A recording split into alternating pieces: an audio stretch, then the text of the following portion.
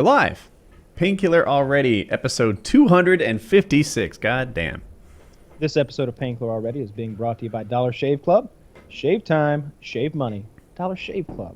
Check them out in the description below for all your shaving needs. Description to below, annotation on the side, and we'll talk about them again more mid-show, but we appreciate our sponsors. Love Dollar Shave Club. Oh, Taylor, I feel like you're the most knowledgeable on the Mizzou thing, although I've tried to become so. In pre-show talk, you seem like you had it all laid out. So yeah, I tried to be like ever from the beginning of it when it all happened. So I guess we'll lay it out because Kyle was not familiar. So basically, the Mizzou Student Association president, who I guess kind of sticks up for students when they're feeling like they're not in a safe space or something like that. God forbid a college entertain more than one idea at once.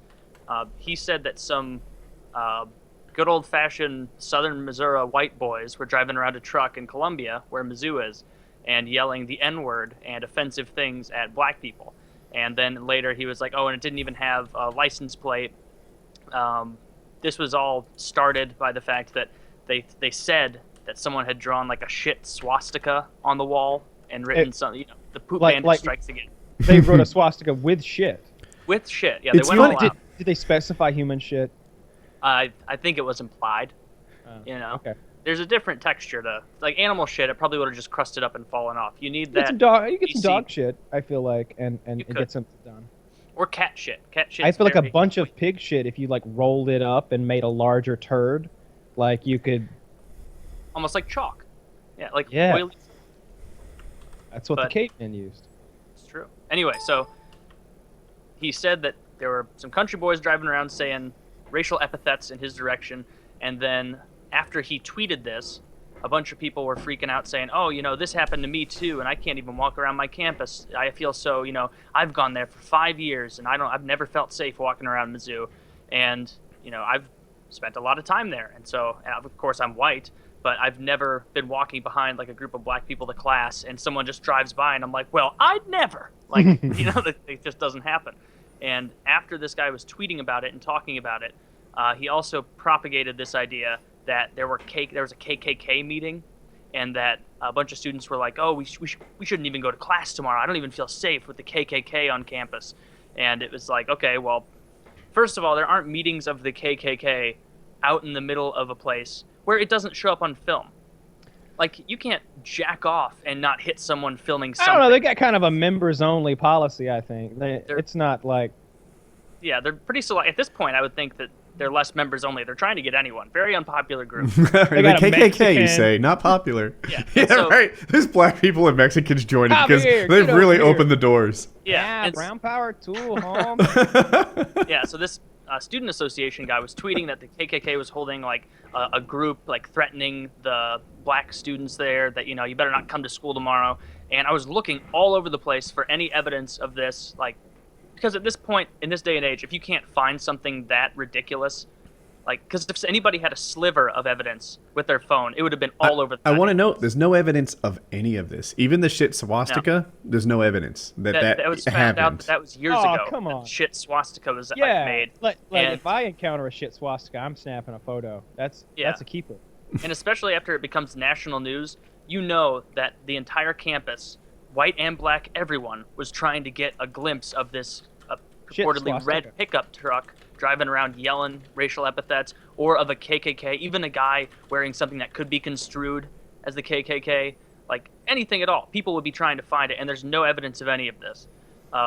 And recently, I guess just today, that guy had to apologize for fabricating this story about the KKK coming to campus. But this is after a huge hullabaloo about this whole campus being racist. They made the president of the university step down. He resigned. This is a man's resigned. Career and the rest of his life. His pension That's a well-paying plan. job. It was in action, not because he did anything. They were saying you haven't taken enough action to make sure that this campus of 35,000. This sounds like a South Park episode. Yeah, it's gonna be a South Park episode. I'm calling it. Like it's going to be. Dude, if you've seen the most recent one. I'm sorry. Keep going. I just feel like I want to reiterate the complete lack of evidence. And they asked some of the student leaders on this, like, what did you want him to do? Like, what action was he supposed to take against imaginary meetings and imaginary poopy swastikas that no one has any proof of? What, like, a total clamp down on other imaginary offenses as well? Like, I feel really bad that this guy lost his job. I don't know if he was good at it otherwise. I have no idea. But this is what got him resigned. I didn't want to say fired. And, like, his life is turned upside down. Like, this guy got really messed with. And we didn't even mention the football team. Yeah, the football team, which they threatened, all the black players on the Mizzou Tigers football team were like, hey, we are not going to play against Brigham Young University if this president doesn't step down. Like, we're not going to do that. So all the good players wouldn't play anymore? Oh, good players. They've already lost more games than they've won. They're not going anywhere this year. How about you just step down? Let's put Team Whitey on the field and see if we can make a change out there. That's what they should have done. They should have had a bunch of white guys out there, fucking like the kicker runs out and he misses the ball and falls on his ass. Like, this isn't gonna go well. No. No, the kicker probably is fine. He's probably white in the first place. With a butterfly, and that was skipping. Seeing them trying to like fill in the running back positions, like Cody Whitaker is a volunteer from the history building. Here comes John Farmer. I've thrown bales of hay before, but I ain't never played football. They're all 5'8". Just getting the shit kicked out of them. But yeah, so they threatened to do it, and at that point, that's a real power play move because apparently, if they didn't play against BYU, obviously BYU is missing a lot of opportunity to promote their own brand, and so they would have to pay BYU $1 million for missing that game, in addition to pretty much throwing their whole season, which is already thrown. Like, they're not getting fucking anywhere. But that also sets a dangerous precedent for the future of like, oh, we don't agree with what happened on campus here. All right, the whole, university baseball team decides not to play. We're not playing until you bring Go-Gurt back to the cafeteria. I'm sorry, baseball team. No one gives a fuck if you play or not. Yeah, I'm just trying to think of another sport that basketball, college basketball. Might work. Might. But, yeah, and let me say firsthand, like, I know that racist stuff has happened on that campus in the past.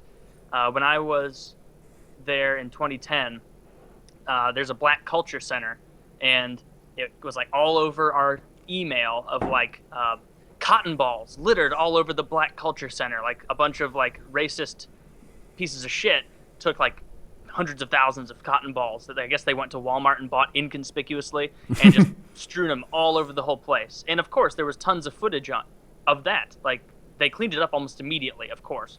But people still got pictures of it. It got tweeted out there, became a big thing. So I know that shit does happen, but if there's no evidence in 2015 of it, like, it's just hard to believe that nobody got any pics of this at all. Someone had a hunger strike, right? Yeah, his families they made like $8.6 million last year. His dad's a railroad executive, which apparently exists still. Apparently people are railroad executives from the railway family. Paying somebody. I mean, yeah. Yeah. They have all that chiz money. So that guy went on a hunger strike, and his family's worth like $20 million. I heard that. He said, I was watching a clip today, which I only saw like 5 hours ago. He was tweeting and claiming that the president's car hit him. And he was saying like, oh, I got hit by the president's car 4 days later and still no justice for this. And the clip came out, and it's a big group of the protesters, like locked arms across the road. The car the president's in, a red convertible is pulling up, like trying to get by, and they won't let him. And so you actually see the car back up, like trying to get away, and the protesters don't know what to do. They're like, well, this was unanticipated. Like, we were kind of hoping that he would run into us. And he tried to do like a back and turn maneuver to kind of get around him. Yeah. And he was going maybe a half a mile an hour trying to get around them. And you see the guy who did the hunger strike actually run up to the car. So he ran into the car more than the car ran into him. My dog did that once. Yeah, the car hits him about that hard, and that was the big hubbub. Like, the whole thing just seems contrived, and, I'll be the first to admit, like, racism definitely exists and is a problem in some ways. Absolutely. Like, that whole cotton ball thing I described, that wasn't a one-time off. Like, I'm sure they didn't cotton ball the Black History or Black Culture Center again. I'm sure they came up with something new, but that does happen. But there's no reason to just make it up and get people all pissy. Like, I feel like I've been a victim of racism. I absolutely feel like I've been a victim of racism. One was at the first school I ever went to was William Patterson, and I've told this story before. So in fast forward, I got on an elevator, and then it was like 5 black guys going on, and they might have been athletes, but I didn't know them. They were all big, strong guys, and they said, I think I took the elevator 2 flights, and they maybe took it 4 or 5, and they felt like at 2 flights I should have taken the steps, and they just, when the door opened, they're like, you know, you're not fucking getting off this elevator, and they're like leaning on the door closed and basically keeping me in this cage with them. It was a little frightening, but all that really happened is they forced me to not get off the elevator, ride up to the 5th floor with them. They all got off, and then I took it back down. But it was definitely a white thing. Like they called out my color. That's when you should have like pulled your pants down and just shat yourself. Just everywhere. Just like, all right, your call. I had to go. I have irritable bowel syndrome. I need to get out right now. Bend over and start spinning 180 degrees, just shitting on all of them. And then there's another one. When I worked at Cisco, and I don't think I've talked about this before, but I had mentioned I was in a group with 22 people in it. 18 were Indian. And that seemed like a really large percentage to me. Now, for years there, I was like involved in the hiring process. And it always seemed so fishy because 100% of my manager was Indian. 100% of the resumes that came to me were Indian guys. And I talked to him. I was like, what's happening here? Like, why is it that I've never seen like an American resume? This is like 100%. It's 100%. Patel. Yeah. Like it's 100% Indian guys, and there's no black guys, there's no white guys, there's no Asian guys, there's no Native American Indian guys, there's no nothing but Indians coming to like every single. I'm like, are you filtering these or something? He's like, no, HR filters them before they get to me. I don't know what's true, but I do know. HR, find the racism there, dude. You gotta go to the top. If I put an ad on Craigslist for a programmer, I promise you I wouldn't get like 100-to-1 ratio of Indian to everything else combined resumes. Something was fucking happening there. Seems like Cisco's employing some racist hiring practices we need to get to the bottom of. And no joke, they totally are. They are like I am 100% confident Cisco is employing some really fucking racist hiring practices. It was widespread, and managers probably just hiring his close personal family. No, they weren't. 8 family. members of it. It could have been at a higher level. Like they could have been working through. Did like, the whole H-1B building smell firms like Indian people, or was it just when you had to get close to them? during lunchtime? Like was there a cafeteria? There was, but a lot of them ate in their cubes, and they bring their H-1B workers are paid less. That's why they hire them. So a lot of these guys would stay like they'd like rent a townhouse maybe with 3 bedrooms or something, pack like 9 guys in it, and sleep on floors and stuff like that. Work at Cisco. A lot. This is all generalities, of course, right? But they're very frugal with their money. They sent a lot home, and they'd bring their own lunches to save money, and you could smell it. I like Indian food. I like Indian food too. I even Very like the way strong Indian food smelling. smells.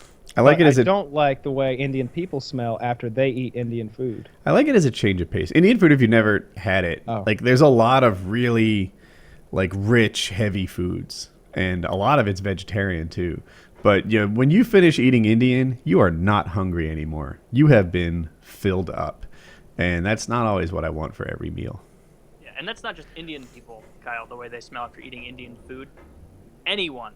Pick the whitest motherfucker in the world, and if you feed him that very pungent, every day, spice-rich that's food, he will the smell trick. strong. Yeah. But it's mostly the Indian people who eat every single day and then don't use deodorant or wash on a regular basis. We talked about the Mizzou thing and this guy whose family's worth $20 million going on a hunger strike. I didn't like the football player was like, there's a black man's life at stake here. I have got to, stand next to him. And it just seemed, I guess it's all race motivated, but I don't know. It just seemed like if it was a white guy fighting for right, fuck him. It was the people doing it. Like I think that they're not willfully being like, yeah, well, most of them, like it's only the tippity top people, like the guy with the hunger strike, being like, I can take advantage of this situation and make it fit my agenda. Most of the people on Twitter like aside from the ones who are just flagrantly lying about it, think that they're standing by a good cause. So I don't fault them. Like, they think they're doing the right thing. Like, they don't know that the KKK isn't actually there. Like, I'd be kind of peeved if I were black and I knew the KKK was on campus. Like, it's like, the fuck? Like, get those assholes out of here. So it's not like every person who was involved in it's bad. It's just really opportunistic and shameless race baiting by the media and a few select individuals. That costs a couple people their livelihood. I wonder if there's some sort of like if the president. I wonder what his like deal was, because he must have gotten a good deal if he stepped down. Put on it if he stepped down. I bet he's getting paid a lot of money for a long time. You got a video here? Yeah, there's a similar thing's been going on at Yale. So, God, I hope I have all my facts right. But if I do, they sent out an email, and it essentially said, we're not going to be censoring your Halloween costumes. You know, so what that means is that if someone wants to do blackface, if someone wants to do Native American Indian, if someone wants to be a Muslim or whatever, somebody wanted to dress up as the Twin Towers, right, as their Halloween costume. That's fine. Yeah. Right. Pretty tasteless, but as long as they've got a plane involved somewhere. That's where you get your girlfriend involved. Ah. She like runs at you and jumps in your arms and. See, it's cute. Yeah. So we're flipping over to the. All right, are you ready to play? What you're gonna see here, and in the first like 3 seconds of the video, he says something like other people have rights too. I forget, but anyway, we'll tune into the first couple seconds, and it's only 1:20 long. Ready, set, play. The exception is because other people have rights too, not just you. Walk away. Walk away. Inappropriately listen. He doesn't deserve to be listened to. An unsafe space here for all. Stay quiet. For all students. You understand that?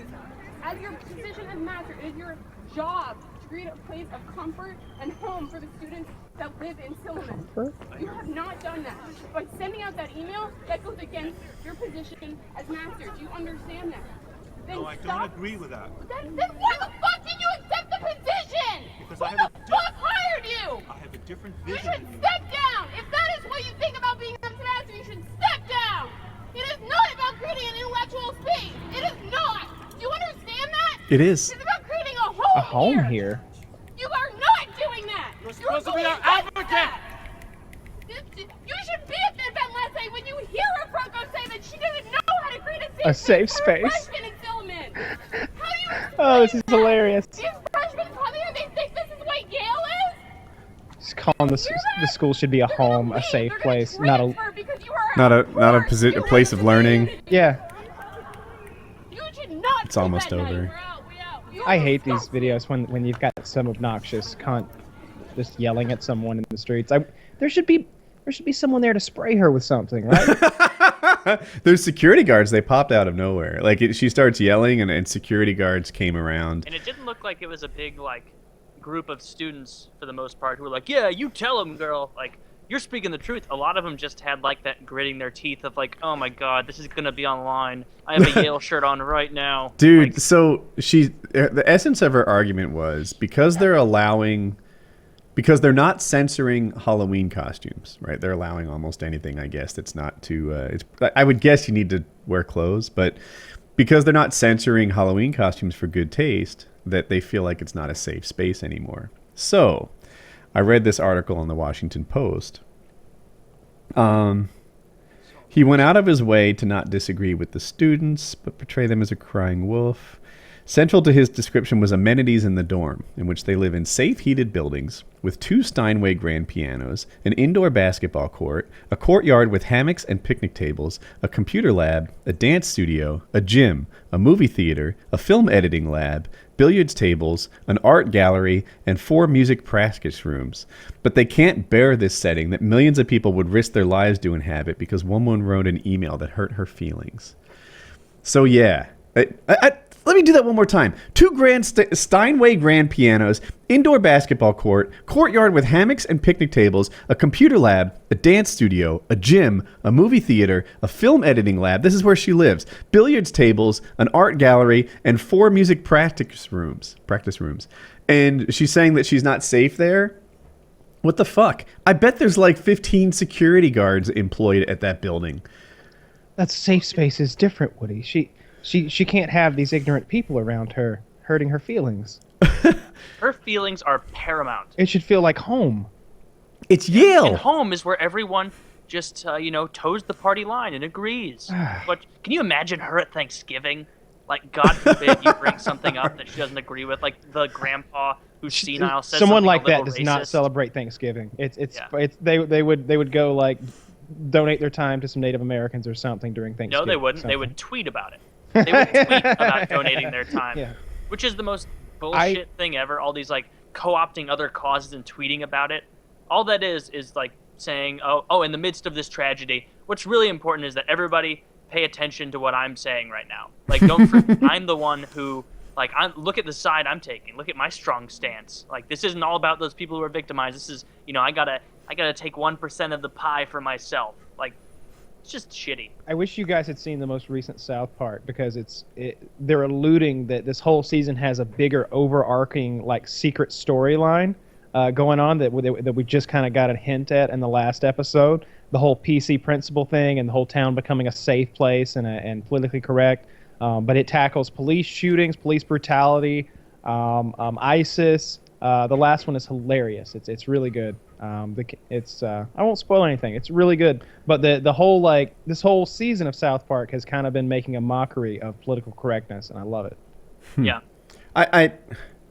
God, I try to stop myself from like complaining about young people, because why don't I just get a fucking red convertible and finish the stereotype of, aging white guy? But a Lotus, maybe. Yeah. Yeah, it's good thinking. But I guess every generation does have their thing, and this one seems to be like I don't know. They're pushing back the world in an effort to make it better, but as part of the world, I feel like, nah, you're just imposing a set of rules upon me that I don't accept. Yeah. This is what happens when everybody gets a medal. Like, everybody thinks that they should get the little pin of, like, your opinion is validated. Retweet it. I knew as a kid, like, I remember Little League and us all getting those trophies and me being like, but I lost the game. I was like, I fucked up. I was the pitcher and we lost the game. That was the championship game. Why don't we get a trophy? And Dad being like, I don't know. Everybody got a trophy. And we just feel like, well, what's the point? What's the fucking point? I was trying so hard and I lost. And like now this makes the loss even worse, really. Like, yeah, it hurts your feelings. It's like, it didn't matter if I won anyway. I cared so much about it. I think the trophies are often different, right? They are different, but we didn't get to hang out with the other team. We got a pizza party and we all got a fucking trophy. We should have been sent home in shame after that performance. I remember one of my hockey coaches didn't play that shit, and we were like it was near the end of the season. We were good enough to like make the playoffs, and he was like before the game, he was like, "You guys have been playing great. Right after this game, we're going to Red Robin. We're getting burgers. It's gonna be a great time." And everybody was so focused on that we played like shit, and just got trounced by a team we shouldn't have. Comes back in, and we expected it where it's like, well, we already, we're doing okay. We still get to go to Red Robin, right? We still get our Whiskey River barbecue burgers. And he was like, that is not the style of play that is rewarded with burgers. I love him. Burgers. We had to play good next week. Like, oh wait, it wasn't the playoffs? No, we had already made the playoffs, and this was like an inconsequential game. That, I follow. I was like, what kind of playoffs is there in second chance? I guess hockey playoffs typically, but whatever. But even as like an 8-year-old, when you'd get that trophy, the participation one, like even then, I kind of felt insulted. Like they didn't think that I was smart enough to figure out that I lost. Like I know that's what you were saying, right, Kyle? Like it's yeah. And I think I was the only one that like clued in. Like I was just like I think it was because I took the loss worse than everyone else because I was pitching when we lost and I like walked somebody and we lost the fucking game. So like I lost the game in my head and I did lose the game. And so like to be rewarded with this trophy when I've been crying on the way to Pizza Hut, it's just like what the fuck is this for? Like today's the worst day of my life. Why do I get I'm sitting here glowing with pride, filling the stereotype of dad this time, because we're talking about all these trophies, and my daughter does speech and debate. It's called National Forensics League. That's like the group that does it. So NFL. And she's like leading her school in NFL points, and she's coming home with a trophy every week. Not because everyone gets a trophy, but because she's fucking shit up every time. She's got a room full of trophies. They'll have to be in the house tour. NFL All-Star. Yeah, but she's there's no participation trophies in that league. All right, so let's talk about video games. I want to get to it. I want to talk about video games because I've been playing Black Ops and Fallout 4. And is this a time to bring up woodycraft.net? Fuck you, haters. I think so. Fucking haters. I wish there were sound effects like jing, jing, jing, jing, jing, and the shit dropped down and like went crazy, and there was a light flash. That's right, it's Woodycraft time. Get pumped. Everybody's just like, fuck this shit. Yeah. Oh, do you not like when I mention it? Suck a dick, haters. Anyway, you were saying something. No, not Minecraft. I'm talking about Fallout 4, and I'm talking about Black Ops 3. Let me just give my thoughts real quick. I'll sum it up in like 60 seconds about. Take your both games. time. All right, so I've really enjoyed Black Ops 3. I suck at the multiplayer, but I'm still enjoying the new aspects of it. It doesn't feel like Call of Duty. It doesn't feel like Call of Duty most of the time. In gunfights, sometimes it'll feel like it again, and you get your kill streaks and stuff. It feels like COD, and of course the game modes are there that you're familiar with. But something about the wall running, the specialist packages, and the fact that literally some of the enemy combatants are robots, 100%. And also the taunts at the end of every game when like the enemy's like he's like full metal everything, or it's like some chick being like, yeah, fucked you in the ass. I don't like that. It's silly. But whatever. My 60 seconds aren't up. Fallout 4. I have a question for you. When I'm finished, I'll accept questions. Don't interrupt Barack. You see anybody do that to Obama? He's up there. He's like, and then Syria. No, not you, Ivanheimer from NBC. No. Fallout 4, I think, is like an 8 out of 10. There are some. I'm playing on Xbox One. It sticks to the same formula that was perfect. Although I feel like after 7 years, I expected somewhat better graphics. But whatever. It's kind of what you get out of them with all their games. It's a little substandard on the graphics, I feel, at times. But the gameplay's amazing. It's much more like a first-person shooter now. It feels like Call of Duty at times. You've got the sprinting and the first-person viewpoint.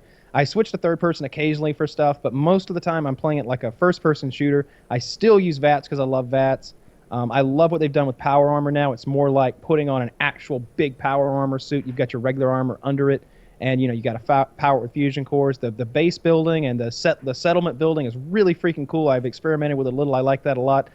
You can customize your guns till infinity and beyond. I love that. So there's tons of unique weapons. And the higher you set the difficulty level, the more legendary enemies there are out there. And those legendary enemies, when you kill them, drop legendary loot.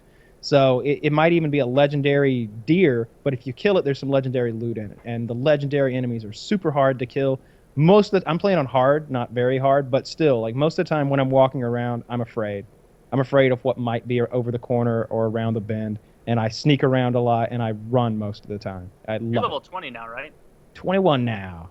21. In COD, you said it doesn't feel like COD, so for the record, I bought COD twice actually, PC and Xbox One, but I haven't played it yet, so I don't know.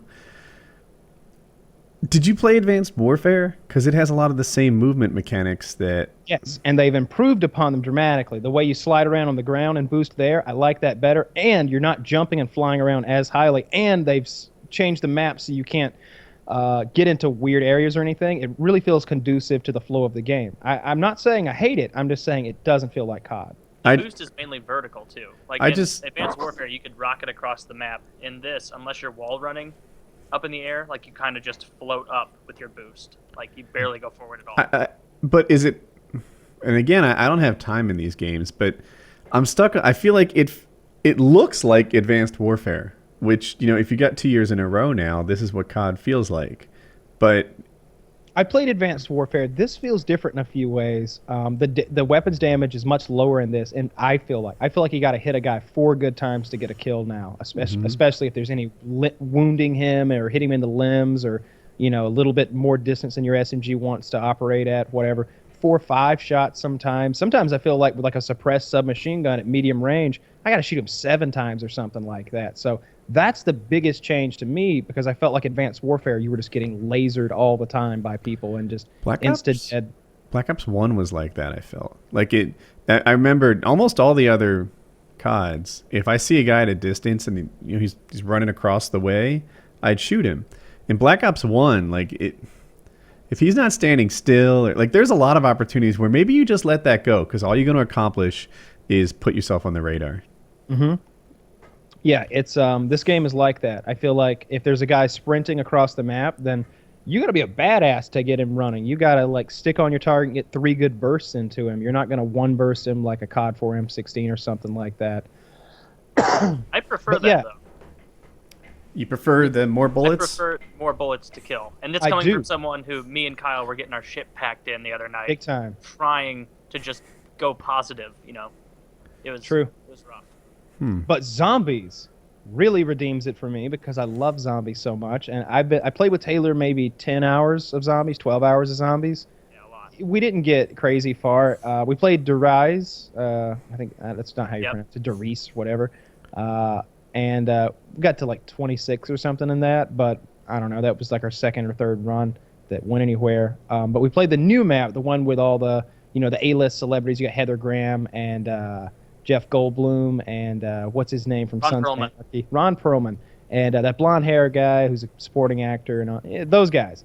So the new map is pretty cool. It reminds me of Alcatraz because you turn into the Cthulhu monster, the beast, and go around. It's all based on like Lovecraft stories, like Lovecraftian stories, like the guy who wrote all about Cthulhu.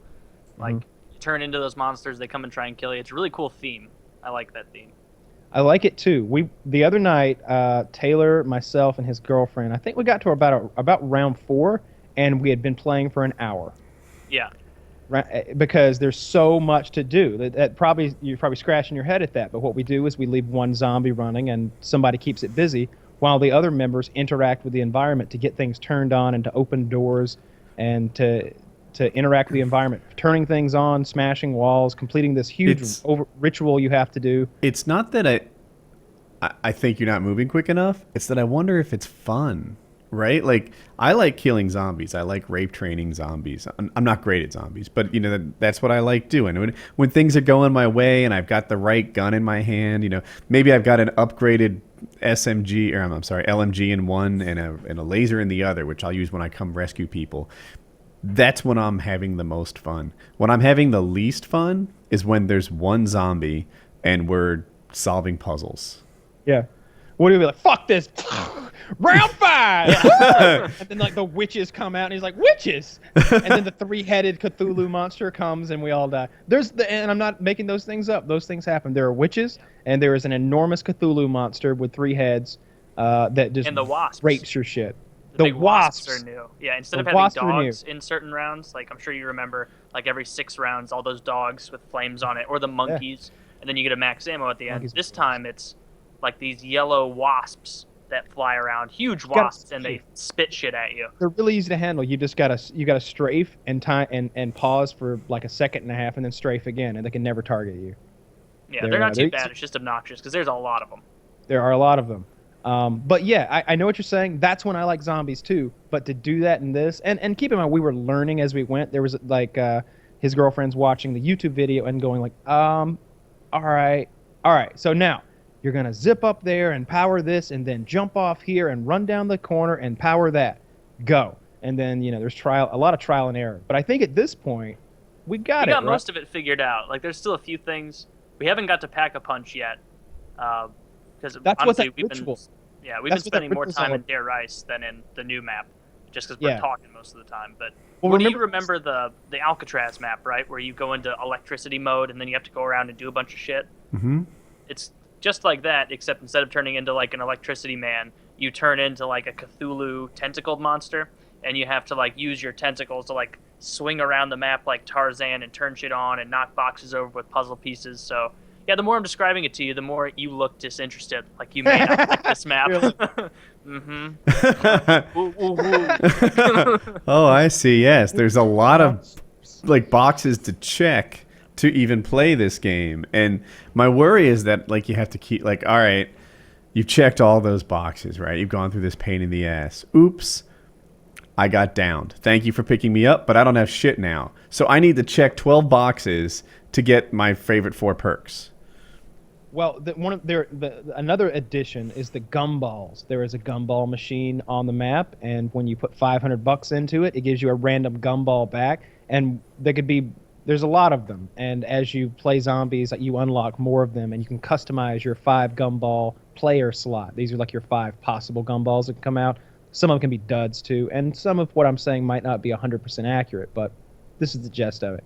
And one of those gumballs allows you to keep all your shit after you die. So you get downed. I think you can die actually. You could if you die, you respawn the next round. Still got your guns. That was awesome. There's another one that extends your bleed out time by like double. It makes it like 4 times longer. It's ridiculous. Yeah, it's much longer. Like you've got plenty of time to complete the round and then go pick your buddy up. So there's some gumballs and perks in there that are really conducive. Are they persistent, or do you have to get that gumball again next game? They're only 500 each, so you can. I mean, it depends. But once I've got, are like and some of them is like, okay, for the next 3 rounds you get this bonus, and some of them are activated where you hit the D-pad and it's like there's one that for the next 10 seconds all zombies will ignore you. So you hit that on the D-pad when you're in a tough spot, all the zombies disperse, and then that gumball's spent. And so it all depends. But like the one he's saying, you come back to life. That gumball's consumed once you come back to life, right? Correct. Probably. Yeah, you'd have to go buy another one. I want it to not be not only not consumed. Well, at some point, I want it to last so OP. next game too. I'm okay with that. I want it when I spawn in. Yeah. All right, like Infinite lives. Where's that game genie at? Like, the Western one in, I guess it'd be Black Ops 2, where you could bank money. That was kind of neat. Now you had some hoops to jump through at the start of the game, but then once you get to the bank, you're in pretty good shape.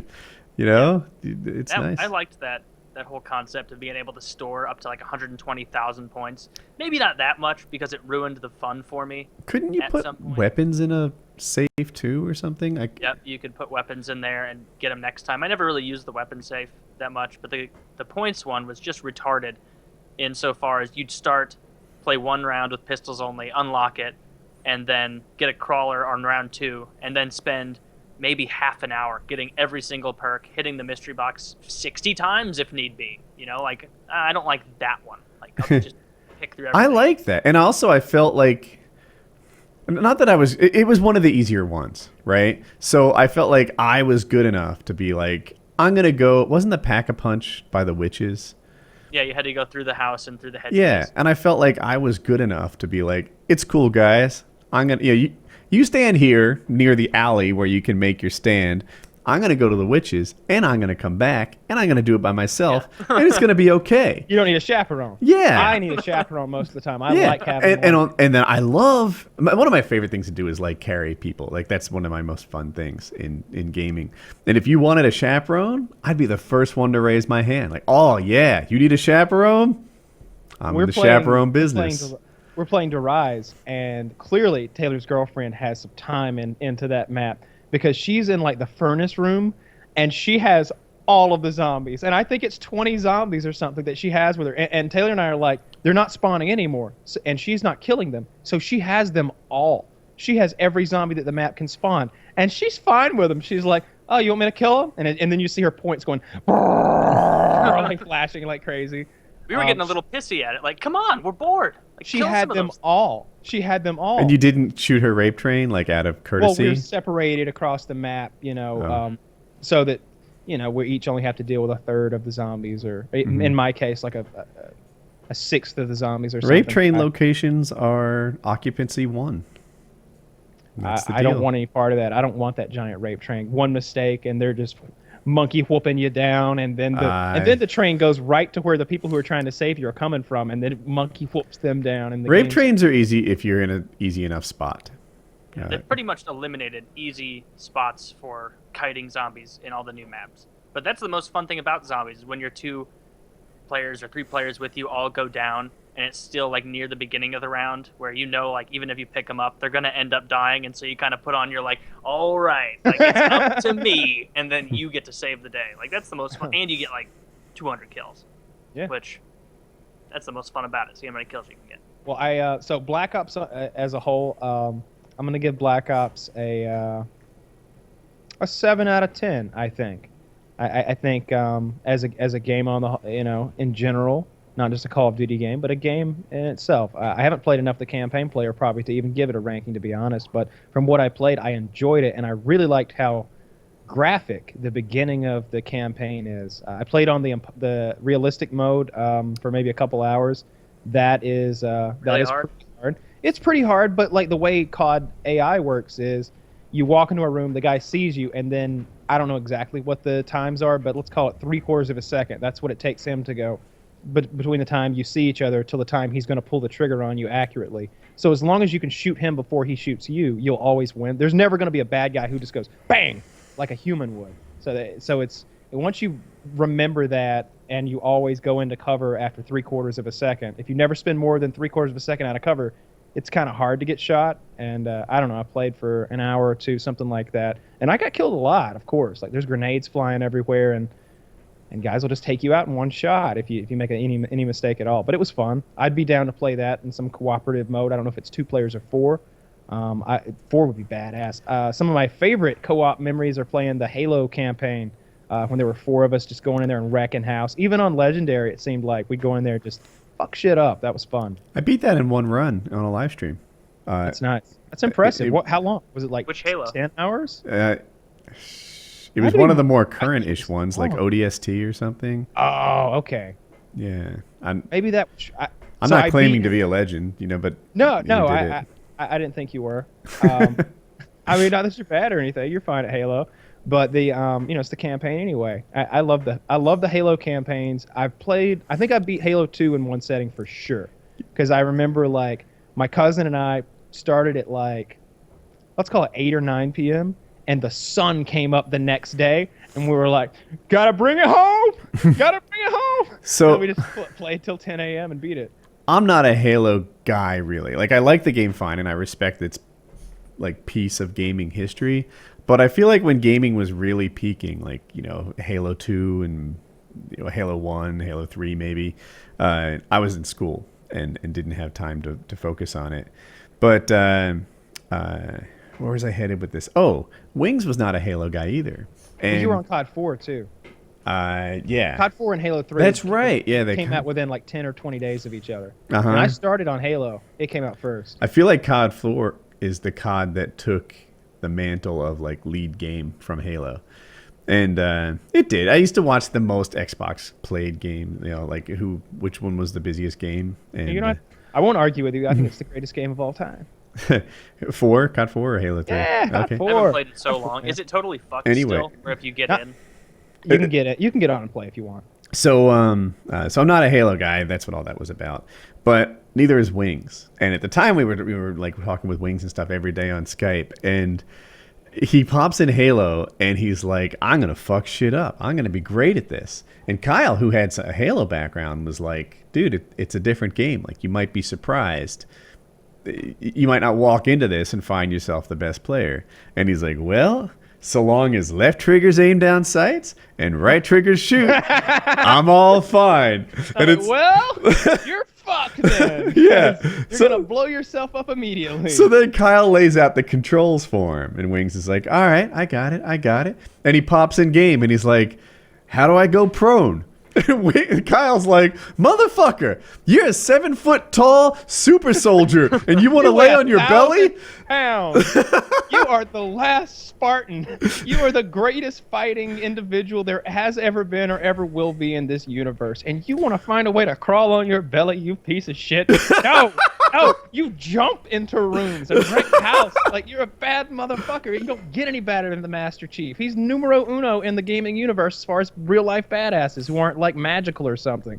He's hard fucking core, and he wants to crawl. He always wants to snake crawl in there and like sneak up on somebody or something. It was the greatest thing. Lay down in Halo? I thought no, you can't lay down in Halo. Part. No, Wings and Wings will remember this. I bet he'll remember it fondly too. But yeah, it was like, I gotta go in there, I gotta fuck shit up. So long as this and this. Nope. How do I lay down? Nope. It's a whole new... remember, he found ways to camp in that game, though. He'd have that gravity hammer crouch walking by the elevator. She'd come up, whoop, whoop, whoop, whoop, wham! You'd see him like getting those hammer kills like 4 in a row, and then he's dead, and then he'd scream. It's like, I'll go like the camp-friendly CODs. Like, I don't know about the current one. I'm not an expert. But, like, I consider Black Ops 2 to be really not camp-friendly. You know, there were some maps in there. There was just so much chaos. Spawns flipped a lot. It wasn't friendly to it. But he still found a way to employ his style and succeed. This is not camp-friendly either. It seems like every time I'm trying to be clever with that lever-action shotgun that you get in the pre-made class, like, I'll get a kill, and I think that I have the whole room mapped out. Like, all right, they're either here or there. Here or there. Bang. 1 kill. 2 kill. Oh, 2 away from UAV. It's going to be great. And then somebody like wall runs up a place that I didn't even know you were allowed to go. And so he just flies in the side. And it's style. So, like, there are so few rooms that someone can't wall run their way into it somehow. Multiple entryways to every place in the game. Like, they could come from the sky above you. They could run along the fucking wall right in front of you. And once you...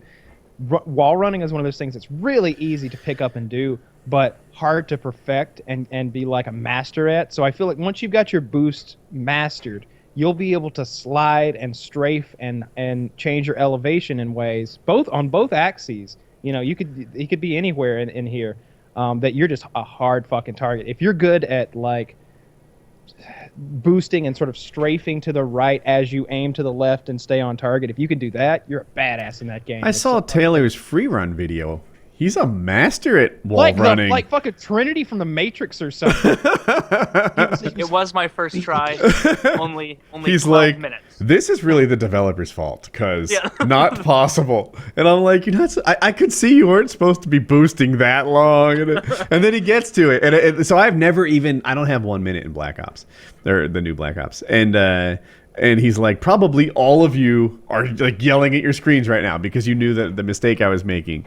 And I'm like, well, they're not yelling. Yeah. Speaking loud, I had a fundamental misunderstanding. I gave you of a what glare. I should be doing. Yeah, a little bit of like a disappointed dad look. You know? Yeah, Kyle, you and I need to work on our 3D jumping and moving around in that game, because almost every other game, because we weren't winning very often the other night, every time it was like one of us would be like, oh no, it's me, oh it's me, yeah, and then it would be some guy boosting around who, before he shot our head off, would kind of just like thump us in the forehead or bitch slap us a little bit just to show us how worthless we were. Like, we looked like real assholes. Yeah, we got caught in a couple kill cams, and it was just embarrassing. Yeah, I don't the understand. Guys jumping over me. Well, you know, the final kill cam. Oh, okay, that much I get, but I don't get the metaphor of like thumping. Oh, just that he was like toying with us. Yeah, the guy comes at me and jumps over my head, does a 180 as he's doing it, and as he's landing, shoots me in the head as he's falling in slow motion. Or the guy's like fucking quick scoping just the top of my head as I'm peeking out behind a railroad train or something. Just. We're playing against guys that were a lot better than us, and they were stomping us. I think we lost we one need TDM, 75 to I think 28. The game started out like 21-7 or something like that, and I've got my rocket launcher out, just running around like, this is all that could kill them. They're Supermen. We need to get into a good pay-to-win game, because I feel like we could win more. Like, you guys are all pistol only. What we need is a couple of buddies who are actually good at the fucking game. Wings would be like, you need a 3 KD if you're gonna come play with us. Like, I need like 2-3 KD guys to come prop my ass up, because we're just not pulling it. We're I don't know what the KD is, but I would guess it's a 0.7. I need to like that between all the silliness. First game, like even before I play, I'm gonna put out a Wings of Redemption tweet. I need the motherfuckers that fucked the prom queen. Yeah. COD 3 Black Ops. And get those guys. Get those guys who are just that you could replace me with a can of soup and we still win every game. I seriously considered uploading like an 11-8 game just because I was like, yes! There was a good kill streak in there. I got my UAV and everything. You're like, wait a minute, that was a 3-8 game before I went on that streak. Yeah. We've been getting butt fucked. I used to be good. Like I never had a reputation as being good, but it was like, come play with me and you'll see. In my live streams, I'd be first or top 3 certainly every game, and that's amongst people who watch my videos better than normal players. Well, I agree. I've seen you play strong. Yeah. Another YouTuber. I remember I was watching some old school video recently, and he's like, I played with WoodysGamertag. I didn't know he'd be good. And it's like, yeah. So old. So But arthritis would hold it back. won't be like that now. I'm sorry, Taylor? I'd say I'd give Fallout 4 an 8. The only reason, and I'd only take away from it because, and I'm taking some. I've read a lot of reviews for the game, but some of the things one of the things I saw pointed out that I agreed with was that your character. This is like the first 5 minutes, so not really a spoiler. Your character lived before the war, and he's been frozen, and he's been thawed out, and 200 years later into Fallout times, with the wasteland and everything. But after like the first instance of going up above ground, he's not surprised when he sees like any of the horrible creatures, or like that his literally his neighborhood, his house, his hometown is completely destroyed. And you don't see it. You don't have that in the when you're talking to other characters, and you tell them, you're like, oh yeah, I'm 200 years old. I was here before the war, and you would think there would be something in there where they're like, well, what do you think about all this? And he'd be like, it's insane. There's fucking giant wasps. There's what I don't even know what a Cazador is. There's a Deathclaw thing. I'm wearing a huge suit of armor and flying around and shooting mini nukes. Like there are super mutants. What's a super mutant? Like he just seems to take it all in stride. And those are just little nitpicky things. Xbox One drops some frames every now and then. The waiting screens are still pretty long. And the graphics aren't what I would love them to be. But I still am just obsessed with the game. And I've got probably 17 hours in it so far, something like that. I'm a level 21. I love the new perk system, the new ranking system, where there is no level cap. I don't know if you know that. So you're gonna like all those perks. You can fill them all up. So like so if you put one in the wrong place, and you're like, oh shit, don't worry, because like you're gonna be able to fill them all up. I built my character with a 9 intelligence. In previous games, that's always been the ticket to ranking up quickly. You get more XP per kill, etc. So I got like a 9 intelligence. I think I put like a 9. Whatever the one for VATS is. It's not endurance. Perception.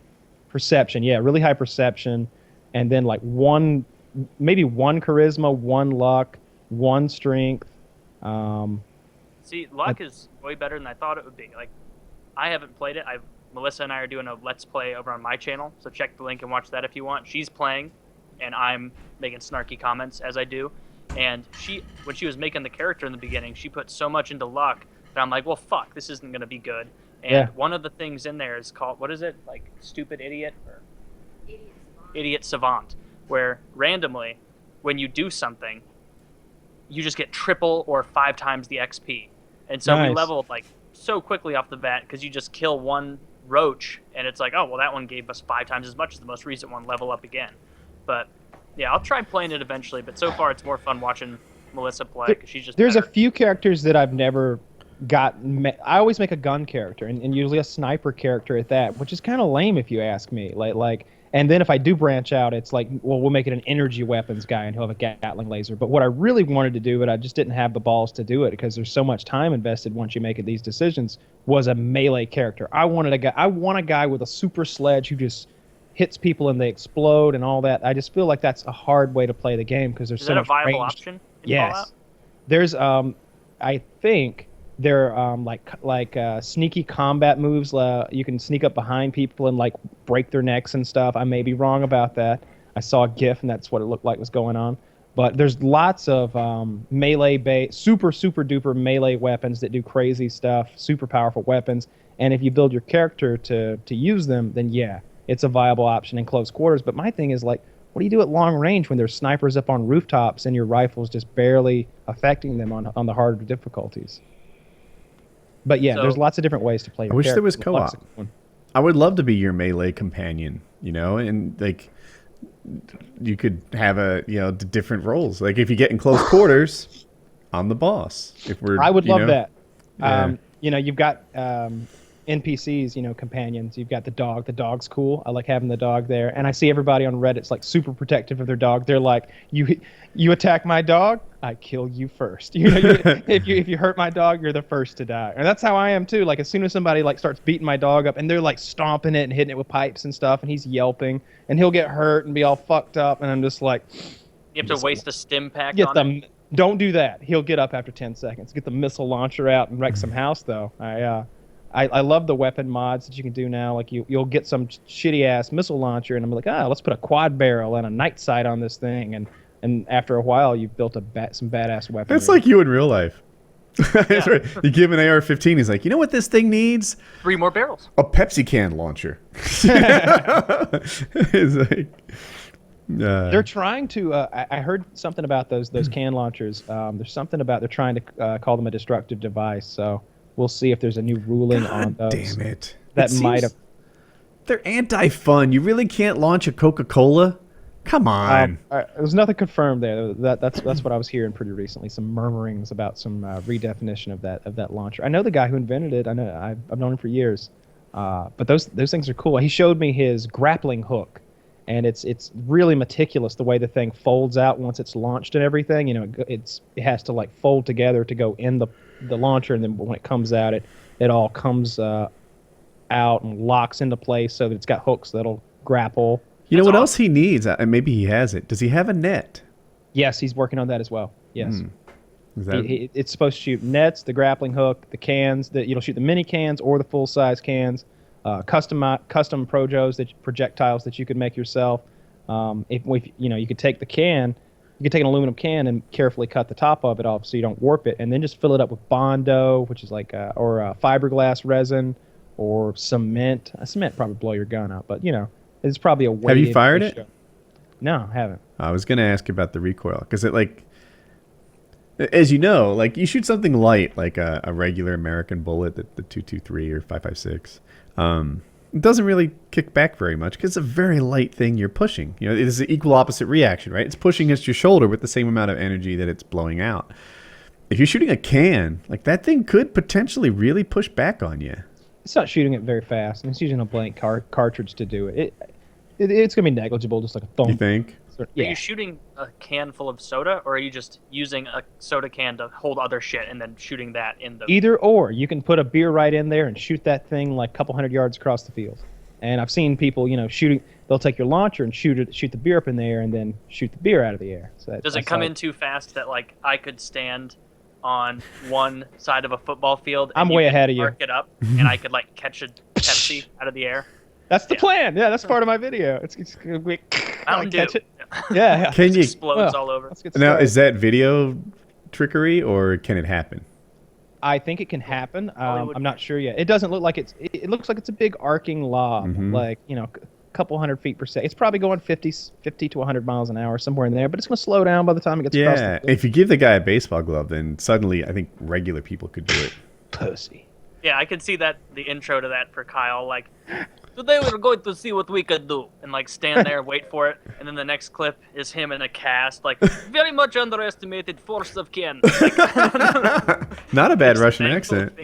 Yeah, you could be Nikolai, my weapons guy sometime. That'd be good. That'd be cool. You know what I was thinking about that I'd like to do a video of is fucking Fallout weapons, because I've been playing the game so much, and a lot of the weapons are like homemade. It's like they're literally pipe guns, and they've got like wood and like screws and like they're bound together to make them work, and big exposed springs and like nails instead of grippy handles and stuff.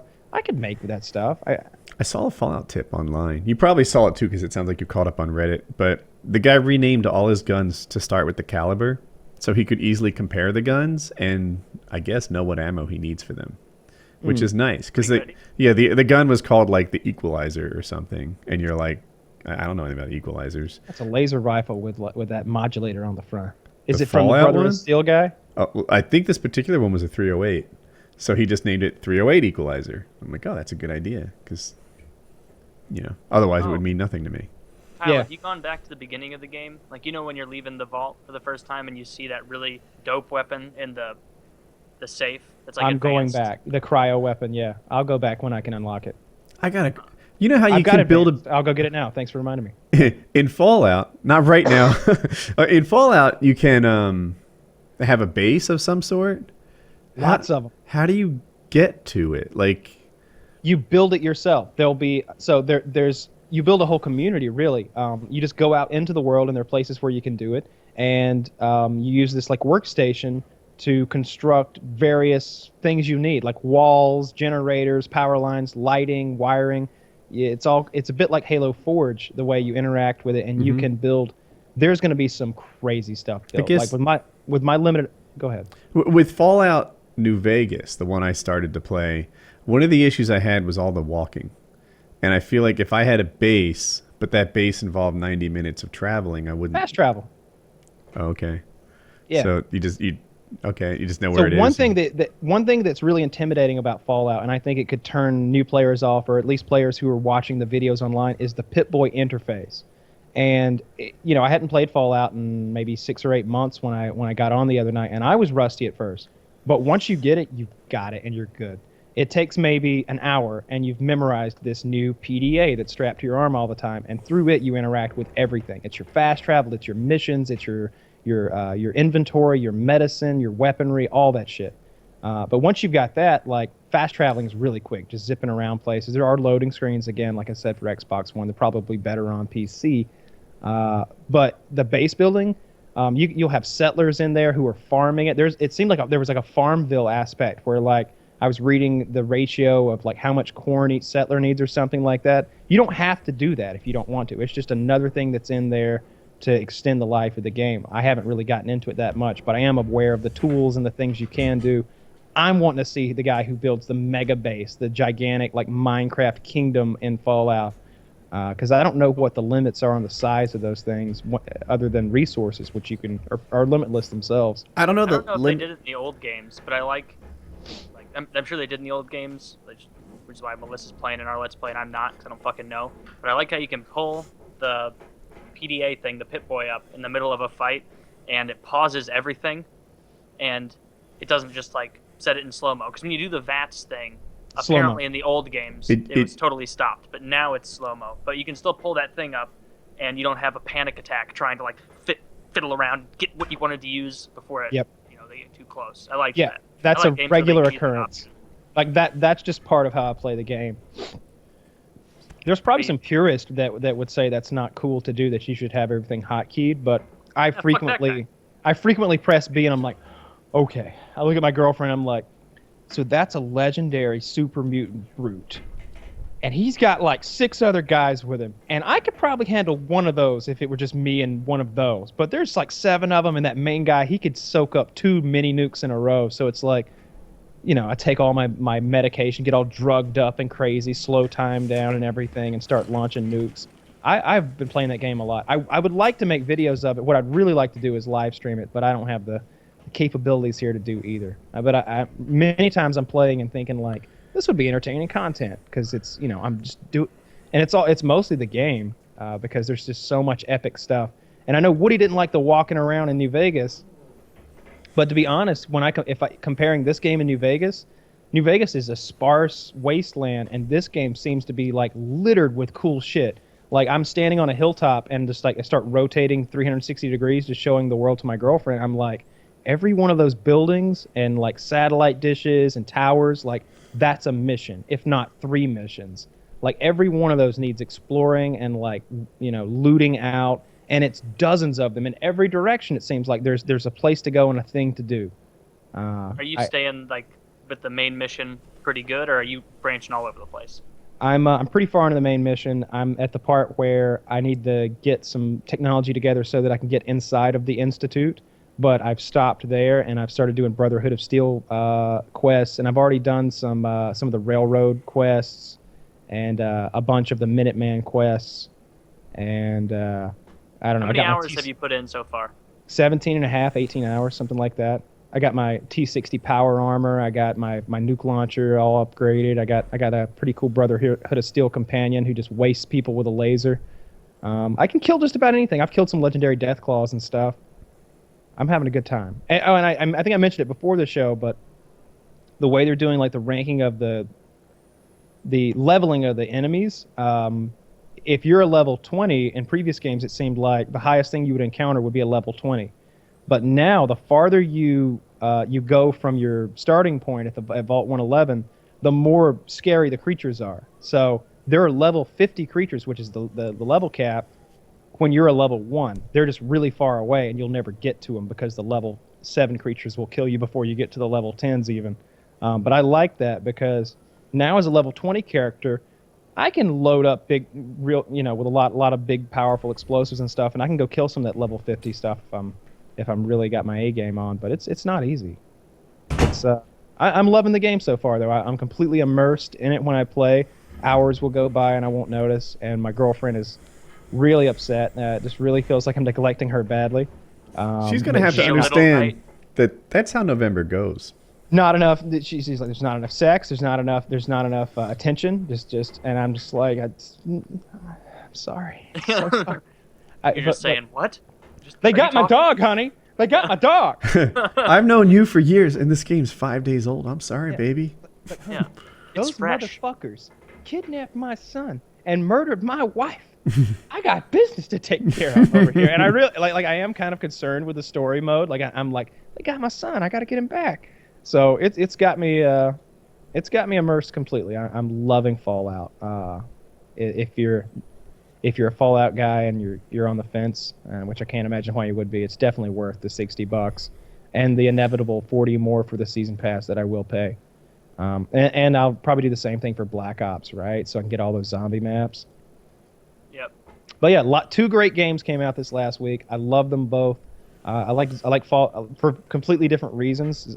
Zombies is great, is amazing and fun in a way that's completely different to how Fallout is amazing and fun. I agree with you. I wish there were like a Fallout universe online, so that like me, you, and like maybe 4 of us could team up, and it Co-op levels the so campaign well. or something. Yeah, it levels so well. Well, it's not, it's an open world, and the campaign exists within it. So it just have to be an open world. It'd have to be the same game, but 4 of us now. And it would scale for that, I feel like, because there are enemies like the super mutant behemoth that's like as big as a building itself, and you need like a minigun from an airplane to take it down. So you could do it. It would totally work, but I don't think a console could run it. Xbox One could not run that with 4-player co-op. You said that Zombies just released with 1 map, and at first I was like, really, just 1 map? That's weak. But I looked it up, and you're right. It is always 1 new map, with maybe like a throwback tossed in. Now, Black Ops 2, it was 1 map, but they released a couple game modes. There was Transit, which was kind of like the main Zombies thing. And then there was like a cooperative one where you could, like, 4 of you could go against 4 other people to see who could last longer. Yeah. That was fun. I liked that. Yeah. I didn't play that much, but I did like it. I think I might have played that with you, Taylor. That's gone, I guess? Yeah, I don't have that game mode anymore. I'm sure they'll bring it back because I think it was pretty popular, but who knows? They got rid of all the lava on the ground horse shit that ruined Zombies for a lot of the time, where you had to even pack a punch on that first map, you had to go spend like 4 or 5 seconds in lava, and they made it so that you couldn't stand in there long enough to get it. You had to like jump in and then hop out with a little fruit and then hop back in and grab it and then hop. I hate that because as soon as you your ray gun gets taken down because you get downed by a zombie who hits you after the zombies weaken you, you're like, fuck this. No, you don't take away what I've earned rightfully from the game. Like earn your kills the right way. I certainly do. So it just feels like the game's cheating you when it does shit like that. I hated the lava. Specifically the lava, I hated. Transit cheated you, like not by the game itself, but all it took was a momentary lapse from the dumbest person or the worst person on your team. It's like everybody on the bus? Is everybody on the bus? Like you're like about to roll the short bus out of there, and then one person's like, actually, I'm going to get some more ammo. And you're like, no, fuck. The bus is rolling. He's left, and it rolls away, and it's like, all right, well, the rest of this game, you're not going to be with us, and we're not going to survive because you just had to jump off and get ammo. I remember a time. So I don't know how to describe it, but like to me, there's a building that has a second floor with an open like thing. If that's on your right, to the left, there's a road, and I was kiting there, and I was kicking ass. I was the best version of me, kiting zombies, kill. I can do this forever. Things are going nicely, and I'm just happy with how things are going. And then the bus fucking drives in, ruins my thing. I'm downed. It's over. Fuck. Like there shouldn't be buses that just show up out of the dark and change. Like it's when I realized I really didn't like transit. That's not fair. Like I'm sure everyone knew about that spot, but I had figured it out on my own, and things were going great. And then the bus arrived, and I'm just done with it. Yeah.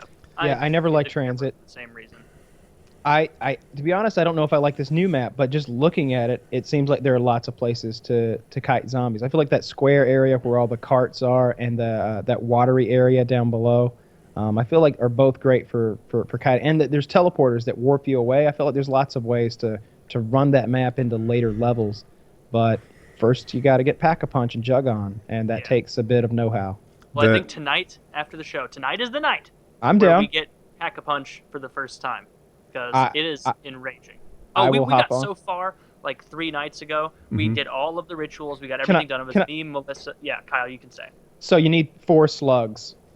These are mutant, like, living creature giant slugs, right? Yeah, about 3 feet long, I'd say. And you have to do a ritual with to get each of them. We had done 3 of the rituals. We start the 4th ritual, and I'm like, all right, I'll do this one, because Taylor or his girlfriend had done the other 3. I was like, I'll do this one. And once we get all 4 slugs, we can go present them in front of this wall, and then I believe the wall opens up and Pack-a-Punch is in there, I think, because we haven't gotten that far. But this 4th slug was pivotal to the Pack-a-Punch happening. It was required.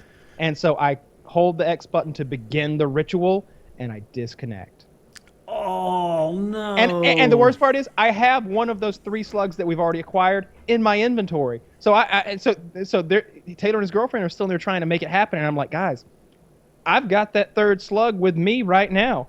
And they're like, okay, well, and I'm like, no, like here at my house at fucking home, like it's gone, it's out of the fucking game. I got it right here, and y'all can't get it. Like, this is it. And we just, it was over then. I just disconnected like at the pivotal moment. Yeah, real bad. Because we were in, like, it was round 4, and we had been playing for like an hour at least, just to like learn the steps. Because I was like, all right, well, Kyle got booted. He had the worm in his possession. Maybe if I go back to where he picked up the worm, it'll be sitting there nice and neat with a bow on it. Like, okay, now you can pick it up. But no, it just took that integral part of the game, and he took it. So there was no possible way for us to get anything. It was ridiculous. It was very upsetting. I went to bed, and it was like 4 or 5 in the morning, I guess. And my girlfriend was like, did you win? And I was like, no, we lost badly. I was like, in Game of Thrones where everything's going good, and then your heart literally gets ripped out, and they stab the pregnant woman in the belly. She's like, yeah. I was like, that's what happened. Yeah. The Reigns of Castamere started playing as you started the ritual. Yeah. Fucking Reigns. Yeah, absolutely. I like that song. I think you'll like it more than you're anticipating, Woody. Like, okay. Because we've done the groundwork for you. If you had been present with us, you wouldn't have been able to handle it. I only could handle it because I enjoy Taylor's company so much, and we were just having a good time. But like, if you were there to play some zombies and you were in that bullshit we were doing, you'd been pulling your fucking hair out. It really was just awful what it took to learn. And I guess we should have just watched the video twice before we played, but like nobody wanted to do that. I remember, so I wasn't in the game. I think I was downloading. That's what I was doing, downloading the game. And Taylor didn't like it at first. He's like, Treyarch needs to learn the difference between what's fun and what's just enraging puzzle solving or something close to that. Yeah. Oh, hey, if it were up to me, all this bullshit we're talking about would not exist. All I want from zombie, I want everything to be there. Like just open a door and then turn on some power, and then there it is. Juggernaut's right there. And then we'll go down the hallway, and that's Pack-a-Punch, and it's going to move. That's the component of the game I like. I want to fight zombies. I don't care about the storyline and these rituals and all this stuff. I'll fight through it just because I enjoy fighting zombies. But don't be fooled, Treyarch. I dislike the overly complicated puzzle aspect of zombies and the fact that I have to collect like 4 ritual items and like all these components that I have to like find like a Easter egg hunt throughout the map. Literally like 9 different things you have to get. I feel like some of the DLC maps should be like that. Like they should give it a try. Give people what they want just on a go. Like try it. An arena. Arena? I don't know what it would be. Like a mode that a player of above average skill could last for literally almost forever. See, I like the idea of I like the Easter egg feel, but I don't like how it's integral to something as like fun and baseline as Pack-a-Punch. Like people play zombies in large part for the Pack-a-Punch. Like if they made all that basic and more easy to get, but they kept all the ritual stuff in there, all that stuff just so you could get the final like brand new cool weapon, that would be fun because it's like, all right, I'm immediately getting a payoff for this and I did a lot to get it. So make it like a super powerful weapon, which the new weapon is really cool. The like gravity hole weapon where you shoot it and all the zombies are sucked. Is that the one where you're holding a Cthulhu? Yeah, you're holding the little Cthulhu worm. To me, grab people. The reward for figuring out and undoing every puzzle could be a cutscene. You know, like that's all you need to do. Like, let me play the game. I wouldn't do it then. I want a gun. I want a gun, but I know what you mean. Okay. It should be there if you want it, but it shouldn't be like, yeah, I'm going to hold you fucking hostage, and if you want to have fun, by God, you're going to find these 9 tokens and run around and do this nonsense. So yeah, if you don't play the game, if you don't do all the stuff like we're talking about, like turning into the Cthulhu and powering things on and opening walls and going through portals, if you don't do that, then you might make it to like round 12. I don't know, something like that. Yeah, that would really be pushing it because you're just buying guns off the wall and trying to kite zombies, and that's no fun. Like I liked Ascension. Ascension had very little like secret hoops to jump through, if I remember right. Which one was? Is that the one with the big like stage? No, yeah, it's the one with the landers. It had landers and PhD flopper. Oh yeah, I like that one too. That was a good one. I like that one. I like the one that was like a big auditorium, like a stage, and Dino der Toten. Yeah, you open at one point you open the curtain or whatever, and that's part of like going to the next stage of the. And you can like escape to the top balcony or something, and then come back if throw things your are going grenades rough. down at those fuckers. Yeah, it's good stuff. Yeah, I like like those. that one. I think this one's going to be a lot of fun. I think maybe we'll hop on there after the show. I know Woody's going to sleep, but Taylor and I are already ruined. Maybe we'll get on there and try to get fucking Pack-a-Punch. Well, you're in then. No, I don't want to be ruined. I was talking about it. I forget to who. Might have been Kyle. You sound like a fledgling porn star. My sleep. I think I went to bed at 4 last night. I was just working. You're good with us, yeah. I was working on Woodycraft. We've got a game mode releasing in about a week. Woodycraft.net. If you haven't heard of it, fuck off, haters. Ding ding ding. ding. So but yeah, I've been working super hard lately and stay up till 4, whatever. And it's not like I'm not getting my sleep. I mean, I think I woke up at noon or something. But I'm not that happy, like I don't like waking up at noon and before I know it, it's like 3:45 and I'm like, well, I can't really start anything now. It gets dark so early, it's just depressing. Yeah, and then it's 5 and it's literally the sun's going down. You're done. Like there's no outside for you today. I know it sounds like from noon to 5, like I should have done something. But really, you wake up by at the time noon, you get up, get yourself fed, showered, coffee, caffeinated, check your email or whatever, like the stuff that's piled up during the time you slept that needs taken care of. And now it's like, all right, now I can take on the day stuff. It's 2:30 in the afternoon or something like that. And it's like, oh, I got to get to the bank. The day's over. And also, like, I feel like I've just been not doing the sorts of things that recharge me emotionally, and just everything is a pull, everything is a drain. It feels like all day long I'm just hitting stoplights, and I need to fix my sleep schedule. So no, Taylor, I would not like to play at 1 a.m. according to your every goddamn day text. Every night at 1 a.m. Taylor's like, hey, you guys want to play some zombies? No. Well, Kyle usually accepts. Yeah, I'll go on.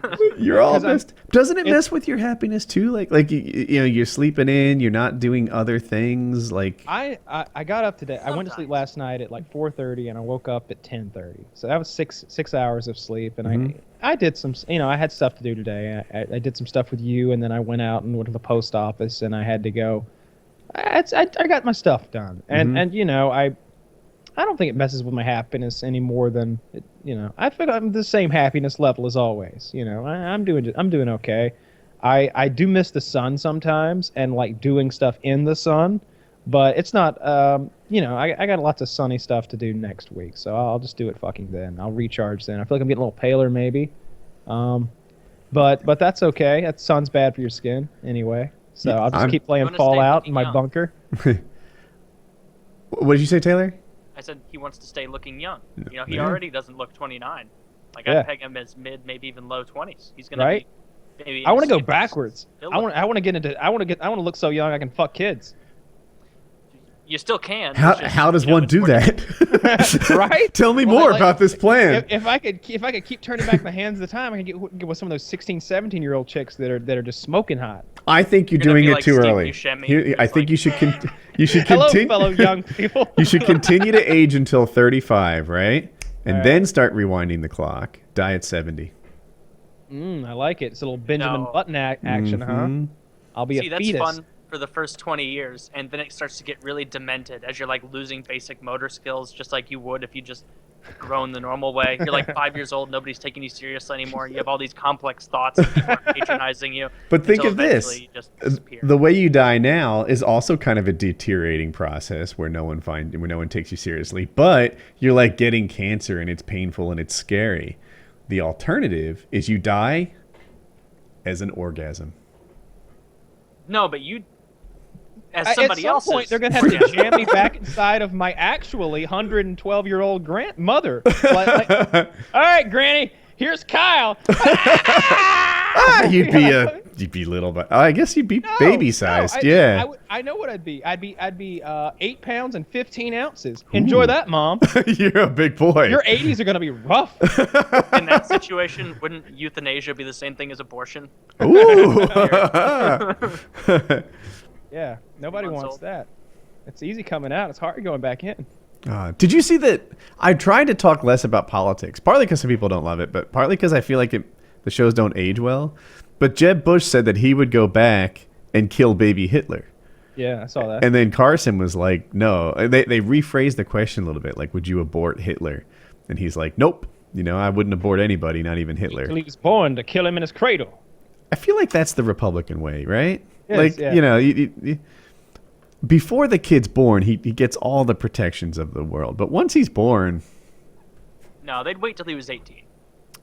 You think so? They'd sign him up. I don't know. They See, try him as an adult at like 15.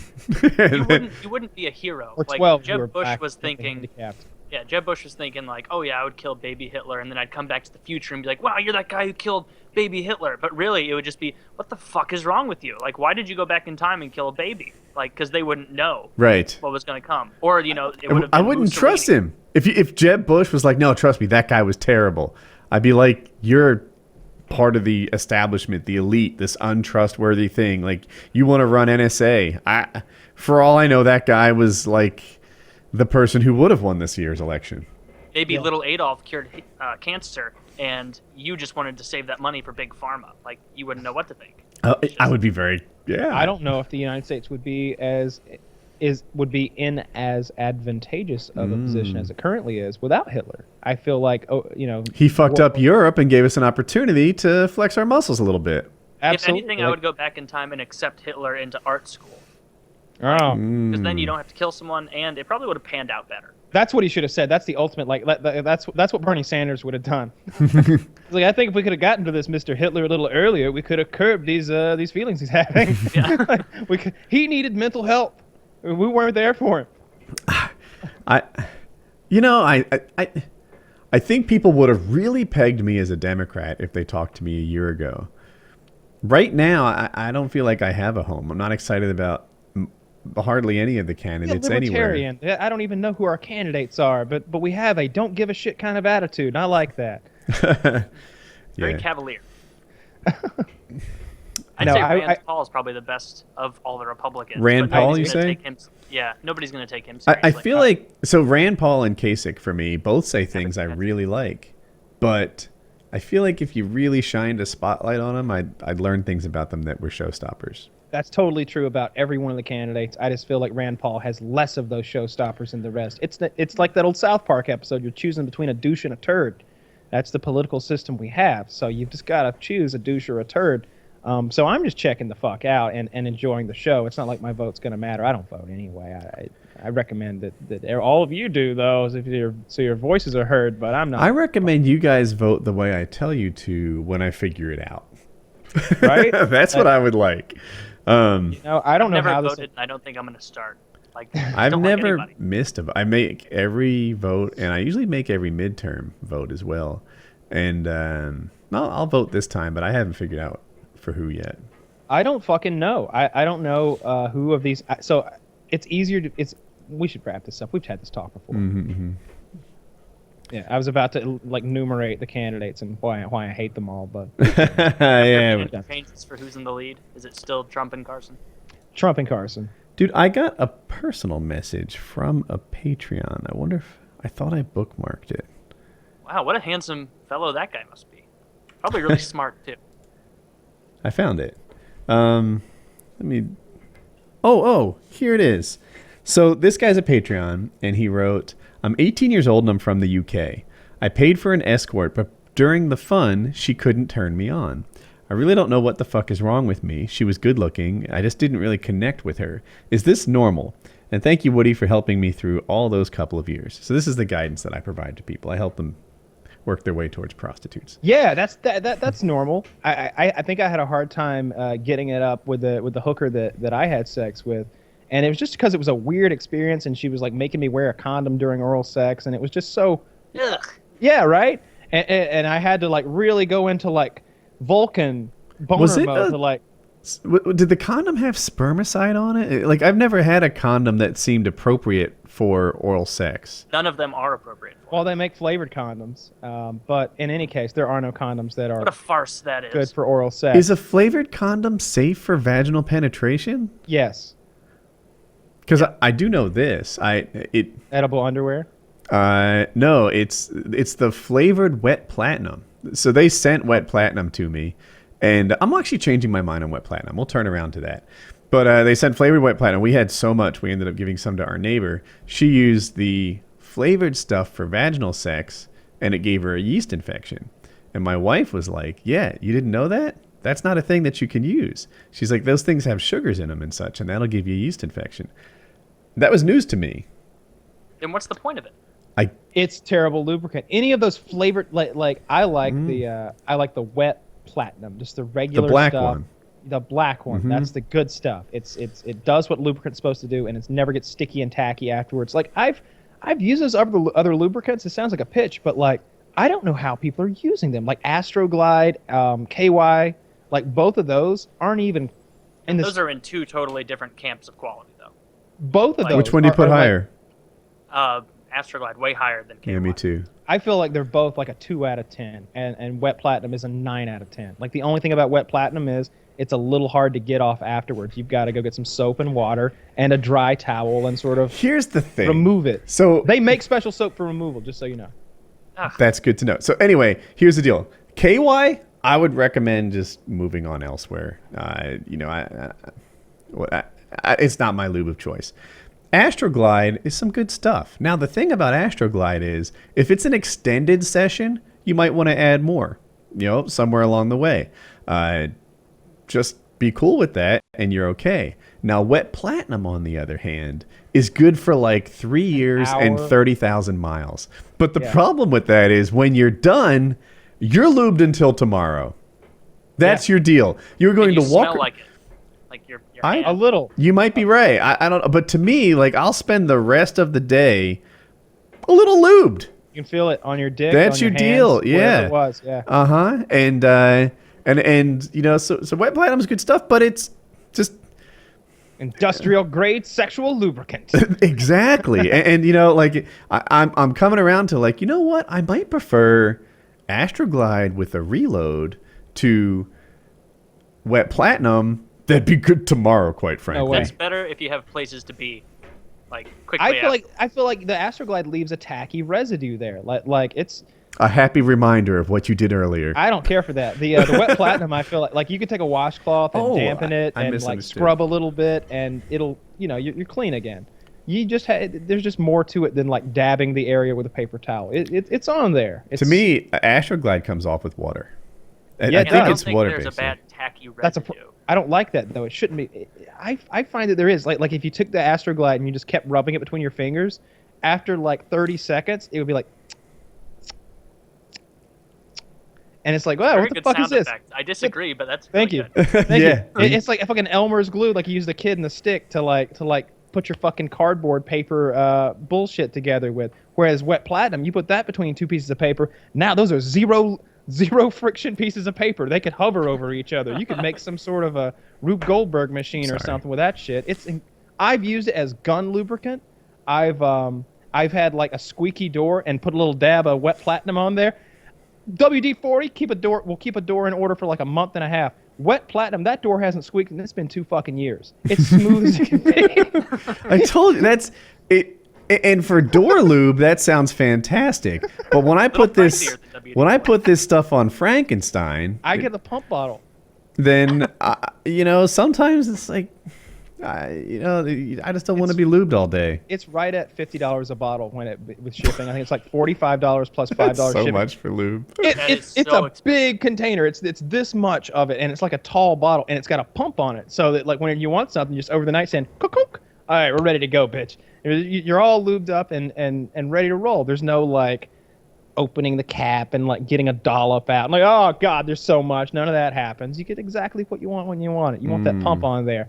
We hide our lube from the children though. You think?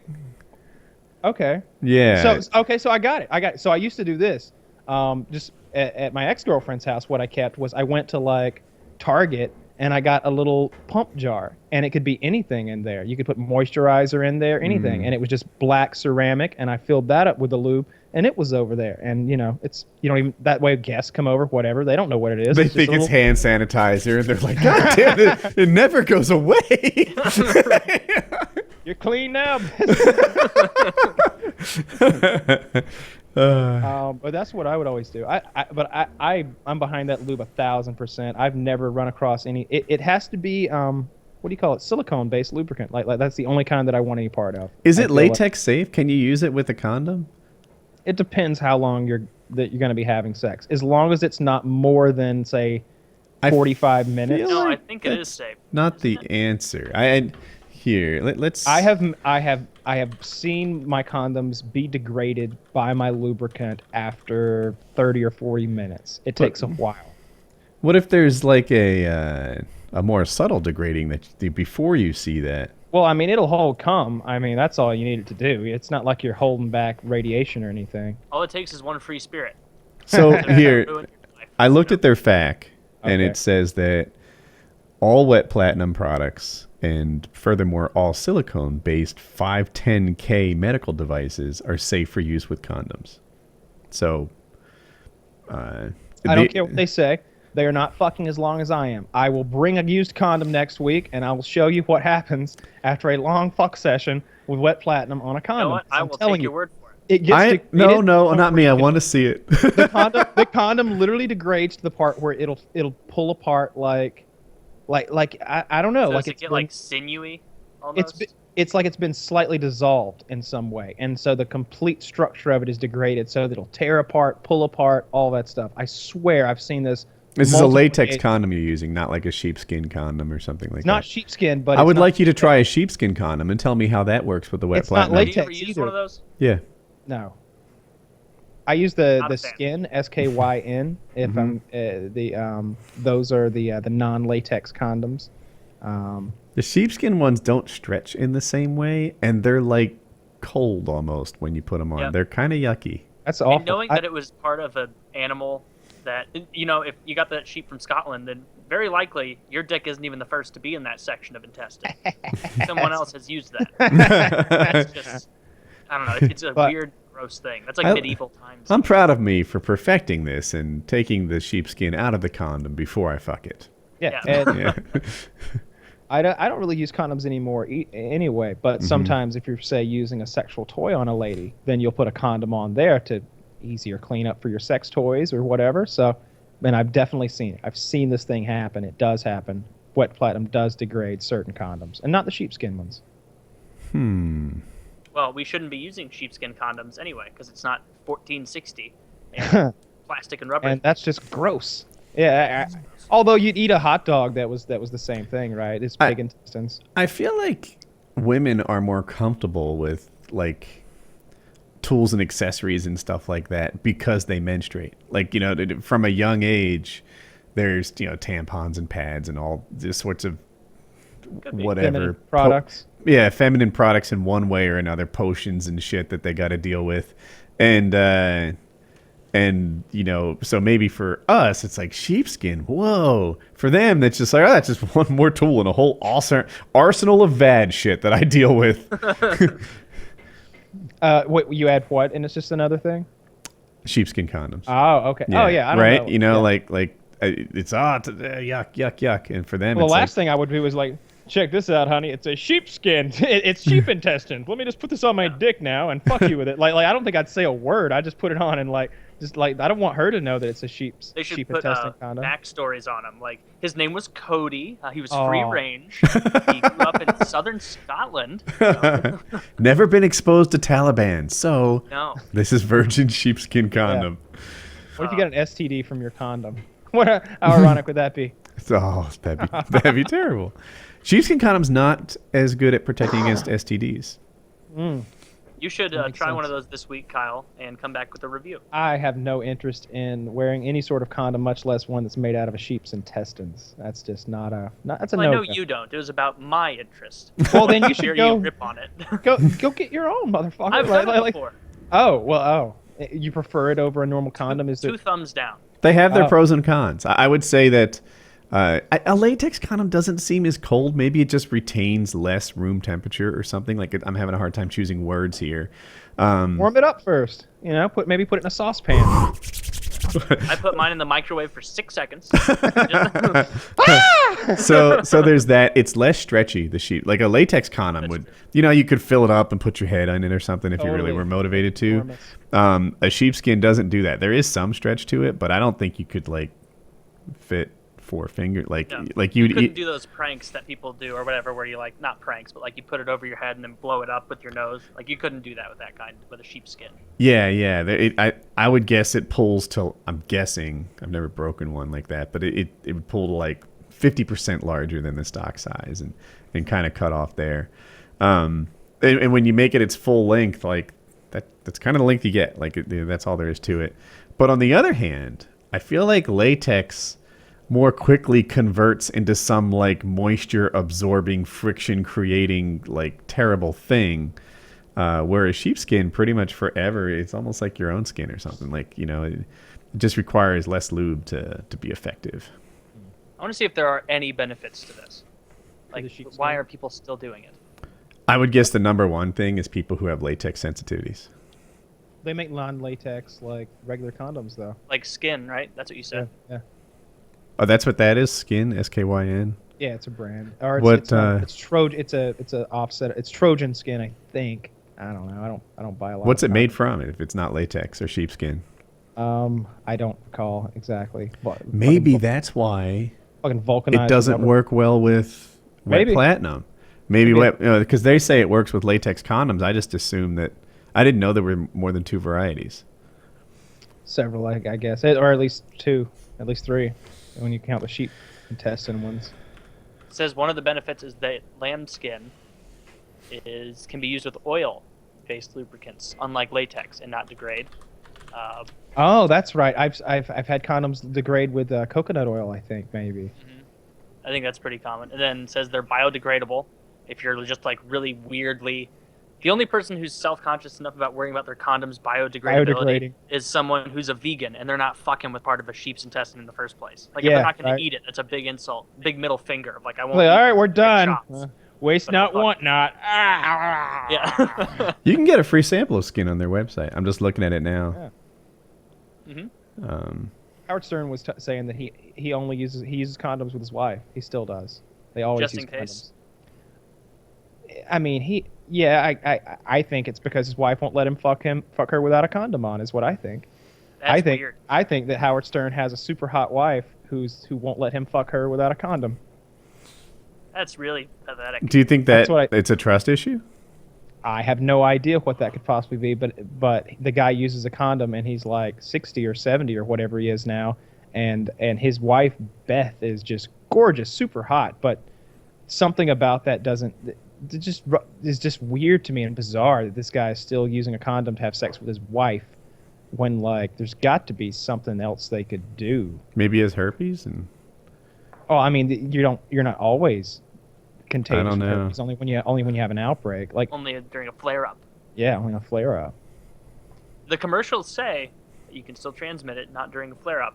Yeah. They usually don't lie in those kinds of commercials, just like the anti-smoking ones. Bound by law, to be honest. Shit. Now, yeah, they made genital herpes out to be a much bigger deal than it was. I thought that that it would be just the shocker, but I've coped with it just fine. Not a big deal at all. you showed me on the last trip we were at together, and honestly, a little gross, but Yeah. look at it for 5, maybe 10 minutes, and you get used to it. Yeah. When you I had infected a me, I cold was sore. initially mad. I did once, so not affect you, but I went down on a girl once, and I had a cold sore on my lip that was like 95% healed, but you could still kind of see it there.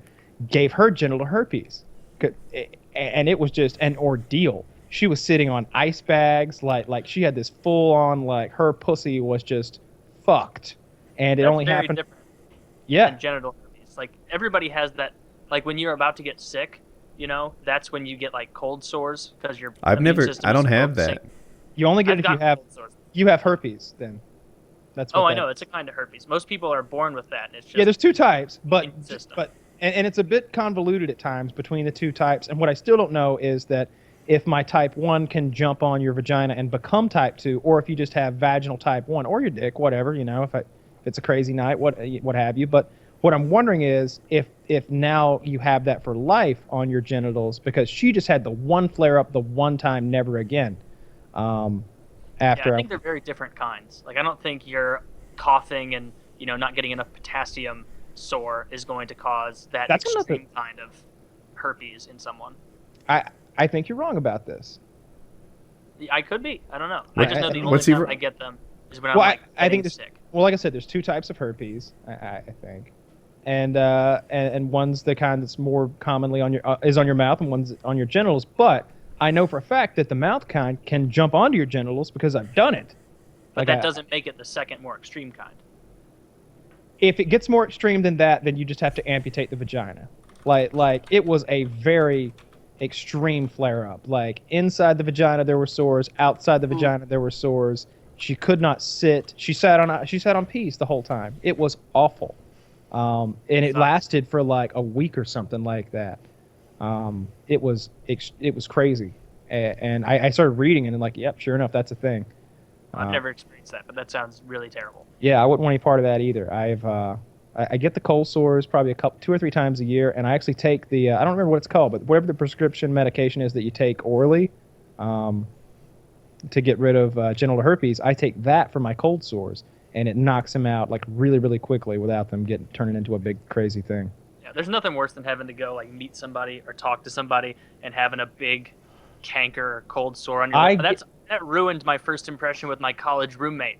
Like I was about to head down to college. It was like 4 days before, and I felt like a hard little bump on my lip, and I'm like, oh Jesus Christ, not now, not now. I don't want to be that guy. First day at the dorm, walking around like, oh hey, look at this seeping, oozing sore on my lip. And so I get there, and of course it's just full blown.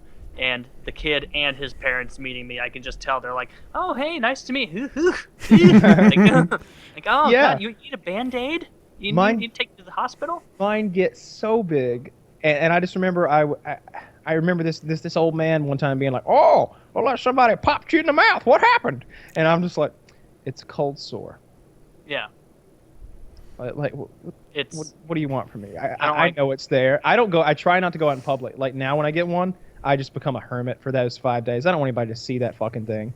Or if you get it on like the corner of your mouth, you have to like just talk out of the corner of your mouth. Oh no, that's not it. It's always right there. That's the only spot. It has something to do, I've read extensively about this, but I guess I don't retain this knowledge very well. But something about the nerves in that area or something. That's always where it comes up every single time. And sometimes it's horrendous, but as long as I treat it quickly, it's not that big of a deal. Like Grandpa's got this weird thing, like one of those old people beliefs that anytime anyone in our family is like, I got this cold sore, man, that sucks. He'll just be like, well, I bet you've been eating bananas, haven't you? You can't eat bananas to give you a cold sore. And it's like, Grandpa, that's not true. You can't do that. So anytime someone gets it, he swears to God, even in public, like, see that guy? Bet he was eating a banana. It's not true. If anything, that probably helps. He probably just sucked a dirty dick. Yeah. More likely. His nice old man way of saying it. I've never had a cold sore or genital herpes. Like I feel like I dodged the herpes bullet, and I just need to keep dodging it. You could still get it. You shared a drink with me at the last paintball thing. Oh God, you dick! I asked for it, and I knew you like turned the bottle and gave me the clean side, and but I was like, why did I do this? I didn't think of it until afterwards. Mm-hmm. Yeah, but you didn't get it, or you would have known by now. You'd have had the outbreak by now. Thank God. I didn't think about it until afterwards either. I was like, No, and you it's might not not all know. the time. I have to have one like going, but I was healing up from one at the time. It lays dormant. Next time you're about to get sick, Woody, like you can feel that kind of. I've been sick since, like malaise. awfully sick. Oh. Yeah. It feels like a tingle and a twinge, and at first, and a little itch like inside your lip, and if you ever feel that, you should get to your doctor the next day and tell them that you've got a cold sore and you want whatever that's. I wish I could think of it. I know what you're talking about. Sovoclair, whatever it is. You want clover, something. You want the prescription medicine for genital herpes, and that will fix your shit up within just a couple days. Otherwise, if you just like put like Vaseline or chapstick or whatever on it, Neosporin. oh, it will just keep getting bigger and bigger and bigger, and then all that tissue dies, and then it has to heal underneath as the dead yellowy. tissue rots off and oozes pus. And then you get in the shower and the hot water's flowing on it, so the scab gets really like ooey gooey. And then you get out and you go to towel off, rub it right off, and now it's just raw skin there again. So you'll be careful, and it'll scab over again. Same thing next day, and now you got a scar.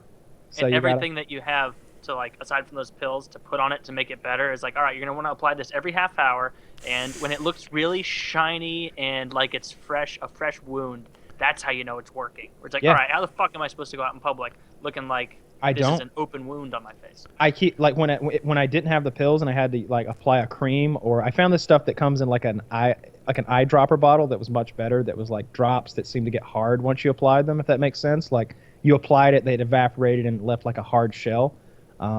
Regardless of what it is, like every half hour, like you said, I'm into the bathroom, like, all right, put a fucking fresh coat on this cocksucker. You're healing fast.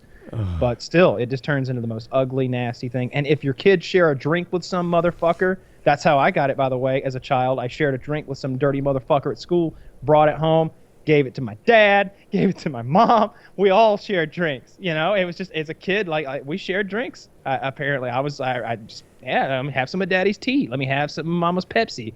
And just, everybody got it, and I will have it for the rest of my life now, unless they find some cure for this virus. How often do you get it? Like a couple times a year?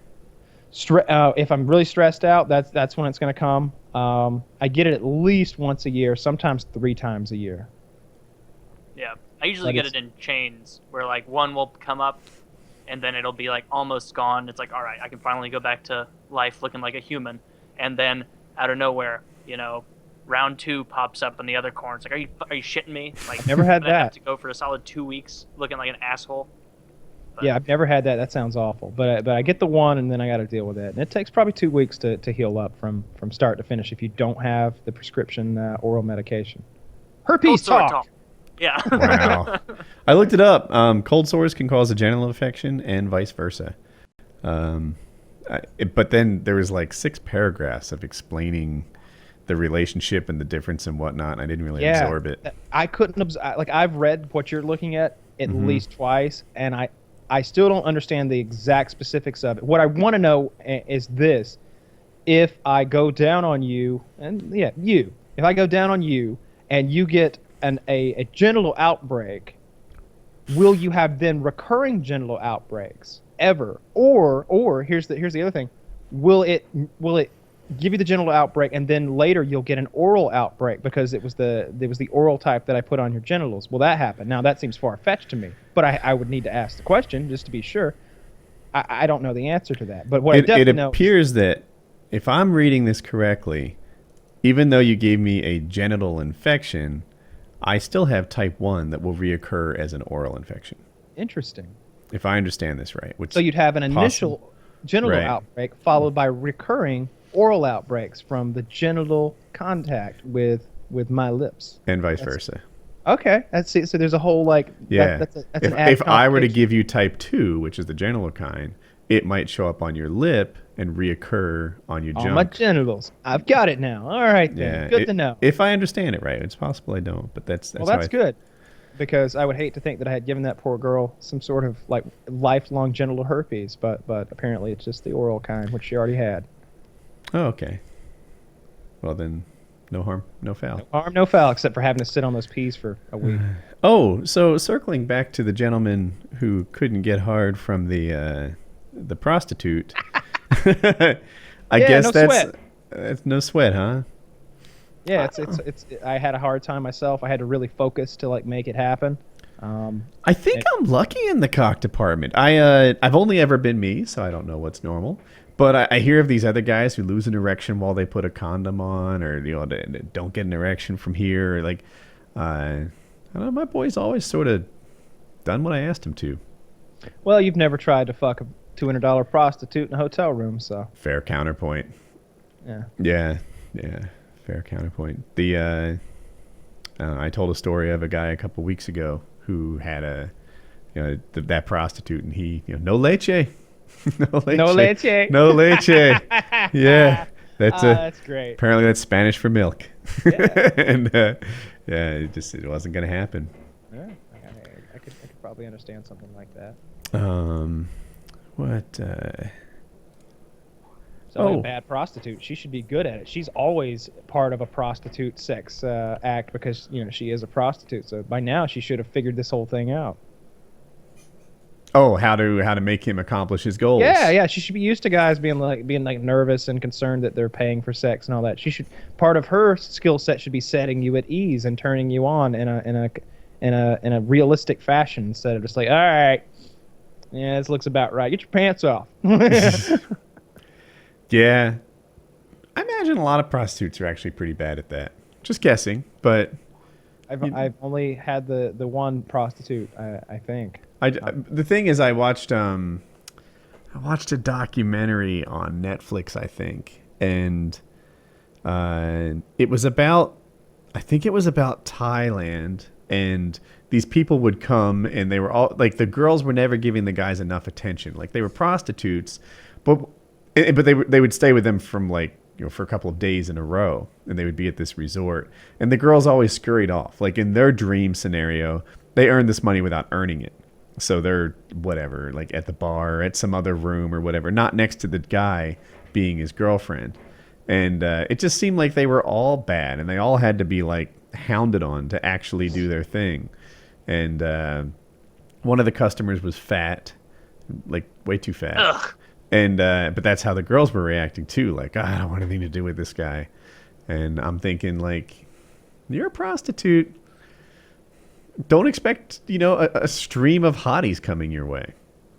Yeah, they're not using that service. They, by definition, don't really need it as much. Probably. Hey, I have a new topic. I don't know if it's any good, but apparently GM is making a car in China and importing it to the U.S. What kind of car is it? I'm pretty sure that over 50% of my Camaro was made in Canada. So whatever. It's basically this country, though. Something about China, though, like it strikes a different chord with me. I don't know what it is. China makes some shitty stuff. We were talking about that earlier, yeah. And they make some good stuff too. Don't they make iPhones? Right? Yeah. I feel like those are pretty well manufactured to some pretty tight standards. I think they make a lot of cell phones, actually, like a lot of the Samsung stuff, but I'm not sure. Maybe that's Korea messed it up.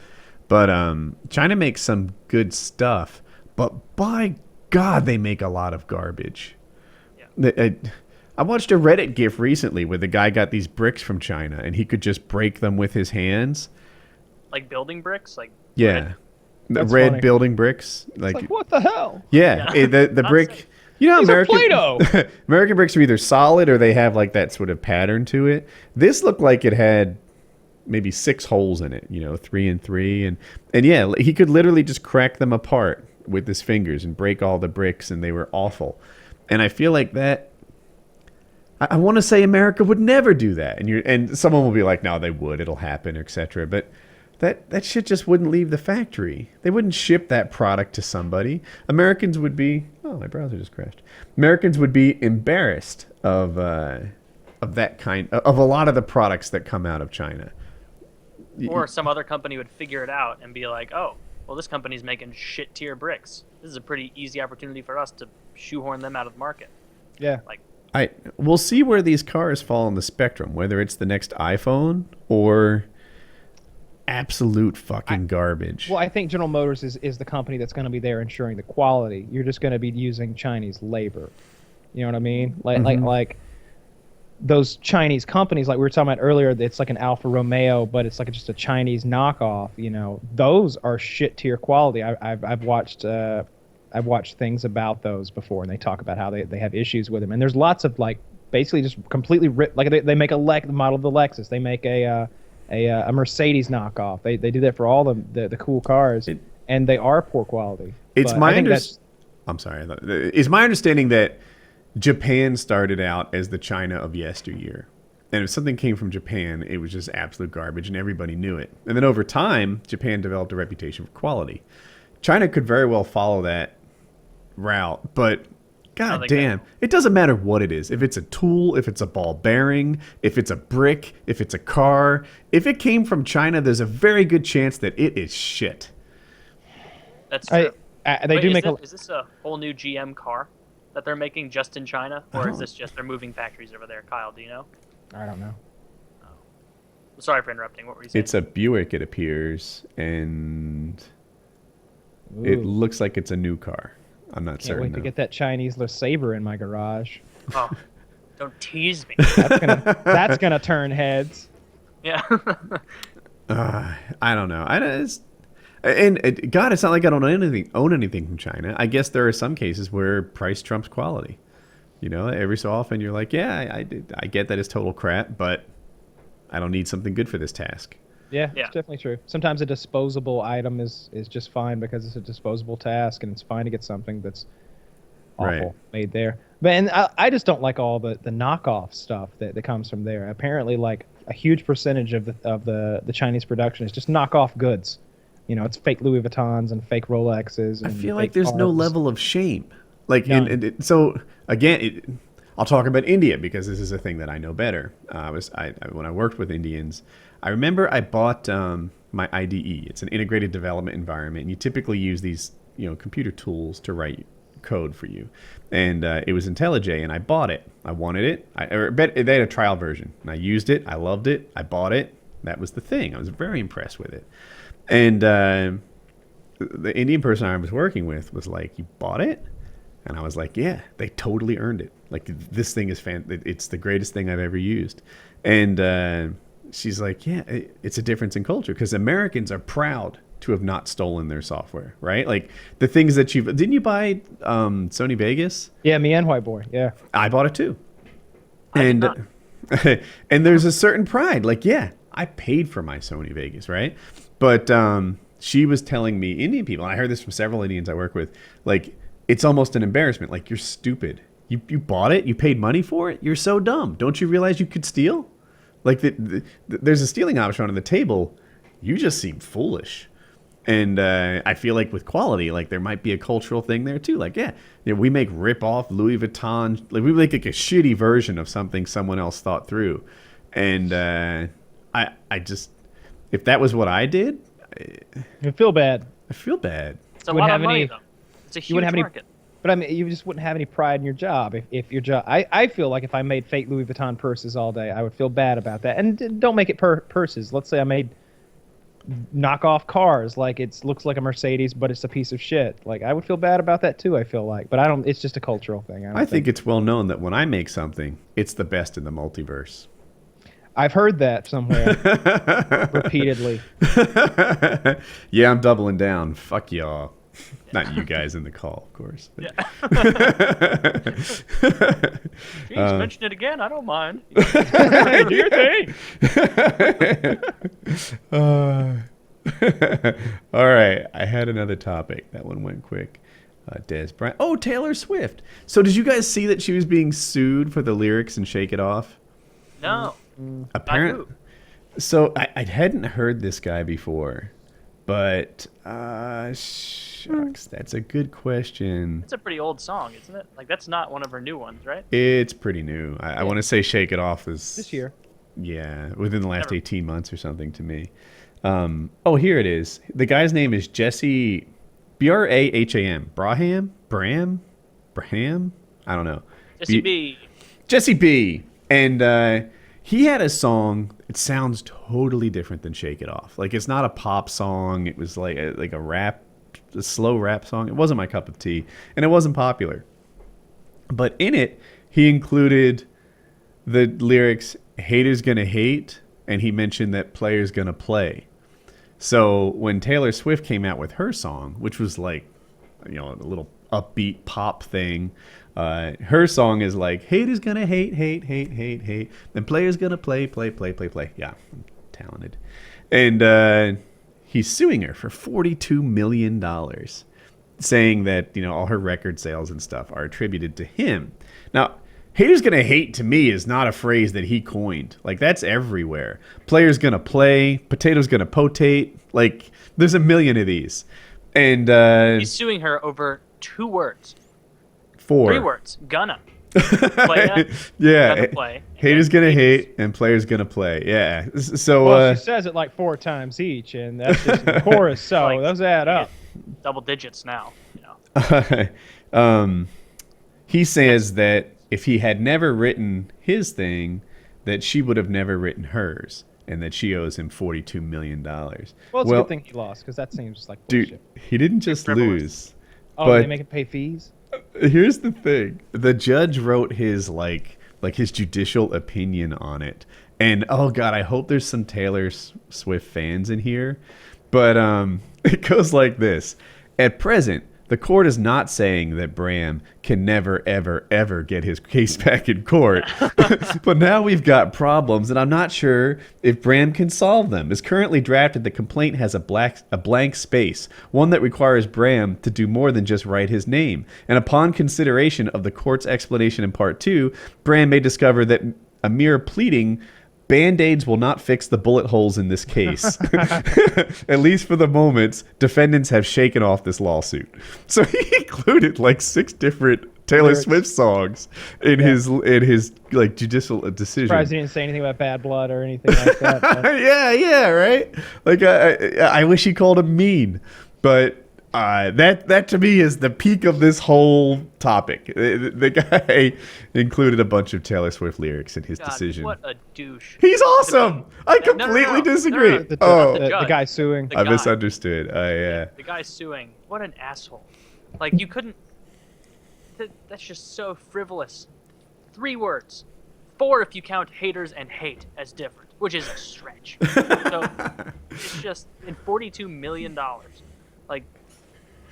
what a sue-happy culture we live in. Like, speaking of pop stars, I saw all those nudes, or the new nude of Miley Cyrus. That was pretty great. It was not a candid shot. I kind of like that it's not. So she was 100% nude.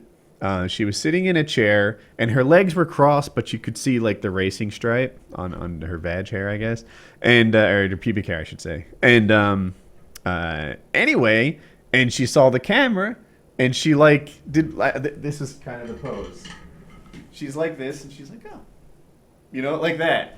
Other shoulder. You're looking the other way. Shoulder. My mistake. And also throw the other leg up. I'm trying to see. And take your pants and shirt go off. like this. That's true. Well, I don't know. The wrong way, but you're 60% of the way there. Yeah. Yeah. This is better. You're getting there.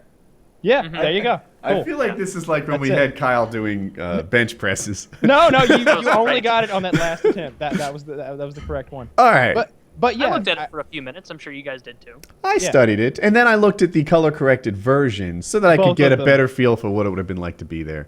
And it's not like it's the first time we've seen her naked. There's tons of like, but this was the first time that video. she's been naked and not like covered in goo or in like black and white or something crazy like that. Sitting on a wrecking ball or something this was just her in, I guess, the green room or something, getting her makeup done. She's between costumes, I think. I think in her she does multiple costumes throughout the show or something. Okay, and you could. I also feel like it was not that photoshopped and.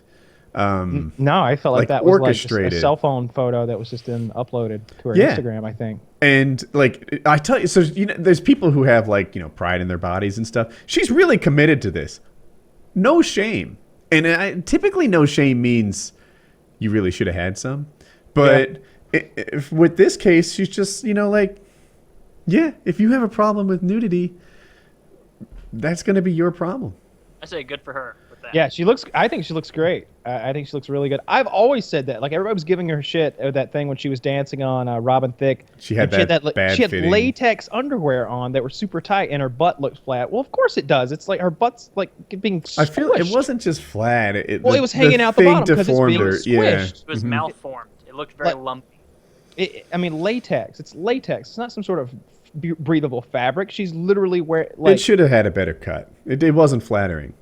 But that doesn't mean that she's terrible. It just means she wore a non-flattering outfit. Yeah, it just squeezed her in it and made her like squish out the sides of it in an unattractive way. But I think she's very hot. I thought she always has been. Her face leaves something to be desired, I suppose. But who's nitpicking here? She's got a great body. She is on the skinny side, I guess. But her face is just she's a pretty girl and she's got a great body. And I like her tattoos and everything. I think she's pretty fucking. I think she's a 9. You know, and that's a mistake. That's a little generous. She's too skinny. I deduct a point just for that. That is not a thing. That's like too rich. That is a thing. You can see all. You can see all of her ribs, and I think I would prefer her maybe. Add a happy trail if we got my girl. Yeah. I think she needs 7. She needs Long jaw. She could totally put on another. Beard. I don't know, 4 more pounds. A jock strap. I'd look good. Yeah. A football in her hand. Get And oh, Get in a 3-point stance now. Now, when I say hike, you look back at me and nod, just like Billy did back in school. You ready? You ready? Hike! Hike! Oh, yeah. No, I don't think she's too thinny, and I don't think she's too thin, but I do think her boobs are a little droopy. I think that her face is pretty, but Her boobs are 0 droopy. They're like Yeah, right what fucking are there. you She's like 20. no, they're little. No. I like Kyle the way you were like, yeah, she can afford to gain a bit. Like, 4 pounds. Like, She's a little girl. I estimate what? her current weight. she at can go on a 105. weekend. Yeah, she can go on a weekend of binge eating, but not too much. Like, come on, be No. reasonable. What she needs is a week-long survival trip, and that ass will tighten up. Oh God! You'll be able to see like the bones in it, like Auschwitz, like those ass bones will be protruding, and the skin's just draped over them. No, I just don't. Look, I don't want to nitpick this person because I see people doing it on the internet. I think she's great looking, but if I you're agree. scaling her on the scale of beauty, like Christy Brinkley in the fucking 80s is like a 10 to me. Just fucking perfection. And she's sexy. still like an 8, but carry on. I saw her on the Stern Show the other day. She's looking real nice. Mm-hmm. But in any case, you know, you got to deduct for her being a little overly skinny. And I think you got to deduct for her face because I don't think it's a 10 face. It's not a 9 face. It's not an 8 face. It's about a 6.5, 7 face. Oh, that's too harsh. I think I'd she's. say Yeah. It's a 7, maybe a 7. I think she's prettier than Kyle does. I think there's a lot of faces, but all I really have to do is like, is it a little bit of a puffy face? I guess so, but there's a lot of really cute It's not girls. puffy. That's not a thing at all. I feel like the geometry of her face is I never noticed that. No, to me, like, so I like Emma Watson's face. Like she's got that like strong jawline and cheekbones and stuff. Like I think that is the perfect face, whereas the Miley Cyrus is a little more rounded. But you can be pretty and rounded and cute and stuff, and I think that's where she lands. Yes, you can. Big moon face. And when I give her a 9, I mean, to me, she's top 10% of the population that she'll find. She might be a 9.5, right? If I meet 10 girls in her age group, she'll probably be one of the prettiest too. You know, if you just grab them at random. Yeah. And by far the richest. That's true. Now she's a 10. Now she's a 10. Yeah. Yeah, she's mega millionaire. I forgot about her bank account when I was judging how Oh, hot that's she and a was. money. And a money. There might be very little of that, but she's got rich. I don't now. know. I mean, she was a star going. I mean, she's like. You work Billy for Disney, Ray's you don't daughter. come out with money. Really? You come out with exposure. And that's my understanding of it. Yeah, like all this Disney deals, they find people who are nothing, pay them nothing, and then they exit with a real opportunity to make more. What about her dad? Is her dad still making shit? And Billy Ray. Billy Ray. Don't tell my heart, my icky breaky heart. I just don't think it understand. That was just such a big, awful, awful song. I saw that voted as one of the most annoying songs of all time a while back. He was super successful, but Oh yeah, he it made a really bunch of money. it depends to me what he did with that money, because there are a lot of people who make a lot of money, but not a lot of people keep it. He doesn't seem like a rock star guy. He seems like a country boy. That can be just as expensive of a lifestyle, though. Like Yeah. those country habits of, oh, I want this tractor, I want all these guns. Maybe I'll get some livestock so I can play the part. Like that's. I think he lives on a farm or a ranch or something in Tennessee, but I could have my facts wrong. But I know she's got mega millions now for sure, and I'm sure he's got. I'm sure they're both very wealthy people who want for nothing.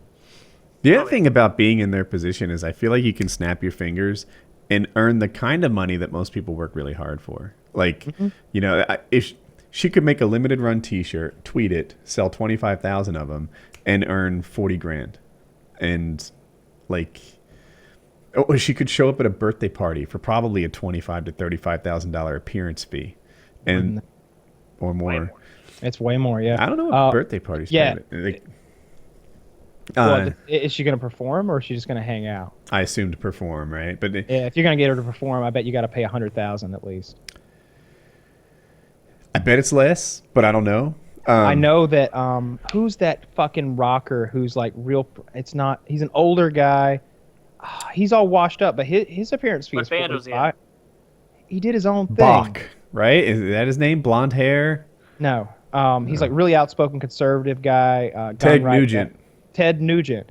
Ted Nugent's appearance fee is $45,000. You want him to come play some songs for you. Ted Nugent is not 50% of Miley Cyrus. You want Seinfeld to come to a show for you? That's $1 million, he'll come to your house. Seinfeld's really expensive. But the thing about Seinfeld is he's nearly a billionaire. So it takes a lot of money to motivate him to do that. That's part of the problem with paying for PKA guests. A lot of people are like, "Oh, now that Patreon money is here, you guys could get like we've never paid for Chris a guest, Pratt." Right? Not technically. You could get Chris Pratt or Joe Rogan. And it's like Joe Rogan, according to Celebrity Net Worth, which isn't very reliable, he's worth $22 million. So to incentivize a guy who's worth $22 million to do something he doesn't want to do, that would have to be $100,000 or better. You know, if you're like, look, I'll give you $2,000, I'd be like, that is so inconsequential. I bet he'd come on the show if you offered him $5, but like he's not worth $5. Like where does that money go?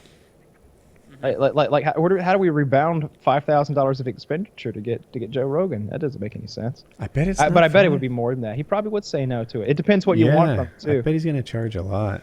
Yeah, I don't know, but it would be way too much to even get started on. I mean, when I get paid to go places and do appearances, like it's $5,000 or $10,000 just for me to show up. You know, you're going to have a hard time motivating anybody to drop everything they're doing and fly across the country and appear at a place.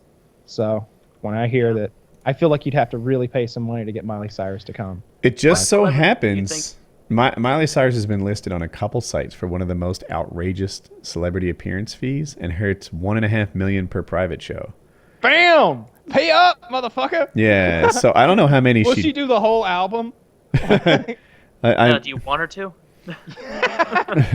She'll leave halfway through for 2.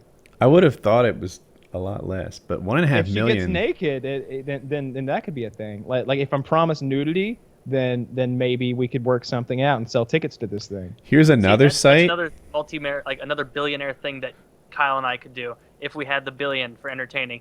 We invite like 40 to 50 different celebrities all to the same birthday party at the same place, and then make them all vie for attention with challenges for like an extra $5 million on the line, where they're doing things they don't want to do, like bobbing for apples or shotgunning beers, like just really uncomfortable things that they don't like, but they have to do it because you're so rich. What celebrity that wouldn't be an obvious one would you want to pay to come to your party, get together, shindig, family reunion, whatever thing? I bet you could pay Gary Busey and cake.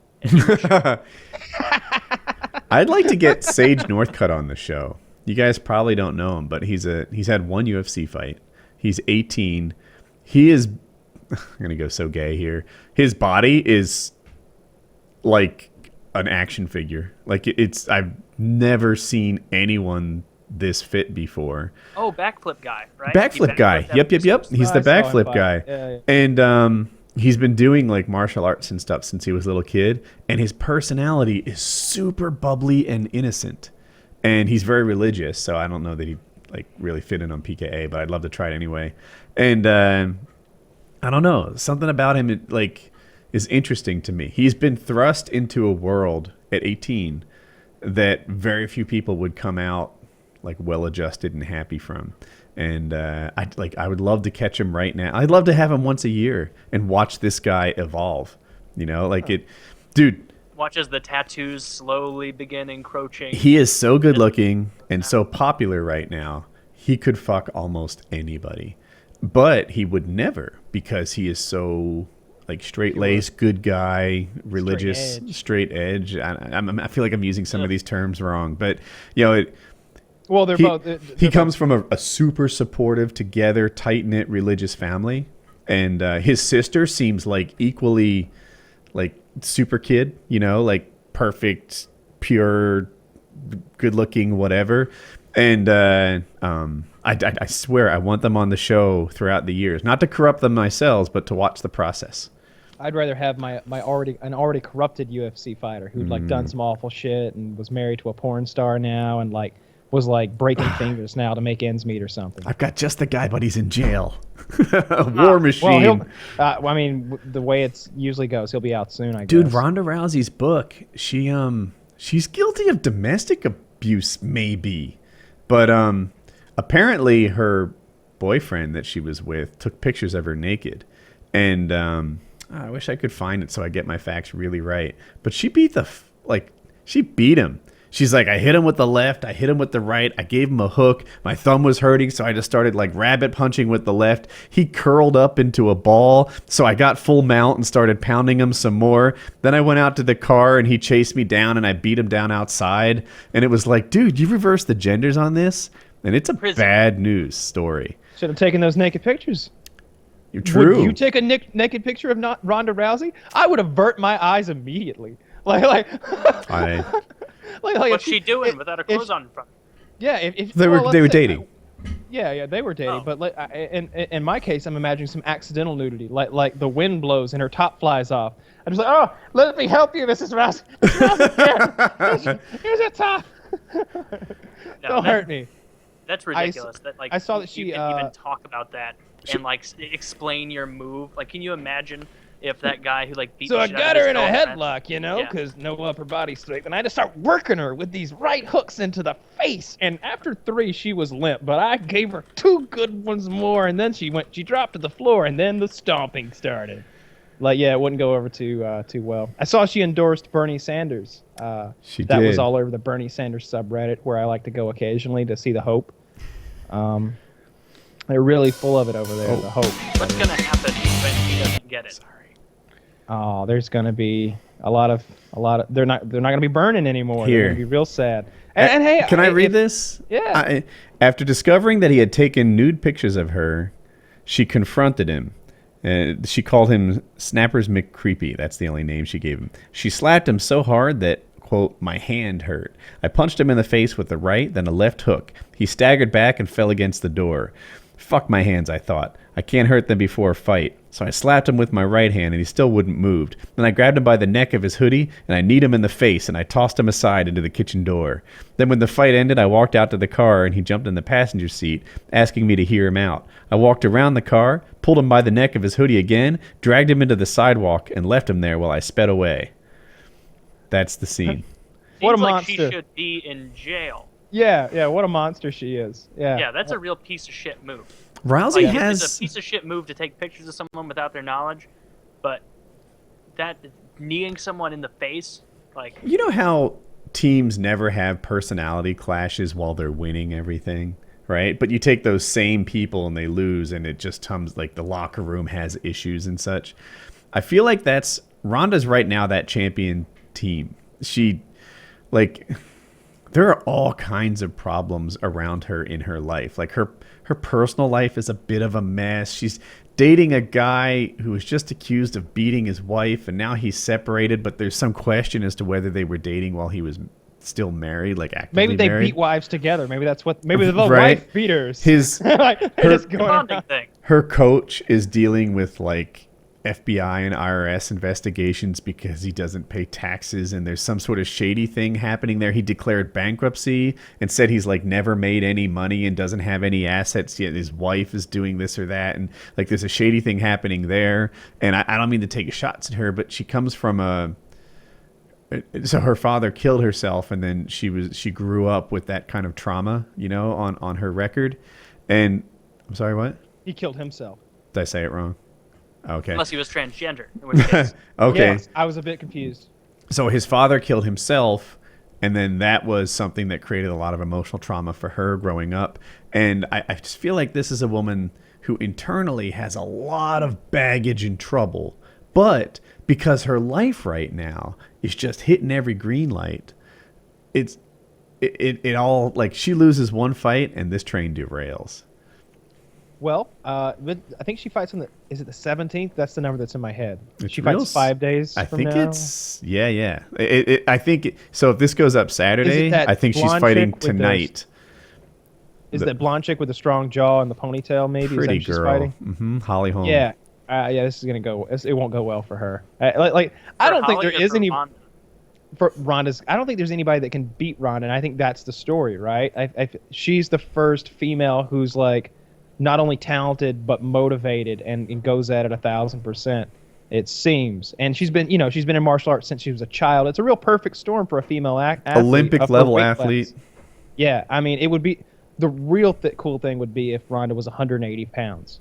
Like if she was 180 pounds, if she was 6'1", that would be I wouldn't incredible. like that. I wish she was No? smaller. The At challenge 6'1", now is 180. She could beat up a lot of men. there's not that many elite athletes who like cut and drain themselves to hit 185. I feel like the 115 division, right? So think about a really fit athletic girl. She probably walks around at like 135, 140, right? This is a strong girl, right? Like a lot of models are like hot girls might walk around at like 115, 120, but a strong super athlete who'd be in a UFC fighter might walk around at 135, 140. They're going to cut to 115 and fight at that. Well, I want a giant version of Ronda Rousey who could beat up men. That's what I want. I hear you. I just think if she was that giant and she fought women, there'd be no other women for her. See, So- here's my prediction I think we're for how already this there. whole Ronda Rousey thing is going to pan out. Like, I think of her like she is good, obviously. Mhm. She made it this far, but I think of her like if you go back and look at pictures of like the 1917 Chicago Bears football team. It's not like looking at pictures now where it's like that guy is a monster and you would notice him in the street. You're seeing like, oh, that's, Ted Matthews. During the week, he was a bartender, but on the weekends, he would go out and play cornerback for the Bears. And it's like, okay, like it was so different back then that those guys could not compete. Like they wouldn't even make it deep into tryouts nowadays. They'd get the shit kicked out of them. But that's Except exactly there's what a Ronda thing. is. I've been reading MMA forums that like I don't know that much about the sport, but I see a lot of people being like, yeah, her stand-up game is rough. She's like opening up huge lanes where she can get hit. As soon as this becomes popular enough that a ton of women are getting into it and training just as hard to be on her level, she's going to get unseated. And Her stand-up competition game is will- way better than it was 18 months ago, and people hate on her constantly. They like show this one gif where she does a bunch of arm punches, but if you look at her stand-up game right now, it's not bad.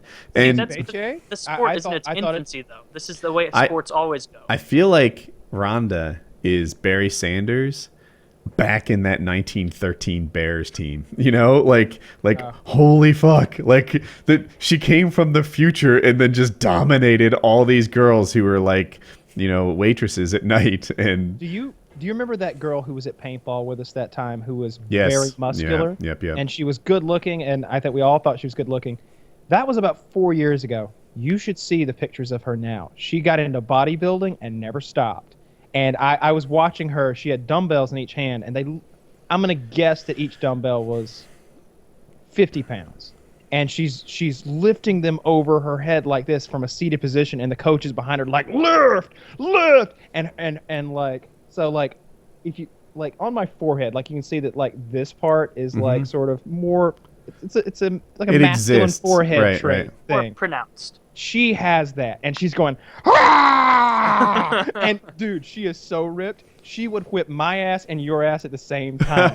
And if she could like get her hands on you, I feel like she would just overpower you regardless. She is so big and strong, dude. Her butt muscles are just, you can see the striations. Like her abs are like, each one is like this big square block. And I mean, every bit of her is ripped up. Tell me about and her body tanned hair. as hell, and she. She looks very masculine, if you ask me, and it's not I an like attractive it. thing. She looks like she's got a lot more testosterone than me.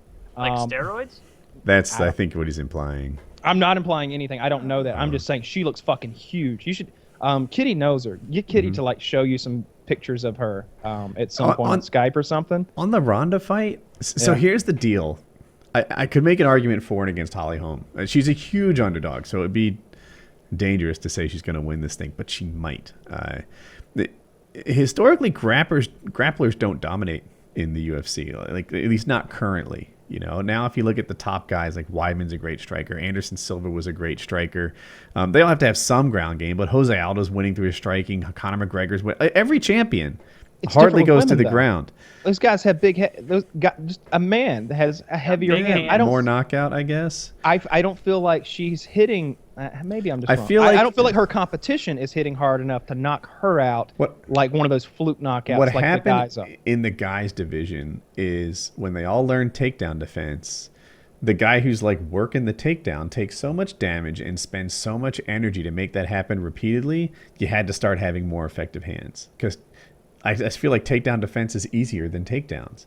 So when Ronda meets a woman who's good at keeping her at range, that could be very dangerous, right? If Holly Holm was a boxer who really excelled at range, the thing is Holly Holm's boxing was getting inside, getting angles on person, and just sort of eating you up, right? Angle, and then tie her up and wait for the ref to break it up. Or something. Somebody's going to jab for the first round. That's what I'm saying. Like there's a box like Conor McGregor, for example, seems to be pretty good at beating you without getting on the inside. If his female clone existed, that person might present a lot of trouble for Ronda Rousey. Having said that, Holly Holm has had a bunch of fights more recently, like her high-level boxing stuff and her kickboxing stuff and her MMA stuff, where it's been kind of a long, grindy, sort of slow, like what some people would call an unconvincing win, but that's the style that'll work against Ronda. Like I don't know about that. I feel like once Ronda lays hands on these girls and she throws them that fucking judo throw like over her hip, and you're on your back, and then her big ass is on top of you with those shoulders like a man swinging. Yeah, you're right. But I think Ronda's going to continue to dominate for like the next maybe year or so. But unlike your comparison of putting Barry Sanders in 1917, I think of her more like take a completely average, run-of-the-mill running back from right now and put him back then, and he would create every record. They would still be unbeaten and unassailable because of the competition. I disagree with both of you, because here's what I think is going to happen. I think that over the next year or so, her career is gonna take off big time, and she's not going to be a fighter anymore. I think she'll retire from fighting in a couple of years unbeaten, and she'll do movies or something like that. She's already got a couple movie roles. She's in that Entourage movie, and she's getting plenty of offers to do lots of. Sure, yeah. I mean, little roles like that are not what she needs. She needs to like show some acting chops. Like you saw that what's the movie with the female comedian that just came out? Amy Schumer, the Trainwreck movie. I loved that. I thought Amy Schumer did a really, really good job, and I think it's gonna like guarantee her a lot of acting work in the future. Like she's kind of cemented already. I feel like as someone who can act a little, or at least be a convincing comedic female actress. And I hate that overweight chick from the Spy movie who. McCarthy, Melissa McCarthy? Yeah, I hate her. Absolutely. I think she's way funnier as an actress than Amy Schumer. I like Amy Schumer. I want to circle back to that. Can we do the ad? Yes, we can. I'm pulling it up right now. Tell everyone about Dollar Shave Club. Give them hell. Why did I torture myself with a gross old blade for weeks and weeks? Because I didn't want to shell $20 for a pack of new ones. That's why. DollarShaveClub.com changed all that. They totally revolutionized the way I shave, and now I shave with a fresh blade whenever I want. Dollar Shave Club delivers a whole sleeve of amazing razors for just a few bucks. I pop on a fresh blade whenever I want, and shaving with a fresh blade just feels fantastic. You just get a better shave that way. DollarShaveClub.com's razors are so good, millions of guys have joined up. The billion-dollar razor corporations are freaking out, but instead of lowering their bloated prices, they're just trying to fool us all into milking the same old blade for an entire month. Are you like miming out the things I'm saying? I see. A little bit of charades going on there. Okay. They're trying to fool us into milking the same old blade for an entire month, and that's just gross. They price gouge us for long enough. We're not going to take it anymore. I'll never go back to squeezing weeks and weeks of shaves out of disgusting old blades. Upgrade to shaving with a fresh blade whenever you want. It's such a luxury, and it's 1/3 of the price. Join me, everyone at Painkiller already, and millions of others who figured out the smarter way to shave. Join Dollar Shave Club right now by going to dollarshaveclub.com/PKA today. That's dollarshaveclub.com/PKA. When you sign up, check out the shave butter and check out the One Wipe Charlies because they've got a lot of awesome stuff in addition to just the razors. So Absolutely. Especially the One Wipe Charlies. You will not regret that. it's where you need to be. I really do like the razor blades. I use them exclusively because I have just so many. It wouldn't make any sense to ever buy a razor blade again, really. I got lots of them. I like the razor. I think I got the more expensive one, maybe the $7 or $9 like actual razor, the part that the blade's attached to. I don't know why razor handle. What do you fucking call that thing? But I like it. I liked it a lot, and I've been using it for months and months and months now. So I don't think I'll go back. Yeah. I'm not sure if I have the executive, right? I have either the middle one or the top one, and I'm totally happy with it. It's heavy. Yeah.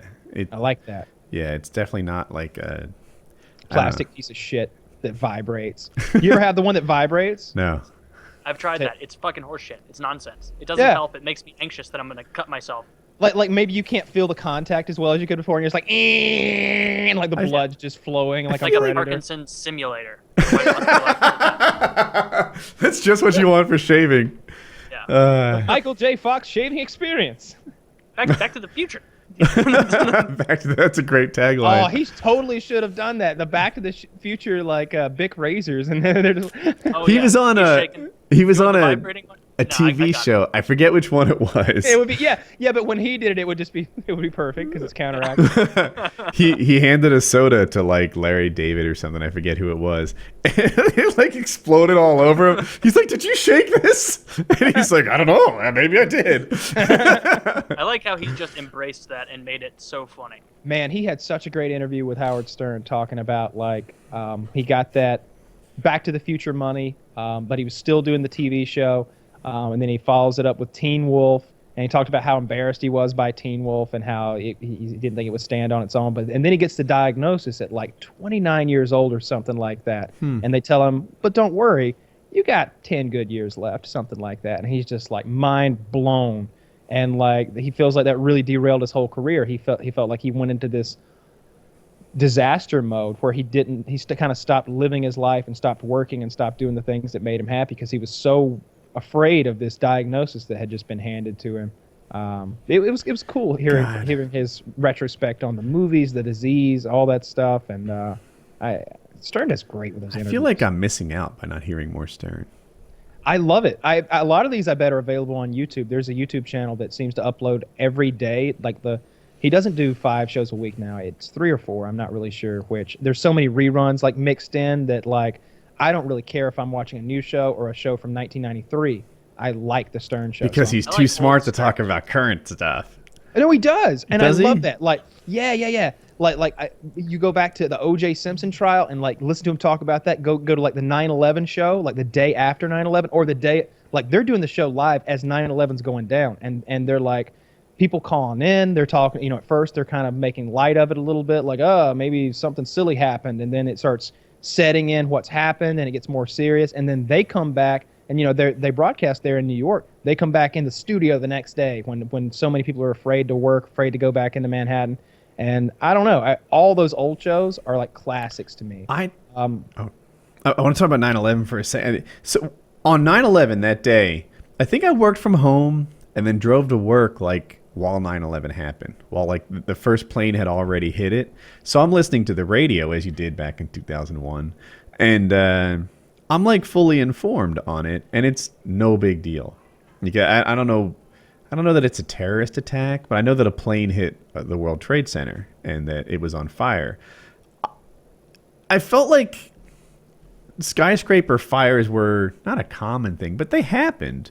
And the buildings didn't fall because of a fire. That was ridiculous. Yeah. And it was like, all right, either a plane hit it because he's a bad pilot or they had something bad in mind. I'm not sure. There'll be a fire. They'll put it out. There'll be 80 people dead. And that's the nature of You didn't know it was a national disaster that was going to reshape the world's history. Then that was happening. Not at all. And there was a company-wide meeting, like, or maybe it was IT-wide meeting or something, but a meeting with like 2,000 people in it.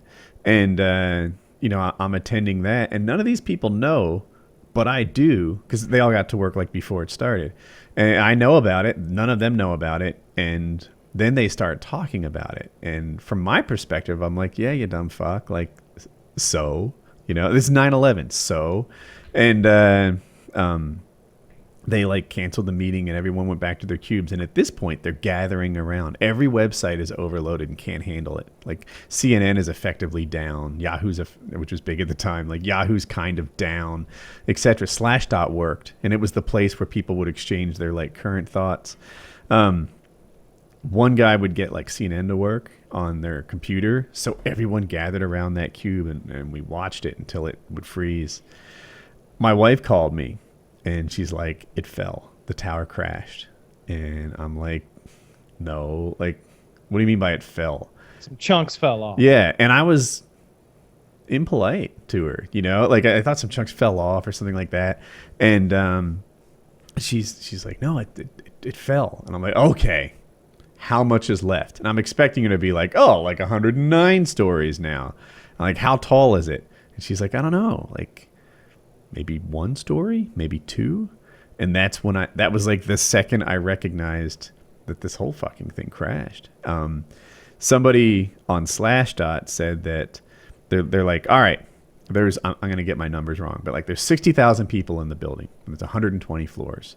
My friend got out of it right like as it crashed. You know, if he was 60 seconds slower, then he would have died. He came from like halfway up. Mm-hmm. So we can assume that half the building died. And he ran the numbers on it, and it was like, so this is going to have about 45,000 deaths or something crazy like that. And I was like, holy cow. Yeah, like, early on, that's what they were saying, like tens of thousands. It made Pearl Harbor look like, you know, I don't know. It paled in comparison. Yeah, Pearl Harbor was like a drunken night hangover. You know, this was serious death and sickness. And it turned out that I think the numbers are pretty comparable. Didn't they both lose around 3,000 people? 3,000. 3 or 4,000, yeah, something like that. Of course, he had the long-term effects of all the asbestos and awful things that happened, all the cancer and et cetera, One of et those cetera. firefighters who got cancer. Yeah, a lot of the people who were near the blast zone or ground zero at all, and who worked in the recovery and cleanup and all that, they got sick.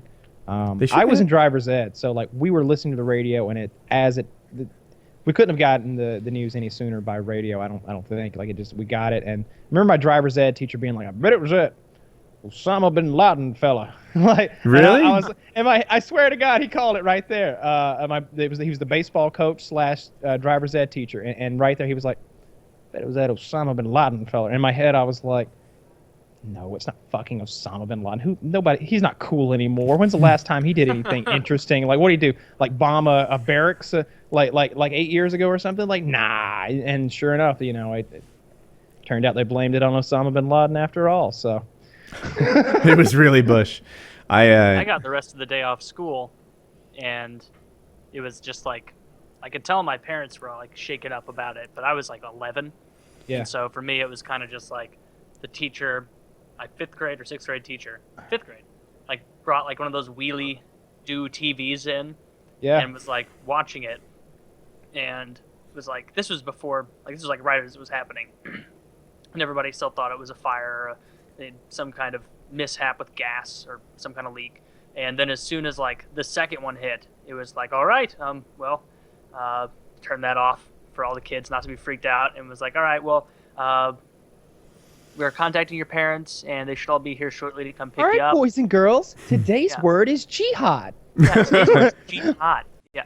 And so then I just got to go home from school, and I didn't really understand it was a big deal, because I was like, wait, you mean me and my buddy Alex, at this time of day, get to go home and play Pokemon? Like, that's fine. Like, I don't know what happened. I don't need to know. Just let me go. Heard of that World Trade Center anyway. Yeah. That's far away from here, right? So how about the next day? Like, so I was an adult. Like, I had kids and everything. Like, just briefly for me, because I think I've said it before, like for the next week, it was almost like not okay to have fun, not okay to laugh. We were talking to like close family friends in the neighborhood, and like you'd laugh, and it just felt disrespectful because there's a somber note across undertone the to whole everything. nation, everything, you know, like sports, right? Like I don't follow sports super close, more close at the time. I can't explain. They canceled a bunch of the games. I didn't care. Like I didn't care. Like that season was just emotionally over. Like it seems so dumb and trivial. And then you had Giuliani on Saturday Night Live, and they literally said like, "Is it okay to be funny again?" Yeah. And I don't remember what his response was, but it was a joke, and then they kind of picked it up from there. It was something Giuliani like, did a "Why great start job. now?" Yeah. Yeah. Oh yeah. It's like, why would you start now? But Giuliani did an amazing job with that thing. I thought. I'm surprised he didn't turn that into a presidential bid that worked. You know, I felt like he was really. I feel like he did a great job. People forget he did a great job in the void of Bush doing a great job. Like that thing happened, and for the next 4 days, Bush was just like in a bunker somewhere hiding, like a pussy. Giuliani was in a command center making shit happen. He was, yeah. And that's after the first command center got destroyed when the fucking tower fell on. You know, like that was one of the real crippling moments, from what I understand, is they had this command center with all these important people who had the know-how to like at least coordinate all the branches of the local and state government and stuff, you know, the police, fire department, rescue, and all that. And then the building fell on them. They were in like a mobile command center, and it killed them all. So like I'm sure that you're having to go to your third string emergency coordinator guy or whatever in every aspect, it seems like. And Giuliani stepped up big from what I remember from those days. That's how I remember it too. And I'm not a big Giuliani fan, but he was there. And I'm also not a big Bush fan. He wasn't there. And I'm still like they remember him next to the firefighter with the bullhorn. And I'm like, fuck your fucking staged event of nothingness a week too late. I remember the clip of Bush throwing the pitch during that baseball game where he actually threw a really good pitch and everybody was waving flags and clapping about it. Threw a fucking strike. He did. Yeah, if you go to like the diagram of like all-time best and worst first pitches, like 50 Cent is like 60 yards to the left. And George W. right square in the middle. I wonder how much they practice it. That's a neat clip. Yeah, like I'm not a pitcher. I'm not even particularly good at throwing and catching. But if you told me I had a first pitch, I guarantee you that would be my 1,000th and first pitch. Do you know about Baba Booey from the Stern Show? You know the guy who produces the show. Do you know about his first pitch mishap? No. All right, so I'm gonna pull it up so we have the visual aid. But basically, he got invited. He's a huge Mets fan, and they had him throw out the opening pitch at, I believe, a Mets game. And he and you know, they talk it up on the show, of course, like everything. You know, it was a topic of discussion. You know, he's going to do the pitch tomorrow. Tomorrow's the big pitch, whatever. And I'm gonna find it. His name's Baba Booey. That's his nickname. It's I bet I can find it. First pitch, Baba Booey. His real name is I'm having a brain fart. That's all right. Baba Booey's fine. I think I have it. Gary Delabate. That's what it is. Gary Delabate. Try that. What do you think? It's 30 seconds long. Perfect. All right. And don't worry, it gets worse. Okay, I'm queued up at 0. Same. Taylor? Ready, set, play. May 9th, 2009, Baba Booey throws out the first pitch. History was made. Oh my God! Look at him, he's so embarrassed. He just threw it and it hit the umpire. He hit the umpire. They have it from multiple angles. And he threw badly. Like that was look at that. Oh, that's just terrible. This is what I was afraid of. The most embarrassing ceremony of first pitch in baseball history. That's Stern's voice. I know. Then he's on the fucking, and then like the next video is 25 minutes of them ripping on him. And there's if you want another hour after that, there's another hour after that. Like they ripped on him. They still do. They still bring it up and rip on him for like a 30-minute segment to this day. But the best part is then he goes on the Jimmy Kimmel show to promote his book, I think. I think he wrote a book called They Call Me Baba Booey. I think that's the name of his book. And Jimmy Kimmel brings out a glove and a ball and says, "Redemption time." He hits a woman in the crowd in the fucking head. No! He did? Beans her in the fucking head. Yeah. Yeah. Completely botches So he it. didn't practice at all in the He years. said he practiced. He's coached baseball. There were instances of him making fun of other Stern staffers because they, quote, threw like a girl. But when it came down to the thing, and all of your thoughts you're having right now about like getting a pitching coach, literally a pitching coach, like I would. You're going to put me in front of 50,000 people live and the nation on TV? I'll get a pitching coach. I'm going to let's get that thing up to 75, 80 miles an hour if we can. Let's make it pop. Let's at least hit the glove. But he just hits the umpire. I'd be happy at 50. Sure, whatever. Just get it there and make it a strike. That's what's important. Just get it there, really. Like, it doesn't matter if it's high or low or a little outside, left or right. As long as the catcher doesn't have to jump and leap to catch it, it's not embarrassing. You pull a 50 Cent or a Baba Booey, though, and that is shame. I just need a catcher with a nice 9-foot arm. He needs one of those... what's that stupid sport where they've got the lacrosse? Lacrosse. Yeah, he needs a lacrosse. Yeah. Oh, I got it. Don't worry. Right here. Yeah. Don't you love those sports mishaps where things go wrong like that? Where you can tell they're so excited. Like there was some clip of this girl at the beginning of a hockey game, and they're like, she was skating around like holding something, like maybe a torch for the Olympics, like not at the Olympics, but commemorating it before like a Canadian game or something. And she was skating around, and there was a cord on the ice. And she just didn't catch it, and it just caught her up, and she didn't fall like oh dear, I've made an error. It just, like a whip, just bam, face into the ice, like borderline unconscious. There's another clip of this lady at a hockey game who was singing the national anthem, and you could tell she was so nervous because I think she walked out of the wrong door to go out there. One of them has like the carpet where you walk out onto, and then you sing, and she walked out the one that was just ice. And Why wasn't she escorted? Immediately. I don't know. I don't. Maybe she overstepped. I don't remember the details. I just remember she fell so bad that like she couldn't even go on to sing it. Like just any hockey player would have been happy to like take her by the arm. Carry her. Yeah. Yeah, and it doesn't take a lot of skill. Like I could easily guide her to where she needs to go. If only Woody had been there to save the day. I would have loved to do that. In a future where like the world freezes over, Woody will be some sort of superhero skating around and like rescuing damsels in distress. Dude, I found a picture of me and my hockey team from back in the day. We had just won a championship, and we posed for a picture. I bet I could find it. I want to see it. All right. Let me run to the bathroom. I'll be back. You run. All right. How long ago is this picture you're looking for? In the 2000s. Okay. It's like a men's league. Yeah. And it, by the way, it was like a B league thing that I used to be in a bunch of hockey leagues, and we won. When you're an adult man, it's more just like for the social and like a beer league kind of thing. Yeah. Not like hyper competitive. The picture's pretty big. You'll have to shrink it if you want to see it, but there it is for you. Let's see. I won't even say where I am. I think people will find me. Yep, back right. That's right. That's me, top right. That goalie was old, but he was good. He actually played A-League, and maybe he's why we won. I don't know. Yeah, he's got those old, heavy-looking goalie pads. Yeah? That don't quite butterfly down like the ones nowadays do. There's a thing where they're like thinking about, maybe not seriously thinking, but I heard talk of like either making the nets bigger in hockey for more goals, which they won't do because that would mean that thousands of rinks around the country have to spend millions of dollars on new nets, or just making the goalies' pads smaller again because like goalies are so much bigger now. In fair, like when they made them smaller the first time, that was totally the right call.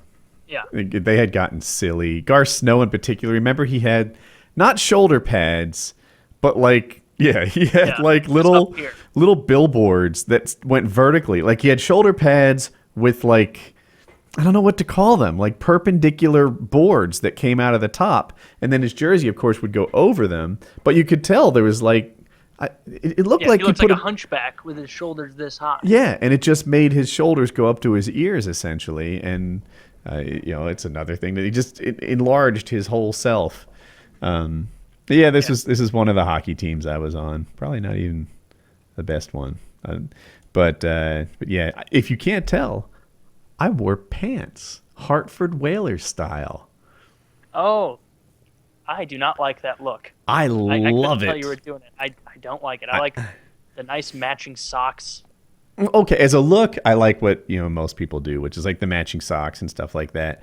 But I used to have trouble with the shorts I own would get behind the knee pads, kind of. Maybe you probably played out of goal too, but yeah, my shorts would get behind the knee pads, and I have to like fix it while I'm playing and stuff, and it was just an issue. I felt like my shin pads weren't as secure with socks as they could be. I think I just like taped the hell out of them on top of my pant legs. Yeah, you want like a girdle on the inside where you can clip them, like where you're wearing. That's for your socks. That's what I'm saying. Like it's a jock strap, and then it's like short, like compression pants, and then hanging off the bottom of the compression pants are sock clips. Yeah. I had that, but I didn't like it as much. What I was saying was the shin pads itself would like slide around my shin, like and not necessarily point forward perfectly. When with like a sock holding it, and I don't know why I felt like I couldn't tape outside a sock as well as I could a pant, but no one else. Those pants were like beat to fuck. They had gotten holes in them and stuff, and I just kept on wearing them. And I had noticed that all the best players had beat to hell equipment, and I wasn't awesome at, like, don't let me lie about how great I was at hockey or anything, but yeah, at my best I was a player you'd want on your team, that's for sure. I'm looking at this squad right here. The captain, the one with the C, was better than me. The guy next to the goalie was better than me. But you were probably third. And then I think I was third. I think I was the third best guy on this team. Yeah. And but that like beat up pad thing is exactly right. What you're saying, like you always, especially in those kind of leagues, if you see a guy with really like, especially like goalie, like I wouldn't like getting new stuff that much because they'd be like, oh really? Well, all my old stuff with all these black marks on it, like each one is like a badge of a save. Now I have to go out there looking like a fresh-faced asshole, like, oh look at me, I haven't saved anything before. That's You're what safe shooting on me. That's what I'll look like next time I play. I think I actually, I don't know if a lot of my equipment had mold on it, and I threw it away. I was like, it's just kind of gotten yucky. And the helmet, the padding inside it, this is even while I played, it had gotten super hard. Like it wasn't soft anymore, and it is time for new gear. Except for the jerseys, I still have all that stuff. That's how my old hockey gloves are. Like ideally they're nice and flexible, so you can get your mitt out there. But like when I try and put it on now, if I do, just to try it, like I did a few months ago, just to see, it hasn't been worn in years. But like you have to make like a cerebral palsy hand to fit it in there because it's so just matted down and hard and crispy, and yeah, even Kyle's fucked up fingers and joints couldn't match it. All my my gloves would last me, I don't know, a couple of months, and I wear holes in them. I don't know if all players I don't know if it's something I did that was different, that I got holes in the palms of my gloves more often, but I got holes in the palms of my glove more often than the people I played with. Your gloves might have been a little loose on the palms. I know that was a thing that some defensive coach said. Because when you shoot, you're kind of using the torque of the inside of the glove to grip. Really interesting talk for everybody out there. Yeah. But I'm riveted. I know more you about are. the holes. I would pay to see you put on skates and give it a go with playing hockey. Pads? With pads and everything, huh? Yeah. I think I would have a real hard time staying upright, and I could probably get going in a straight line, and I'd be like, yeah, here we go. Fucking yeah, let's get some speed going. And then just the pads would be nice because I feel like I would fall on the pads instead of just on my ass or my palms like I normally do. Sometimes new skaters, they fall like on their butt and back and put their elbows down. That's an awful fall. I'm not an awkward faller. Like when I fall, I know how to do it. I've fallen a lot in my life. I've had a lot of wrecks and like ATV accidents. I fall well. I curl up and roll and try to stay loose, and I usually come out of those falls pretty well. But you'd be fall fine. on the No, I wouldn't be fine at all. No, it'd be. No, I mean with the falls, like this isn't like. Oh, the falls wouldn't be a big deal. Yeah, 1940s hockey, they're wearing like slightly hardened leather. This new shit, like if you'll fall, and as long as you're not falling on your ass or tailbone, you won't even feel it. It's like wearing. Yeah. Oh, I believe it. Just looking at it, I mean, if it's anything like football pads, but it's even more. But not as big and bulky and crazy and stuff. But in different ways. It's so I think I'd be fine with the falling if I learned to skate. You know, maybe I could get around, but still, I wouldn't be able to skate as quickly, as powerfully. I wouldn't be able to turn on a dime, control myself. Certainly not skating backwards. I don't know how to control a fucking puck. The stick would be a foreign implement that was impeding me rather than helping me. I bet it's easier for you to skate with a stick. I bet it helps with balance, and you're using it almost like some animal uses its tail to like work some kind of motion into your skating. I do use it as balance, but not like a cane that you kind of lean on. It's more like a counterweight almost. That's what I was thinking. Yeah, I feel sometimes a little naked skating without gear because it's like, what do I do with my hands? And but when the stick is there, like the speed skaters in the Olympics. Remember when Apollo Ono was like our one shining hero, and that was Winter Olympics? Because like, who cares about this shit? Apollo Ono, the speed skater guy. Like, what the fuck? But you've got your hand kind of in front of you, and it like twists and like it tilts from one way to the other when you're going fast, and it's on the heel of the blade. And I just kind of like know how to do it. Whereas when I'm skating like in just regular clothes and stuff, I feel like it's missing. You do feel naked, and I look like a real asshole when I'm doing it because I use goalie skates. Oh. And so like I'm just wearing like jeans and those big old plastic covered clown shoe goalie skates with the big blades, and they don't have like proper, like a lot of goalies hate edges, and every time, like even if they get their skate sharpened, maybe yours is different, but the goalies I played with, like every time they clanged them against the pipes and stuff, they felt like it was better. They wanted to be able to shuffle on their skates and slide a skate out and not have the edge catch. It was always better for me to sharpen my skates before a practice or two before the game. Like I never wanted to go in, get my skates sharpened, and go straight to a game because it's just much harder. I think I did like pretty sharp, like 9/16. Oh, I forget what I did. I don't even know. So, I don't know. In any case, like I would just be very poor at that. The skating thing, and like I said, it hurts my ankle so much that like I just don't even have an opportunity to skate enough to get good at it. And then just adding the stick and the puck and other people to the mix would just be a nightmare. I'm a real fish out of water when it comes to that. I'm afraid I would. Like I picture like, all right, we're gonna do it. You know what the hell, a PKA hockey event just for fun, right? I'll be the announcer. I don't think there's any money to be made in it, right? I'm fine with that. I'll run the concession stand, whatever. A meetup in my dreams. There's like 13 players and 2 goalies that show up to this thing, right? I don't want to. I guess 2 teams, so maybe 26 players and 2 goalies, and 1 goalie, I guess, because Taylor'd be 1. So, look, if you really want to do that thing, pick a location for it and start having like sign-ups. Like I'll go, but I'm gonna be the announcer. I think we'd pay our own way. It's too small. It's not like Yeah, we'd have to pay our own way. Yeah. In some way. But if you actually wanted to do it, then like, I don't know. I'll be the referee or something who doesn't know the rules. That'd be even harder. Right? Skating around without the help of the stick. No, I'll be outside the rink like with a megaphone. Oh. That looked good to me. Yeah. I think that's icing. We don't need many people. We could make it low budget and do it in like Raleigh. Whatever. I don't care. If you want to do a meetup of any kind whatsoever, I'm always willing to do it. Just about anything or anywhere. I bet there are some people who'd be like, you know what? I'd love to play hockey with Taylor and Woody. And be watched by Kyle. I'm 5 hours from Raleigh. Like I'm in. Like you know what I need? Do they make watching Kyle call it like beep? I don't know what that is. It doesn't look right. No way you can do that. But I'm I afraid should be that like Chiz and just have arbitrary bullshit rules as I like rule over the game and just like make stuff up like penalty box for you, sir. Like, what? You picked your nose. You're going way too fast. I'm afraid that if I like skate at full speed with a puck now, I'd leave it behind or something. And that'd be embarrassing. I'd pull a groin or something trying to play. You're not there yet. You're like 24, right? Yeah. Yeah. Give it like 6 years, and there will be things you could do that you don't know it yet, but if you try them, you'll realize that's been taken from you. Like, oh yeah, I could do splits, right? Dude, trust me, I've done like 6,000 splits. Then you're like 30 and you're like, oh, you know what? That's not a thing anymore. Yeah. I don't do splits now. Yeah, it's just totally not my thing, and I just don't think I would be competent, even able to stand on the ice and observe. So I won't play, but I'll definitely go and not be an asshole about it. I really would be the announcer, or at least a spectator, or a cheerleader, or what sport meetup would you want to do? Dodgeball. Oh, I love dodgeball. Oh, I love dodgeball with a passion. Whenever we got to play it in school, I was psyched. Like psyched, like the way I would be like if you get to go to the fireworks store or Six Flags, I'd be like, I get to play dodgeball. I loved it. And it's co-ed dodgeball. We're letting the special kids play too, and the underclassmen. Oh, are they gonna wheel Jimmy out there too?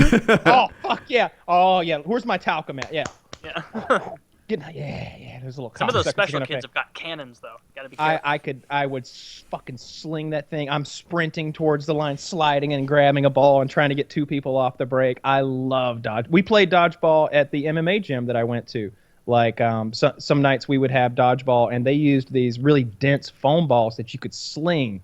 And it's foam, so even a grown man throwing it as hard as he could, it just I got hit. I saw somebody get hit in the nose. It didn't bloody their nose, but it woke them up. They knew they'd gotten hit. So they were perfect. Nobody's getting really injured, but we went hard. And it's all like adult male athletes playing dodgeball, which I wasn't used to. I held my own just fine, and I had a great time, but I really enjoyed back in high school when I was the senior playing with the underclassmen and the girls, and I would just have like 2 or 3 balls racked up here, and I'm just like, who's next? You. Oh, really? Double time. And it's like trying to fuck with people. I love dodgeball. So yeah, if I was gonna pick, it'd be dodgeball. I would be down with that. Do you guys have? I don't know if this is just something that's here in St. Louis, but do you have sky zones there? Is that a place? Is that the indoor skydiving thing? No, it's What is this sky indoor. zone? There's a couple of them here, maybe 1 or 2, and basically you can either do free jump or dodgeball, and everybody goes for dodgeball, and it's this huge, like the size of a basketball court. All trampolines on the ground, and the walls angle up, and all the walls are trampolines. And Cool. so you play dodgeball, like jumping and doing flips and, playing against random people. And me and my friends would go, and this is back in high school. So like me and like 5 of my friends who we thought we were good at dodgeball, we would go and effectively pub stomp and beat the shit out of 13-year-olds and young kids who didn't know how to play together. And so as we were leaving one day, they were like, hey, you guys want to sign up for this dodgeball tournament? We have one like every month or so. And we're like, oh, fuck yeah, we'll come in, we'll clean up. We can do this dodgeball tournament, sign up, get a free months of jumping and dodgeball. We did it, and we showed up, and these people had coordinated T-shirts. They had those gloves with the Pokemon trainer fingerless gloves they were using. Like there was a guy who brought his own ball, which a ref had to be like, you can't just bring your own ball in here. Like, we provide those. And the guy's like, fucking ridiculous. All right, so he put the ball in his locker. And the first, He put it back in his case and put the lock on. yeah, that said like their team name, like the Falcons on there. And we go in the first time, and I think that we're just gonna clean up. These guys have their own T-shirts, but I think that's like a pathetic thing. And I'll turn our videos back on. And one of the dudes in the middle was this big fat fuck, and I thought that he was going to be an easy first out. Immediately off the break, this guy catches 4 of the 6 people on our team's balls, the big fat guy, because we all thought that he was going to be the easy target. Of like he just goes pop, pop, pop, pop, like catching them and then dropping the other one, then dropping the other one like a magician. And then he caught one of them and kept it. And I was one of the few people left on the team who was alive. And I was like standing there prepared, like I'm going to catch this, get our team back in the game. And this guy threw it so goddamn hard. I love that you're still cocky. I thought that I like lagged in real life, where it's just like bam, hit me right in the forehead. Like nose was like a little bit of blood, but not like a full-on nosebleed.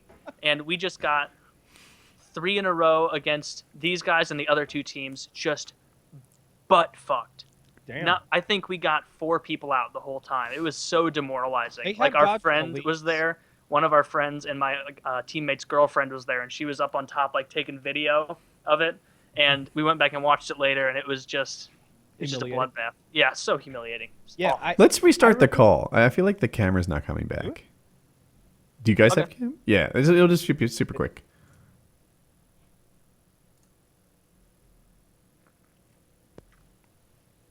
Yeah, I remember there were dodgeball leagues in like 2005. 2000s. Yeah, it was 2004, 2005. There were dodgeball leagues kind of in my area, and some of the guys who were a year or 2 older than me, who were like 20 or so, were they were playing in it. And I remember like what they'd wear and stuff. But I never got into it. I wanted to, but I didn't have any of my own friends who played it. I did a Brazilian jiu-jitsu competition. I did 2 of them actually. I got a gold and a bronze. But the point is, there was a dodgeball thing at one of these things happening at the same time. And for whatever reason, I don't know, they just didn't have enough people sign up. So they're like, hey, if you guys are doing this shits thing and you're knocked out, or maybe you just have some time or whatever, go sign up for dodgeball. They're looking for people, and you're athletic, give it a go. And I didn't. Maybe I should have. I wouldn't have been good, but I would have had fun. Yeah, But you're just throwing balls at each other and trying. It's fun. they had a bunch of different size balls. Like there was some big ones that were, I don't know, maybe harder to catch, and some little ones that you could really zip. And the people seemed to like the balls. I think one of the rules might have been you could deflect with a ball, and maybe so the big ones were like more valuable for defense, and it was kind of cool. Anyway, I watched it a lot, and I realized that had I been in it, it would have been disgraceful. That these guys like who travel. It was the Budweiser International Dodgeball Tournament. The fuck? Yeah. Ben Stiller's out there, like the Old Spice guy, Olga, like the big chick. Like you played against some pro dodgeball, or we're gonna play against some pro dodge. Budweiser has a team. Budweiser sponsored the Brazilian Jiu-Jitsu thing too. I don't know. Yeah, well, that's cool. So well, that makes more sense because I see Bud Light in the octagon, but dodgeball is like. There was that Ben Stiller movie, of course, but other than that, like I don't know of any. That's just something that happened in junior high, right? Like I didn't know it was a thing, but I love it. It really has that in volleyball because I was 6'2" in high school, so most of everyone I was playing against was a lot shorter. And so me and my buddy John Scott, who was 6'4" and was like a fucking pole vaulter, like we would dominate high school volleyball. Like I'd serve it up and he'd make bloody noses rain. It was a good time. I had the opposite experience as a freshman. So keep in mind, I'm small, right? As a freshman, I was late to the puberty train. And so as a freshman, I entered that with a good like 7th grader's body. And I liked volleyball. And I even thought I was kind of good at it. Like in middle school, I could consistently get the ball to the other side of the net. Sometimes even where the other player wasn't, and that was what it took to win. Like if your defense was good, etc. So I get into high school and I'm looking to make new friends, right? And there's some like seniors there. They're almost like the fucking Johnny Karate guy from Karate Kid, right? Like he's like big, he's strong, he's popular, he's athletic, he's everything that you wish was your friend. That you want this guy to like you. And he fucking hated me because what I thought solid volleyball was like getting it to the other side. But at the high school level, it involves setting and spiking and stuff.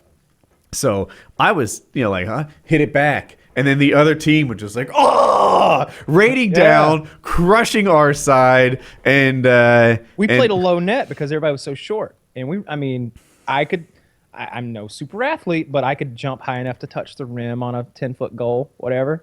So that's high enough to spike the fuck out of a ball when the net's at like 8 feet or something like that. Good time. I miss that. So I don't think I'd be any good now because I'm just like I'm moderately taller than everyone else, but I ain't got no jumps. Like I don't have any and one. I'm not gonna be like flying through the air anymore. Like I picture the end of my volleyball session involving signing up for ACL surgery. Could be like that's a sport. And dodgeball's there too. When you're playing on like a basketball court, like a hard surface like that, and you're moving super fast, like high speed stuff, like you can get hurt pretty easily. It's mildly dangerous. Roller hockey was like that. I played a bunch of ice hockey and stuff, and I just wanted to. Roller hockey was closer to me, so I was like, I'll add that, and add like a 4th team or something. And it was super rough on my knees, and I was really fit, but it just wasn't for me. Yeah, so if there was some way we could play dodgeball or a sport that I've just invented in my mind just now where everyone has those T-shirt cannons and we're shooting rolled up. Yeah, right?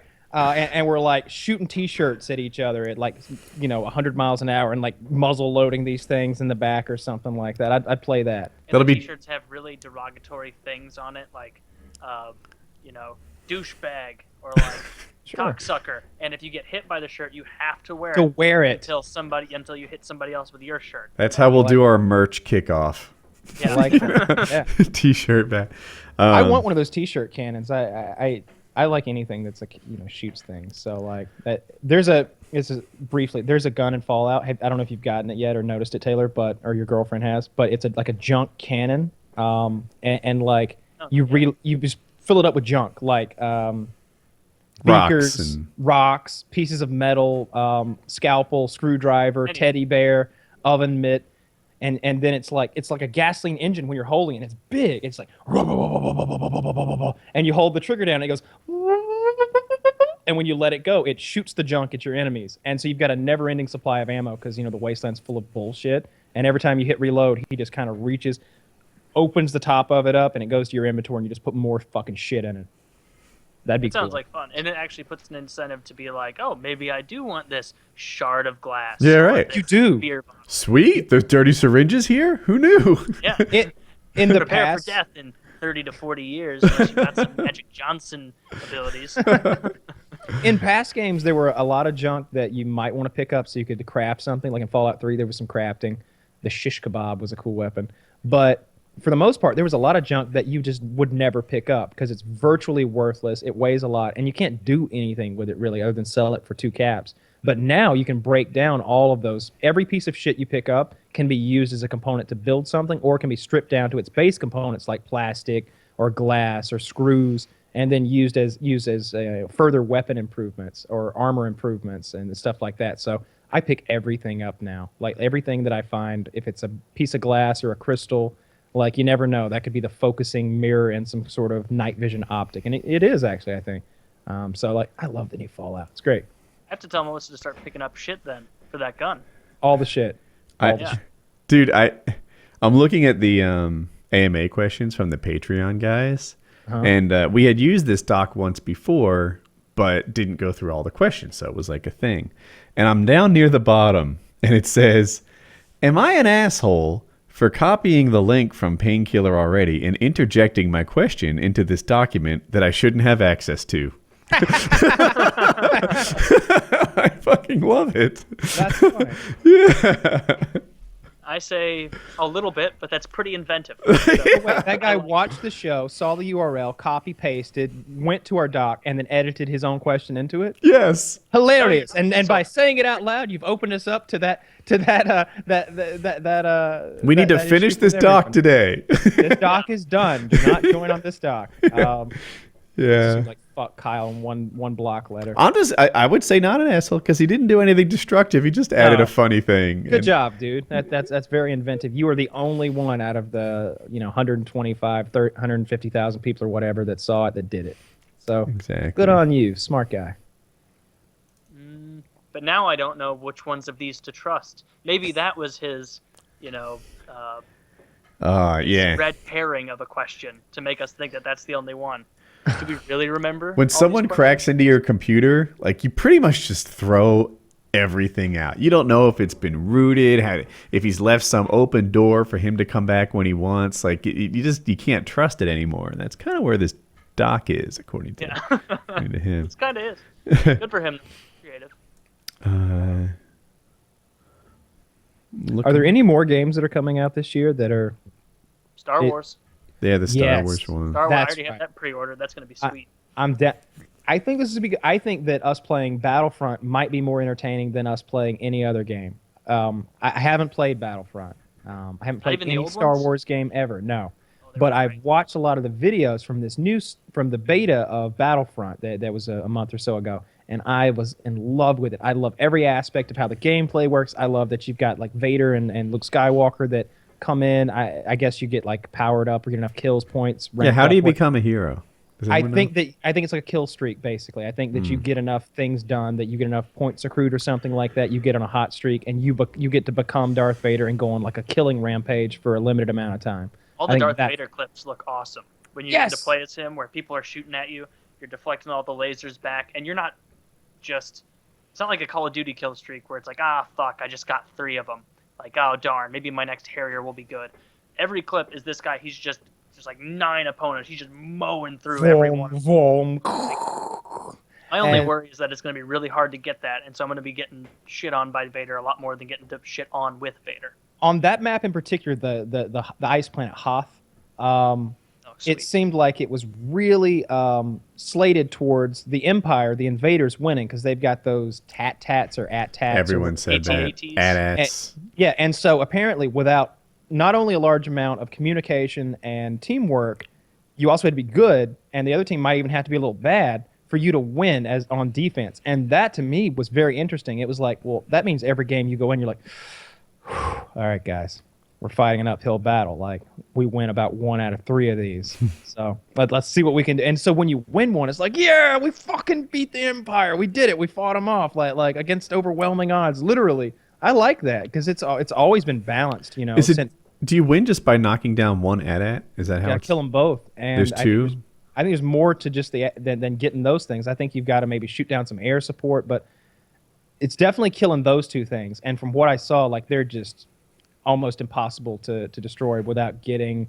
I saw somebody did it with the speeder thing. Like, you know how you can like use the cable? I think it has to be weakened before that can happen because, like, I don't know. I read a lot and they were like, this is just impossible. It's so fucking hard. I think it takes some skill on the stick to do that cable thing that is hard. Or maybe they need to be weakened before that's available as a, to do to them. It seemed like they were running around turning on some like defensive grid or something at some point maybe. I'm just watching clips, like montage clips almost. So I don't have a real firm understanding of the gameplay, but it looked like a ton of fun. Even just the guys running around with blasters and guns and stuff, that looked like a lot of fun. Like there was some trench warfare. I'm really excited about it. As I think about it, I've never played Battlefront either. I'm like, oh yeah, no wait, that was Bad Company. No, I've played. No, that was Battlefield. This is Battlefront. It's the same engine, right? It's the same company. It came out a long time ago, the original Battlefront. Does DICE make this game? Or EA or? I don't know. I know the original one. I think I had it for like Xbox original. I think it's EA. I'm super ignorant about the games that I'm not, I guess it goes without saying. The ones I don't know anything about. Yeah. By definition. Yeah, pretty sure it's a real fun game. EA I like game. the idea of the uphill battle that's because I remember like the last thing I remember that was anywhere like that is like Call of Duty 4 and maps like Bog, where like if you get the bad spawn, it's like, all right guys, let's flip this spawn. We're gonna run up the right side. Sock, you go up the left side and pop smoke and confuse, and we're gonna flood the right side of the map, completely flip the spawn, take their flag, take B, and put them in this shithole that we're coming out of right now before 60 seconds elapses. And you had to, or you're. I mean, we all know what the bad side of was Bog a is. disaster if they got B and their home flag and kept you in the shit side. Like a helicopter could get 10, 12 kills. It was great. The highest scoring game I ever saw Socrates do, he got 140 kills or something like that in a domination. And what we did was we did not capture our back flag. We just ran to B and captured B. And they captured their home flag. So that meant that the ticker's ticking away even the whole game. We're tied up the whole game. We have B, they have their home flag. And just at the end, we cap our flag. Which gives us, like the 1 point advantage to win or whatever. But if you think about it, normally the domination, I don't remember how many points you get per seconds played or whatever when a flag is captured. Maybe you guys know. But if you've only got one flag captured versus what normally one team always has two captured, so the game's like 8 minutes long. But we effectively double the time limit of the game to like 15 minutes of domination. And it's literally 15 minutes of dom. You know Pwnstar.com? Yeah. Yeah, so he live streams a lot, and he's really, really good at COD. Super beast. Yeah, there's another guy, Pwnstar for hire. I don't know if he still plays COD, but this is Pwnstar.com, so people don't get mixed up. Much stronger player.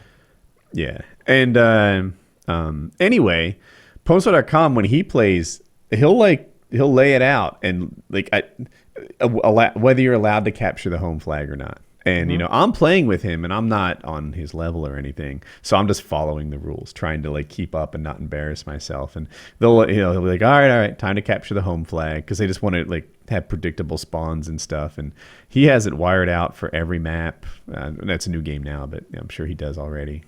They win the race every year. That's impressive. He's just so strong, and he's got support. He's got a group of support guys who are almost as good as he is, seemingly, and they're just a crushing machine that's only going to get slowed down when they run against actual pros. And then pub stompers are better at pubs than pros are. And the other thing about him, he'll get 100-point games almost all the time. More than half of his games, he gets 100 kills. That's what I meant to say, kill games.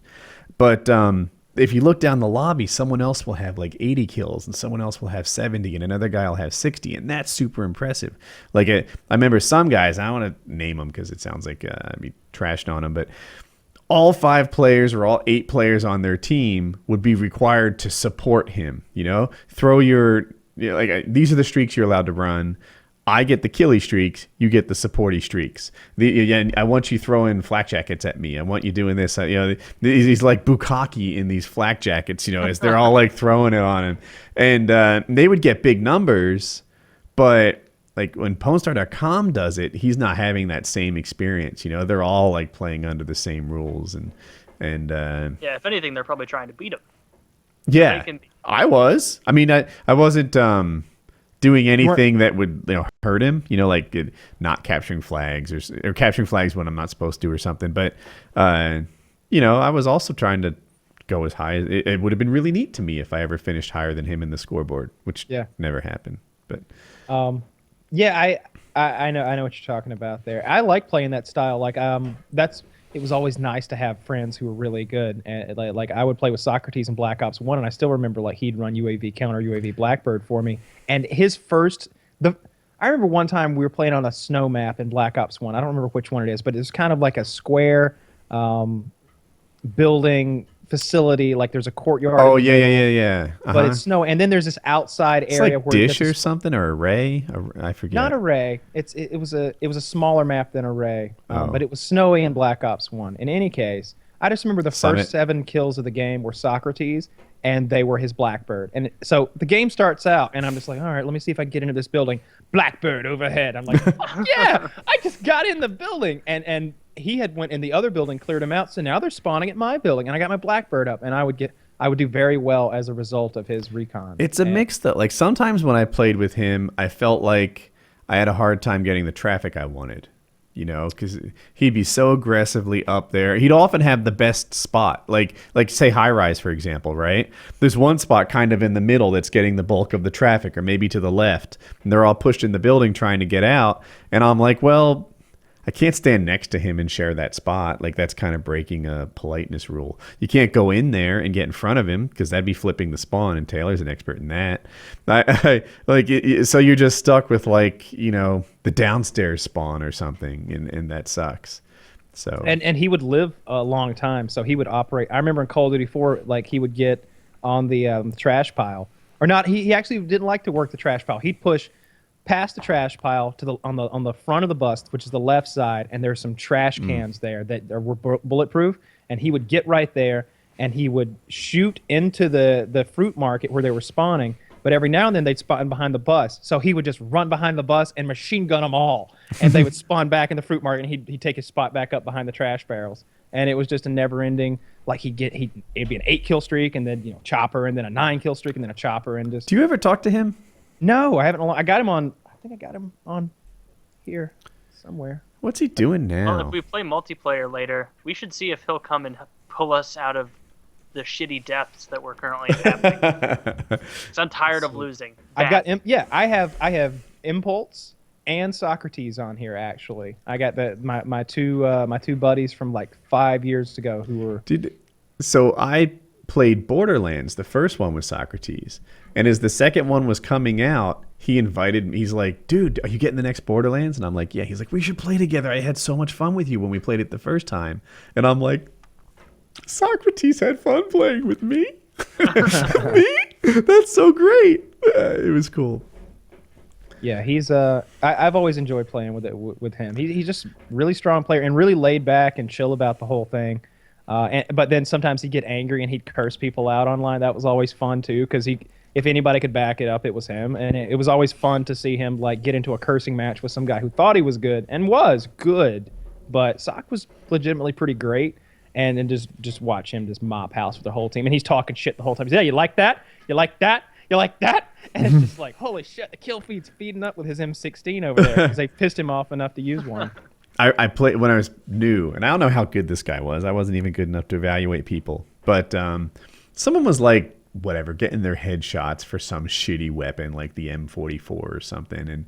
And a player was like, he won free-for-all. He's like, you suck. I kick all your ass, fuck your mom, etc. And he's like, what? You don't know me. You don't know you don't know how good I am. He's like, I'm gonna fuck. And he changed weapons, one like what is it, like MP5 or something that he's better with, and he just killed everyone. Everyone just murdered it, until the trash talker left the lobby, and it was like, I think I know him now. That was that I was legitimately good enough at Call of Duty 4 that I could do that. That I would win like almost every single free for all and virtually every cage match. I lost some cage matches. But I bet I could count them on 2 hands. Like I feel like I lost maybe. I played so much cage match and it would just be one after another. Like come on. And the best part would be because I knew the maps so well, and I knew something that most players don't know. I knew how to play the maps 1v1, the big maps like Countdown. I know where the spawn points are, motherfucker. I'm waiting on you. Like one guy would leave, he quit out, and I've only got 2 kills because I got my first 2 kills quick. And so every time someone spawns in, and I'm changing classes to keep the timer going, to extend it indefinitely. So like, you know, if there's only one player in the game, the timer starts ticking down, and after 10 seconds it goes, "You have achieved victory. Good job, Marine," or whatever. But no, I'll just keep like changing classes, and that extends that timer, resets it over and over until someone joins. It's a trick I didn't know. Yeah, they would join in. They're gonna spawn in that building right there, and I'm waiting by the water truck. As soon as they come out of the building, 2 bursts. He's dead.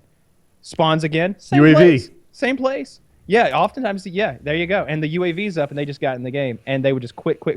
I'd have to beat 3 or 4 people to win each cage match. That sounds not like fun at all. That sounds really frustrating. My heart would be beating, because to me, it was about like pissing them off and getting a reaction out of them that would piss me off, and then still beating them. I really enjoyed like that they would come in cocky, or they would come in wanting to do something silly. And everybody played COD 4 for 2 years. It was a 2-year COD. So like there were a lot of guys who were cocky and thought they were good. And I feel like I wasn't as good as Socrates, not even close, but I was better than like 97% of everybody else, or something like that. I could really hold my own, especially in like my specialized game modes like Search and Destroy. I was excellent at Search and Destroy, and I was better than excellent at Cage Match. And I loved beating people who were admittedly better on the stick than me at those game modes, because I just knew how to play them better. That was my favorite moments in gaming go back to like some of the Search and Destroy games we played, and like the mind games that go into picking up the bomb and dropping it on defense and on offense. I loved if there's like 4 or 5 of them, and it's just me, and I've got the bomb planted, and I've got to defend it. You know, I know how to throw the grenade up from the basement and back lot, so it dink, dink, dink, and blows up the bomb diffuser, but I stay hidden down in the basement, and you know, I could hear the difference between them walking on the stone and the metal, and I'm just playing at a different level than they were, and because I cared so much about it. I miss that. I'd like to play some Search and Destroy in this game, but I need a team. We need some. What does Wings call them? Like ringers? What does he call? We need some ringers. Dudes who fuck the prom queen. Dudes who fuck the prom queen. I need some dudes who fuck the prom queen with like some 3 KDs who can shepherd me through these games, because I'm just tired of getting shit on it. I had a guy I played with all the time who had a 5 KD, and it was a little illegit because he would occasionally back out of a game, or you know, like whatever dashboard, that's what it was called. But if he never dashboarded, he'd probably have a 4.5 KD, and that's just really good, you know. It was cool winning every game. I enjoyed that. I also enjoyed being kind of protected from the trash talk, you know, because he'd just say don't leave, and that was nice. But it's sometimes nice to be the best guy in the lobby too. Like Black Ops 3, I played all by myself almost all year, and I was usually the best guy in the lobby. I like that too. I don't care if I'm the worst person on my team in this game. I just want to bring home a couple W's, because right now we're just getting.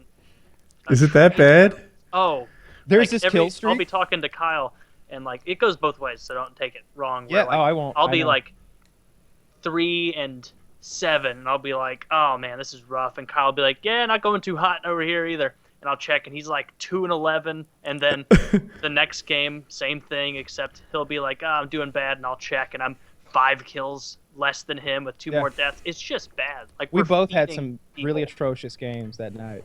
At the end, I was like, and there was a terrible game where we really got our shit pushed in, and I was like, well, I'm gonna call it a night on that note.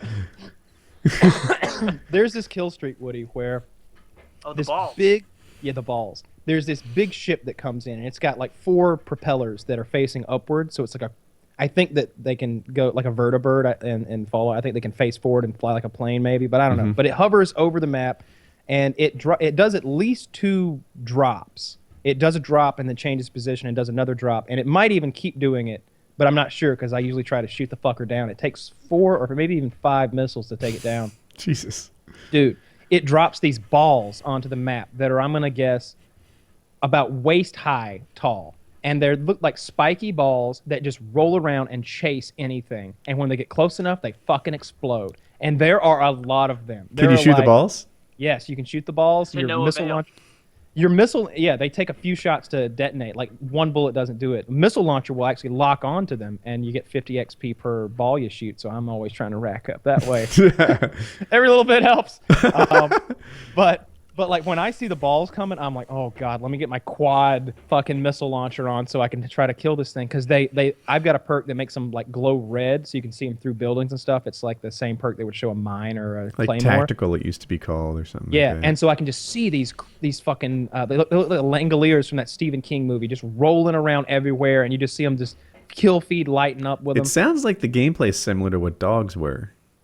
Yeah, it is. But the thing is, that kill streak is like, I'm guessing here just by their position, let's call that a 12 kill streak, a 10 kill streak, maybe 14. I don't know. It seems pretty high along through there.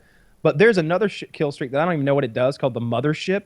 That's the maxed out kill streak, and it seems like it's way down there. It's like it looks like a 20 kill streak or something. I haven't unlocked it yet. I don't know what it does, but I'm curious. I'm always curious about the most powerful kill streaks. So far, what I've seen from that game is the kill streaks are effective and pretty devastating, and not a lot of people are running rocket launchers, it seems. That's those balls in particular. That's what I've seen so far is the balls, because when we first got it called on us before we knew what was going on, is we were in the game, maybe 40 to 32, so not doing well, but we were in it, and then the balls get called in. Minute and a half later, it's like 67 to 34. It's like, God damn it, these balls. I am sure that I'm sorry to cut you off, but at like the conclusion of PKA, there's going to be like a couple. I don't know what to call. There's going to be a couple motherfuckers who are like, you need hand holding, because like, this is what I train for. A couple guys who are everything that you're asking for, who are more than happy to play. You don't have to have a 3 KD. You have to be able to combine mine and Kyle's aggregate KD and then be able to have a 3. So having an anchor tied to you. So a 6 KD. Yeah, 6 KD. It would be nice to have like a couple of good players, maybe even a full team. Like I'd like to play with a full team, have a full party, and I don't need like complete skull crushing abilities, but just to keep things coordinated and have air support all the time. That would be nice. We could win 2 for 3. I'd be happy. Yeah, sure. Like right now, I feel like we're losing. It's 50-50 at best, and that's really reaching, because we also play with Taylor's girlfriend, and she's not acclimated to Call of Duty. She could go 1-10, and that wouldn't be shocking. Yep. Yeah, she doesn't play multiplayer. We need a guy who's been on the MLG main stage. Right? Yeah. Give me somebody who does Adderall for as a performance enhancing drug on a daily basis. Give me one of those guys. Onslaught out of retirement. He can help a bit. I like Onslaught as a guy. I talked to him about 6-9 months ago or something. He was on the show. Yeah, he was on the show 4 months ago or so. Yeah. More recently. Yeah. He's a great guy, and I remember when I met him, it was because I was doing Game Battles tryouts, and he stood out in particular because of his leadership. Like, there were some guys like Preyas, who stood out because they were just. Their KDs were outrageous every game. P-Reyes. P-Reyes. Yeah, he's a dirty thief in the end. I don't like that guy. He stole from me. Yep. Didn't you send him a capture card or something? That's exactly what it was. Like, it was. I could have just sent it, I guess, but he really wanted to make videos, and he was really good at Call of Duty. So I'm like, cool, I have an idea, and I'll send you the I think it was a Paj or something like that, or capture card. I don't know what it was, but I sent him an HD capture card, and I was like, hey, when you make like whatever $50 or something, you send that to me, and then all the rest of this is yours. I launch your channel. This is like a loan or something. You just pay me back what it cost me or less than it cost me to get you this, and now you have it forever, and you're all set. And I paid it forward, sort of. And what he did instead is he lent it to someone else almost right away. Never made a channel. He got it back, and then I think he sold it. And I'm just like, oh, well, you robbed me. Yeah, it's kind of a scumbaggy thing. Yeah. I had a bunch of those for whatever reason, and I sent them to a few people. I sent Socrates one. I sent my friend Wine one. Everybody always was like wanting to make videos, and I had a bunch of them. So I would send them out to people. I liked see, because they would talk shit sometimes. They'd be like, "Oh, I could do that." I was like, "Well, let's see it, motherfucker. Let's see your videos. Let's see how good yours are." I remember my one friend would always like make fun of my YouTube channel. She's like, "Talk to me when you got more subs than Hutch." And so when I finally like surpassed Hutch and had like 3 or 4 times what he had, I was like, "What now? What now?" And it was like, "All right, well talk to me when you got more than Ray William Johnson." Like, well, And fuck, PewDiePie. yeah. I remember high here. when my daughter was young. She's still young, but like when she was 12 or something, she liked a YouTuber a lot, and you know, I forget who it was, but she's like, "Well, you're not as big as X and X and X," and I'm like, "I'm bigger both in views and subs." Like In every yeah. measurable way, I am. Recognize who you're talking to here, 12-year-old daughter. You know, like, you Go to know? your room until you recognize how Yeah. dominant I am on this online media. I've had that before. I've been talking to guys at we were at our booth at a gun show one time. The guy was like, "You ever see so and so videos?" And I was like, "Yeah, I think I knew that." He's like, "He's got to be like the #1 guy though, right?" And I'm just like, I would say like number 37 or something like that. Mm-hmm. You know, he's got 114,000 subscribers. Like if you're doing gun content, it's Yeah, my brother did a similar thing. There was a gun guy actually, and he didn't mean to put me down. My brother, I like my brother, but he said it like, you know, "Oh, this guy's really good." that guy's such an asshole. By the way, I know the guy you're talking about. He's such a douche. Yes, he is. Most of the gun guys out there are really cool guys. Like 22 Plinkster, Richard Ryan. I could go on, Iraq veteran. I could go on and on. Hickok. All those guys, really cool people to talk to in real life. But there's a few of them who are just like weird. Particular weird guy to say he comes off as a know-it-all doesn't fully explain it. It's like not only does he know it all, but you're all dumb. Videos. I don't know. My thing is like I've heard of things he said, not just about me, but about just people in general, and like his general attitude about the whole thing, and like I'll go to like these meetups that we do every now and then. We did one in Vegas last SHOT Show where it was, you know, all the gun guys were there or whatever, but this guy's not. He's not there, and like. I mean, guys who are the older, like Hickok was there, if I remember correctly. I know Jerry Mikulek was the championship shooter guy. He's really cool. All those people, really fun people to talk to, really respectful, funny, like grown-up dudes for the most Hickok part. seems like a good man. Yeah, I like him. Yeah, him and his son work together on the channel. I think his son's a big, an integral part of what he does there. But all those guys, really stand-up, cool guys, been very nice to me when I've met them in person. But there's... That one guy is just a jerk. Is the Stolen Valor guy supposed to be cool? He does I have no idea. You have no idea. Oh. That he's not that's all he does is like expose Navy SEALs on YouTube. I think. No. I'm talking about the guy who did Stolen Valor. Oh well, I think Stolen Valor is exact. I don't know the exact thing about that. Yeah, he's a nice guy. Is that a guy's name? No. I they're- forget his name, and if I knew it, I probably wouldn't want to say it. But I think that he talked about like time in Iraq when he actually got. I think what he actually did is get into boot camp, but not finish it.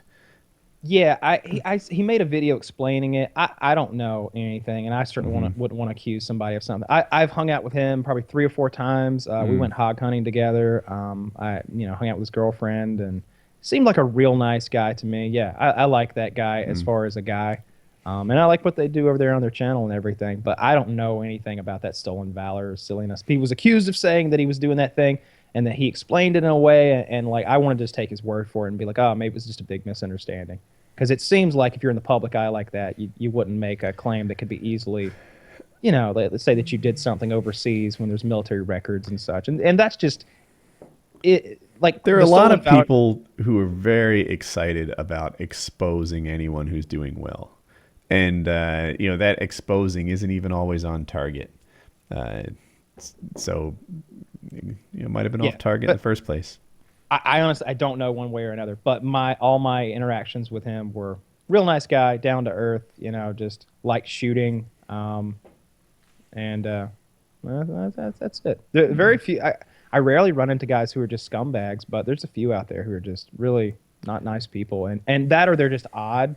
Like just because they're popular or famous or not popular and among like a few 100,000 people on the internet doesn't mean that they're actually good at being social in real life, and that's showing whenever you get into a phone conversation or like an email conversation or meet them in real life, and it's like, oh, you're one of those weird motherfuckers that like I wouldn't even want to associate in real life. That's you. And that's how that one guy. That's the category that one guy falls into. He's like a creepy old guy in the back of an Army Navy store who's gonna like drop some racial slur when no one's looking or something. You see him Vietnam combat boots? Good for stomping faggots. You know? like the Army Navy guy in Falling Down. Like that's who he reminds me of. I don't even think I'd know who you were talking about if you told me his name. Yeah, it doesn't matter. I don't think you would. I'm not trying to like hint Only at it. I don't people want I anybody. watch are you and Hickok. Yeah, I like Hickok. I like Demolition Ranch too. I haven't seen his stuff in a while, but he is what I think teenage Kyle was like. You know, like he's like, hey, in this video, I'm gonna disassemble a shotgun shell and throw it out of a pickup truck and get the thing to go, and you know, like I think he like rigged up 22s in such a way that when he threw them, they'd land on the primer. Like I guess he just put a weight on it or something, and that was kind of neat. He's throwing them out like I think they're called snappets. That little like little fireworks that you give little kids. But he's doing it with ammunition because he just like weighed it and it would land on the rock and it would just hit the striker. A primer? Help me, Kyle. The primer. Yeah. It'd be called it's a center fire. Well, I don't know. It's a rim. It's rim fire. It doesn't really have it's rim fire, but it's technically a primer back there. In any case, I like him. And, it's not, but it's neat. I think Richard Ryan's my favorite because I know what's going into those productions, and his productions are super high effort. This video that's going up this weekend, fingers crossed, it should be. I think last I heard, the editor's just adding like some graphics to the end slate, so it's done. Should go up Saturday. If you're listening to this, it's probably up now or tomorrow on FPS Russia. Yeah, but you know that was a collaboration with me and him, and he's just so funny. Like there's a few parts where we're like cracking jokes and stuff, and he's every step of the way he's good for a joke or you know to say a thing in a funny way. He's an actor. I mean, we should get him on the show again. And I'm sure people really liked him. Yeah, I think he said he'd do it anytime. I hung out with him that whole week out in Texas and made that video with him. Got his slow-mo cameras out there and got him in the video. And the way he's doing stuff, we were talking about like how much it costs to do a production and everything. And obviously that one was very expensive to do, but like he was like, dude, I'm just doing stuff like cut and dry, baby. Like lots of cell phone videos. He had like 25 or 30 cell phones, like bunches of iPhones, bunches of Samsung phones or Android phones in his car that he bought. Some of them new, gotten some off Craigslist, and he's just destroying them in a variety of ways. He had his hoverboard there. And, is that recent? Because he did a series like that a year ago. He's always doing that. That's a big. I think he has a channel that's just him destroying like consumer electronics. He had like 6 different ways to destroy iPhone 6s these were like hot off the presses. He stands in line, pays full retail, and then goes and destroys them in fun ways. It's neat to get enough views that makes sense. Like you might say like, you know, oh, he makes better videos than some smaller guy, but you know he's getting 2 million views on it. Some smaller guy would have gotten 20,000 views on it and really lost his shirt on that video. I don't know what we did he's uploaded because he made several little videos, but one of them was him on a hoverboard going through the house we destroyed with a 300 blackout saw, like an M249 saw that's chambered in 300 blackout cartridge instead of 223 or 5.56. I knew what you meant. And for the audience, and he's just rolling through there, and he's just like, and with the big fucking heavy machine gun, and he's shooting it on the hoverboard like no problem. That was really cool. And then of course we shot the hoverboard with a 50 cal machine gun. As you do. Yeah, and he and I were talking about the whole thing where like, you know, the comments would be like, you could have give that to me. And I was like, you know, with that hoverboard though, you could have gave that to me. I was like, I want a hoverboard. Like, do you know what? I want a boosted board. Have you seen those? It's like it's a skateboard, like a longboard skateboard. Oh, I have seen those. And it goes fast. It goes like 20 miles an hour. And Casey Neistat uses one. I saw him. That's where I saw it. Yeah. Cool. If I had one, me liking his videos and emulating it to some extent would be complete, and they would just give me untold amounts of shit. And 2, I have no reason for one. Like if you live in New York, all those last mile solutions make a ton of sense, right? Like driving a car in New York is often not the best idea. Bicycle, hoverboard, you know, you're a traffic ninja on those things.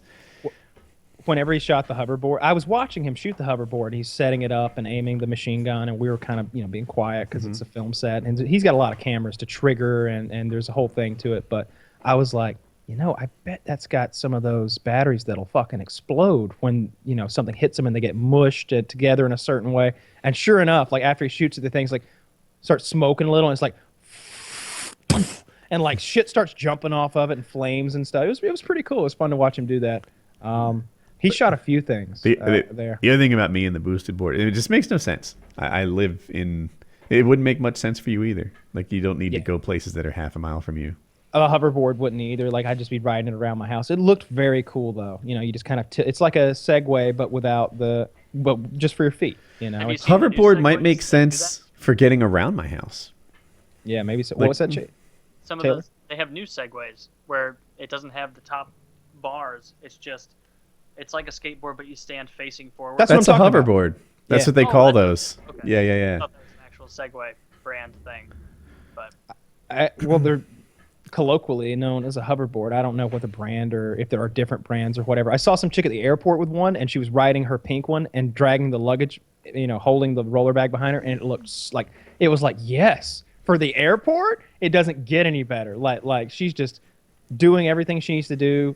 Like had her phone in one hand, dragging a roller bag with the other, and she was pulling it off so well. Why not just roll out the red carpet for heart disease, obesity, and diabetes? Like, just make it even easier. I don't know that she was fit. Hoverboard probably is some sort of exercise. It's like saying a motocross bike is no exercise. No, it kind of is. I don't know. I didn't even ride Richard's before we destroyed it. I meant to, but I forgot. But in any case, I really enjoyed working with Richard. I've done a few little things with him, and I gotta say he's genuinely the nicest person I've met on YouTube. When he first started contacting me like 5 years ago, wanting to work together, I was like, no, stay away from that guy. I don't know what his deal is. He's being way too nice. He's being way too nice. I was like, there aren't people that nice. He's fake. This guy is being fake, and he's trying to get in close with us, and he's trying to I don't know, take advantage of me somehow or make money off me somehow or something. And for years I felt that way, and I even ran into him at a party out in LA, and I was like, I don't know about you. You're just so goddamn nice. Why are you offering me all these contacts and want to introduce me to Philip DeFranco? Who the fuck are you, you nice piece of shit? But then as the years wore on, I was like, is Richard Ryan just a real nice guy? And everybody's like, yeah, right? Like he's too nice almost. It's suspicious. And I'm like, I know he's too nice, but he really is. He's so nice that it's almost suspicious. But I've had him come down. The long con. He was in Tennessee. I needed to do some filming, and he was in Tennessee. And I was like, "Hey, could you come down here and help me do this thing? I can't get slow mo. It's gonna cost me an arm and a leg. Like it's gonna cost me like $10,000 to get the camera work that you could provide. And could you come do this thing with me?" And I offered nothing in return, no promotion whatsoever, anything like that. And he drove from Tennessee down to where I am, which is like 3 hours. Spent 2 days with me with his $500,000 of cameras and gave me all of his time. And at the end of the videos, whenever I was like, oh, and go check out Richard Ryan at his channel, Full Mag, he was like, afterwards, he was like, oh, you didn't have to do that. I didn't think you were going to do that or anything. I just wanted to help. And I'm just like, stop being so goddamn nice. You'll never get ahead in life. Be nice. Stop it. He seems to be ahead. He is. Yeah, he's doing just fine for himself. But I really like Richard. He's just genuinely so goddamn nice that it comes off as suspicious when you first meet him. But I got to say, that's what Sage Northcutt is like, the UFC fighter who's had one fight. He's just... Yeah. If I could count the number of people who say that about me. Zero. Not even once. If I had a nickel. If I could count the people who say I'm a pedophile, money scamming, money whoring, something else, manipulator. You'd have enough to rent a kid for a day. Kids are expensive. I don't know if you've ever rented one, but $1,400 an hour. Yeah, jeez. Depends if they've been rented before. Yeah, too old. Yeah, you don't want too much mileage on there. No, they're hardly even kids anymore. They're docs.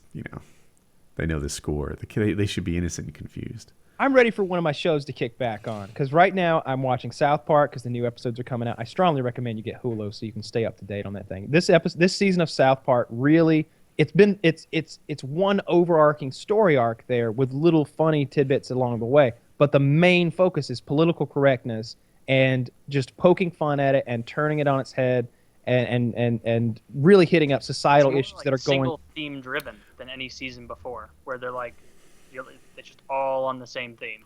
Yeah, so the principal has been replaced, and they did it in the first episode. They replaced the principal with PC principal, and he's still the principal and we're like 6 episodes in or something like that, and there's only 10 for this season. And now it's been, like I said, revealed that there's an overarching like secret going on that's just been revealed, and you're like, oh, so this goes back to almost virtually every episode we've seen. There's been a clue to this, but now we're starting to realize that something's going on.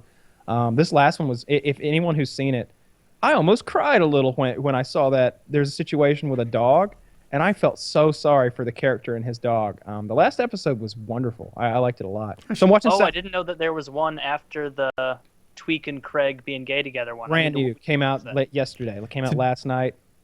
We talked before the show about Al Irizarry's thing. It's called Master of None. Oh. Aziz Ansari. That's not what I said. I thought you were trying to talk about a news story from Al Jazeera. Me too. Yeah, me too. I would have gotten Al Jazeera right. No, say his name slowly for me. Aziz Ansari. That's not even that hard. Aziz Ansari. Yeah. All right. So have you guys seen Master of None? I watched one episode, the first episode. Watched the first 3 or 4, I think. Pretty good, I think. That's his father, you know. Yeah, and his mom. I think it's like the 5th episode or something. It's called Parents, and it focuses on the parents almost exclusively. And so what I took from the first episode, and I feel bad for even like talking about what I think about the show after only seeing one episode. I feel like you need to see at least 2 or 3 episodes before making a judgment on a show. But the things that struck me was there were funny moments, but it reminded me a little bit of Louis C.K.'s one of his shows, and how it's like hyper realistic at times, and it feels like it's more like a documentary, like you're just watching him go about a day. That is a bit comical, but it's so rooted in real life that it's almost like It's Always Sunny in Philadelphia is a bizarro world, right? Mm-hmm. Where everything's kooky and funny and silly, and the characters all have these massive character flaws, and they're literally like sociopaths. But here it's like, okay, this seems like what Aziz Ansari's life is like if you combined like a lot of the interesting events and combined them into one day. And I don't know, I like that it started out with a condom breaking, and he's like, well, there could be some pre-cum in there, like there could be some sperm in there, and she's like, I don't know about that, and they Google it together. They literally Google it on their phone, like they were having sex 90 seconds earlier. There's a little conversation that ensues, and then they're just Googling on their phones. And then funny. they go get Plan B. They go get the plan. They go get Plan B, and she takes the pill or whatever, and he's like, oh no, this is on me. And I thought all that it seems so like a bit dark. But I was like, oh, this is going to be interesting. And I don't know. I watched the whole thing. I liked it. And there were certain parts of it that I thought were pretty funny. I liked that he had to, escort the little girl to the bathroom. And there was the whole he's like, I don't have to do anything. She's like, no, I just need you here because I'm scared. And, he's like, all right, then. And then later on, she's like, he took me to the bathroom and told me not to tell anyone. I'm like, yeah, that's good. I like that. But it wasn't laugh out loud funny. I'm going to give it another chance because I like Aziz. There were a couple in the 3, maybe 3.5 episodes that I watched. There were a handful of laugh out loud, not hysterically, like a belly laugh, but a couple titters here and there. Exactly. Yeah. It is funny. I feel like Taylor doesn't like most comedians. I like Anthony Jeselnik. I'd say that's fair. Anthony Jeselnik is very, very fun. Did you like it? Did you like his special? Because I thought that was fucking 2 thumbs up. That ranks up there almost with some of the Bill Burr stuff. It's definitely better than Bill Burr's last special, the black and white one. No, they're so different in style that it's hard. Jeselnik has that really, really flat delivery, that monotone thing, very deadpan, and lots of dead baby jokes and stuff like that. And I like how he'll be like, oh, we're just getting started. We're just getting started. That's what I open with. I open with the dead baby. It's all downhill from here. He grades the audience a lot, right? Like if they don't like a joke, I saw it. I like his style. I like the mean swarthiness of it, where you're just being over the top, crude, and gauging people's responses. I like the confidence in it. Like they would decide a joke was too far, and he's like, oh. No, we're going farther. It was just kind of you as an audience, you might not be suited for this. The show is great. I'm confident in that, but you might not be good enough for it. And like that's not a quote, but it's like he lays that out there. Yeah. Getting back to like you saying, I don't like most comedians. I mean, I'd say that's true. I'd say most people don't like most comedians because there's so many out there and so many are shitty. It's just with the TV show thing that like so many comedians are having TV shows now. I would say that a top comedian. I like the first couple episodes of Louis when I first saw it, and I liked the first episode of Aziz's show when I saw it, maybe the first couple, but I feel like both of those shows are similar in the fact that they go quickly from trying to make you laugh to just a really ham-handed approach at like, oh, and this is how the world works, and here's like a way too real of a depiction of this, and it's just like, I don't know, they're trying too hard to get a message across at the expense of humor. Who's the Australian comedian who he has that Jim really Jeffries. funny? Jim, did you watch Jim Jeffries' show? Yeah, that was funny. That's funny. And got the very first season, funny. the first season is very good. The second season is pretty damn good. He's got that really, really skinny guy The paralyzed guy. Yeah, who plays like his paralyzed friend, who's like, I think he's paralyzed. Maybe his hands work. No, his hands don't work. I think he's like a quadriplegic, and they make that hysterical. Like there's a time when like the quadriplegic guy gets an online girlfriend, and she wants to see his dick, and so like Jim, he pans the camera down, and Jim whips out the guy's dick to show it to her, and he's got a monster dick, right? Like it's huge, and he's like, you gonna jerk it off for or whatever, and he's just like, you know, and like when that's exposed, they're like, you jerked your quadriplegic friend off so he could make a connection online? You're the greatest friend ever. Yeah. And then there's a super touching moment where the girl is like, she pulls her camera back, and I think she's like, she doesn't have any legs or something like that, or she's got an issue too. And I'm like, and what so is it this went from on? FX, maybe? Yeah, I think it's FX. It sounds like the FX. Playboy channel or something. Like there's some.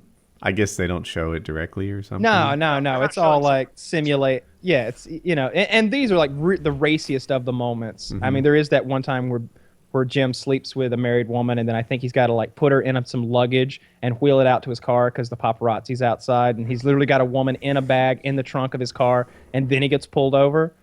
Dude, there's in Master of None, there's a scene that rivals that. I guess I'll spoil it for you because it's fun, but he meets this woman. She's married, and she's like great in a lot of ways. He totally loves her and everything. Then he finds out she's married, and he's like, no, I'm not going to do that. You know, like you're in a marriage. I'm out.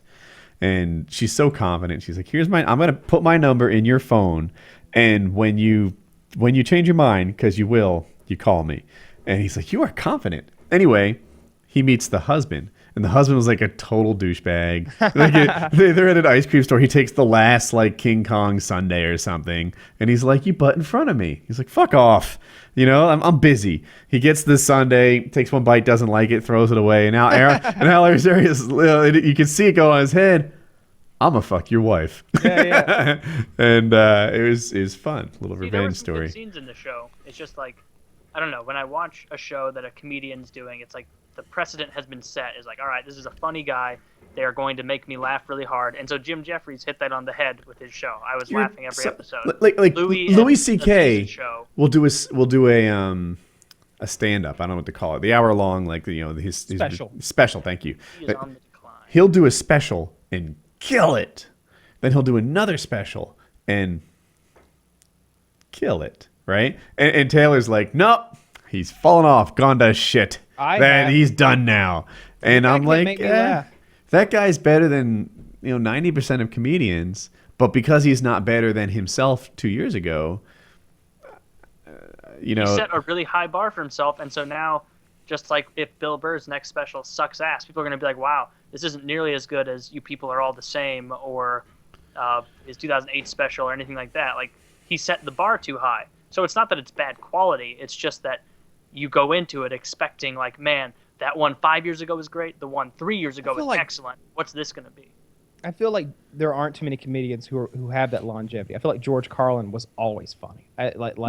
George Carlin stuff always was great, But then, I mean, I look at somebody like Eddie Murphy, who I consider to be one of the greatest stand-ups ever. Chris Rock too. Like I guess I mentioned him because they're both black. But like Chris Rock's had like 2 specials. Bigger. Richard Pryor, was Richard Pryor good? Bill Cosby. You like Bill Cosby? I didn't really like Bill Cosby's stand-up. I liked Richard Pryor's stand-up quite a bit. I thought it was pretty fucking good. But I think that Eddie Murphy is probably one of the best there's ever been. But I've only seen like one of his specials that I thought was his best one, and that one feels like to me like. But I feel like Bill Burr's got like 3 that are like gold, like his. There's maybe 4. I've seen 4, I think, but his first 3 were just golden. Every one of them. I've sat and watched them with like lots of different people. I've seen them each 2 or 3 times, and they're still hysterical. When he's talking about the dog, he's doing the dog's voice and describing how the dog's all hyped up and and you know, he's got great delivery. His eyes are all like he looks like me. He's like and you're just like, he's selling it so well. Talking about the dog and the girlfriend and how the girlfriend's like, yeah, he's a pit bull mix. It's like, mix with what? Another fucking pit bull? Like, this thing's a killer. It's a killer. I feel like a lot of Bill Burr's stuff. I'm sorry, I thought you were it wrapped around kind of women hating, for lack of. I wish I had a softer term around that, but he was like women arguing, women being crazy, like a lot of that. And then he got married or something and changed his routine, and he's had a hard time rivaling the women hating stuff. He still does a lot of the relationship stuff in his material. You know, I hope him the best in his life. I hope he and Nia, his wife, are happy and do very well. I don't. But imagine the slew of material that's going to come if they do get divorced. And all of his predictions for the years came true. About, so let me tell you what I was really thinking last year. Yeah. Yeah, that would open up a whole new era for him. But at the same time, she took the dog. You know, it'd be great. Now, like I'm sure, like I would love to see the material if that woman left him and took the dog. He'd be talking about like visiting the dog and how the dog looks at him out the window and everything. Like he could have so much fun with that. Yeah, he needs something bad to happen to him to make some good comedy. I Louis C.K. I could write one. He's never made me laugh once. I've watched I keep watching his specials because I want to be part of this team that thinks he's hilarious, because everybody's a member, it seems like, but me. And I don't want to be some hipster douchebag who's like, Louis C.K., it's so mainstream. That's not me. Like, I'm up for these mainstream anything. I think is fine by me. I'm not going to... 2008 special is really funny. I watched it. I didn't like it. And I watched the first, 20 minutes of one, didn't crack a smile. I watched the first 30 minutes of one, didn't crack a smile. And then I watched the whole hour of one of them and laughed maybe twice or something like that. And I was like, I don't like you. I feel like his most recent one, I only started to appreciate it in hindsight, that but maybe routine. And that's not what you want in a comedy show. True. Is you want just visceral, laughing because you're finding it so funny that you can't hold it in. You don't want it to be like, you know what? What a poignant observation. Carlin had that. Did you see Colin Quinn's? Colin Quinn has that. Do you see Colin Quinn's thing about where he goes through history with all the visual? He's got a big screen behind him, and he's going through history, giving you a comedic history lesson. Me and Chiz watched that, and that's better than anything Louis C.K.'s ever done. Fucking Colin Quinn nails it. Colin Quinn's been on the Opie and Anthony show a lot, and he's really funny. You know what's interesting to me? I feel like a lot of comedians who are wildly successful in other areas still value their comedy a ton. Like Seinfeld, right? Seinfeld doesn't need fame. He doesn't need money. He doesn't need anything. He lives his life for himself. But I still feel like how he's viewed as a stand-up comedian is a big part of his identity. Joe Rogan, right? To me, Joe Rogan's the UFC guy. He's a black belt in Brazilian Jiu-Jitsu. He's a talented stand-up fighter. He's the UFC commentator that is the gold standard, the number one. There is no better. He has a really successful podcast, but he seems like a big part of his identity and self-worth is how good his stand-up is, which I'm told he's killing it lately. I haven't seen any current stuff. I know you don't care for it as much, but I love his thing about the monkey stuff left over in our brains when we were climbing mountains and stuff. I love his thing about the can of bug spray. He's like, I have a can of poison with your face on it, and I'll spray it until it is light. I like all that. And I watched his special and really enjoyed it. To me, I like a lot of the stuff he's done. I like the show he's been in, Fear Factor News. This thing was called News Radio. Yep. His UFC stuff is great. His everything he does, I really like. I like his podcast. to me, historically, his stand-up is the thing I like the least. But I'm Have you told ever he's seen- killing it, so there's Same. more to see. Have you ever seen him handle hecklers? I'm He's so great at that, unimpressed too. with that. I am Really? so unimpressed with almost everyone who handles hecklers, except for Oh, that I one don't think- skinny British brown-haired guy. That's I've- hard. I've- Like you have to think on your feet the whole No, time. bullshit. Oftentimes, Unless they're It goes playing. both. There's two things. I know what you're gonna say. They have pre-programmed responses for just about any that's insult. only half of it gone. But I've seen them play off of what they're saying specifically, like things that only had to do with what the guy was doing right here and now, and just pick that guy apart. There was one where like Jim Carr does that well. I think that's the guy's name. somebody was making fun of what the comet was wearing or something. He turned this whole he's like, it's a fashion show. He just kept like Rogan did that. Oh god, that sucked. He's like, this shirt is stupid, but I bought this shirt knowing it was stupid. You, on the other hand, thought that shirt was nice. And your shirt. No, that's not the one I was thinking. I have Oh. seen what you're talking about, and maybe that wasn't so strong. But Here's I the like- thing. I feel I like when they handle hecklers. because they're on stage, everything they say comes with a huge advantage. I do it on woodycraft.net, actually. So someone will be like, Woody, you suck dick or something like that. And I was like, I thought we agreed. You love that. And everyone wrecked, oh my God, destroyed, etc., etc. Like, I didn't really beat him that bad, but everyone's on my side because this is my home court. Because that's the power dynamic. Perfect. And I could go on with the half funny repeated bullshit that I say on my server, but the power dynamic is so flipped, like all I have to say is send pics or something, and everyone's agreeing that I destroyed this guy verbally, when in my personal scorecard, it was pretty close. And all these, look at this guy destroy this heckler. Yeah. According to the crowd, he destroyed the heckler, but the crowd had handed out that win before it even started. I like Rogan better than Louis C.K. I prefer. I would rather go watch Rogan do stand up, especially if he's doing a special like recording or something. I'd rather go to Joe's than Louis C.K.'s. I feel like disagree there. I feel like Louis has a preamble at the beginning where he's like, "Hey, I'm that real famous comic guy. I'm gonna be funny tonight. You guys ready for that? Because we all know who I am, right? Like, there's this whole thing where like he's aware of his star status and that he's expected to be funny, and like I don't want all that. I want you to be funny, not tell me you're funny. And he doesn't do it for me for whatever reason. It's just maybe it's a personal thing. But my favorite comic, I really love Bill Burr. I guess that's not an unpopular opinion. All those classic guys. Jesselnick, I really like. I like Amy Schumer, though I feel like that's an unpopular opinion that you're not even. She has a joke. She said that I used to date Mexican guys, but now I prefer consensual sex. Yeah, that's I like a lot. That- There was one about how like the guy was talking about like anal or something and suggesting it, and like she was talking about like he did some like tiny thing that he's like, well, maybe you want to do something to my butt. He's like what? Like rub it? Like touch it? And it like the punchline is she's like, and then I fisted him in the ass, like just turned it around on him completely. I like her stuff. It's really dirty and sexual sometimes, but like All the time. what I most of the appreciate time. All about sex. When That's hit- her only topic. when the words are funny, lot of I it. get a big. I really value a comedian, right? Like Chris Rock. A lot of the stuff Chris Rock says, when your friend retells the joke, it's still funny.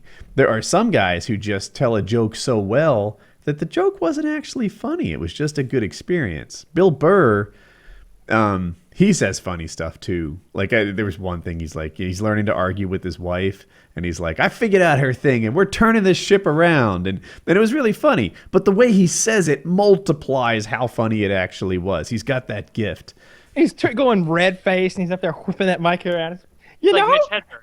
Yeah, Mitch Hedberg, like his delivery and his cadence made it so much funnier than if you were to go up there and say like, oh, an escalator can't break, it can only become stairs. Like, still true, but it's not funny because it's not him saying it with his sunglasses and his weird cadence. Like, I like Dimitri Martin's first special. He's kind of a prop comic, I guess. He's got a lot of props going on. It's called Dimitri Martin Person. That's the name of his first one, I think. That's the I one like his not to like crack up at, just because I'm interested in everything he's going to do next. Yeah, and like, there's some thinking involved. I'm like, oh, a little funny wordplay there. Very smart, He very smart. draws- Can you? he draws things and he's ambidextrous, and so like he'll draw a picture with both hands at the same Both time. hands. I It's think cool. that's neat. That he is plays neat. instruments. He plays instruments during the thing. He does. I know he definitely plays the guitar. I think he does that thing where like he's playing the guitar and like he puts on the mic that harmonica. Like he like puts his head into it as he's playing the guitar and maybe doing a third instrument. And you know he's doing comedy songs at points, but he won't get into like a whole 3-minute What's song. his It'll name just be again? Dimitri Martin. Dimitri Martin. I He's I like think a he spells better it D-E-M, not D-M. This sounds like someone I'd like to check out. He's a young guy. He's got kind of an interesting look, like really plain, like nerdy kind of look. And You know- very intelligent. You know who I don't like that everybody else does like? Bo Burnham. I agree with you there. I don't like him very much. Yeah. I think of the sing-songy comics, Dimitri Martin's way funnier. Who's the guy who does all the food stuff? The really he had the Jim Beyond the Pale. Jim Gaffigan. He was on Stern recently. I like Jim Gaffigan a lot. I love all of his food comedy. I like that he's he's a really clean comic, and he was talking to Stern about that. He's like, he's like, I got nothing against dirty comics. He's just, that's just not me. He's like, I'm just being me. I don't curse like that in my day-to-day life. And he was talking about his hate for shellfish and all this shit. But I love he's talking about Subway and how like bullshit Subway is, and how there's that like at the bottom of the tuna thing, there's that liquid. He's like, oh, a nice tuna gazpacho. I like him a lot. I think he's got a new TV show himself on TV Land. Yep. It's his second TV show. He said he was talking about why his first one failed or whatever, and he was like they were writing. He's like, my character is called Jim Gaffigan in the TV show, but I don't get to write a word that I say. He's like, and that just wasn't conducive to a good show.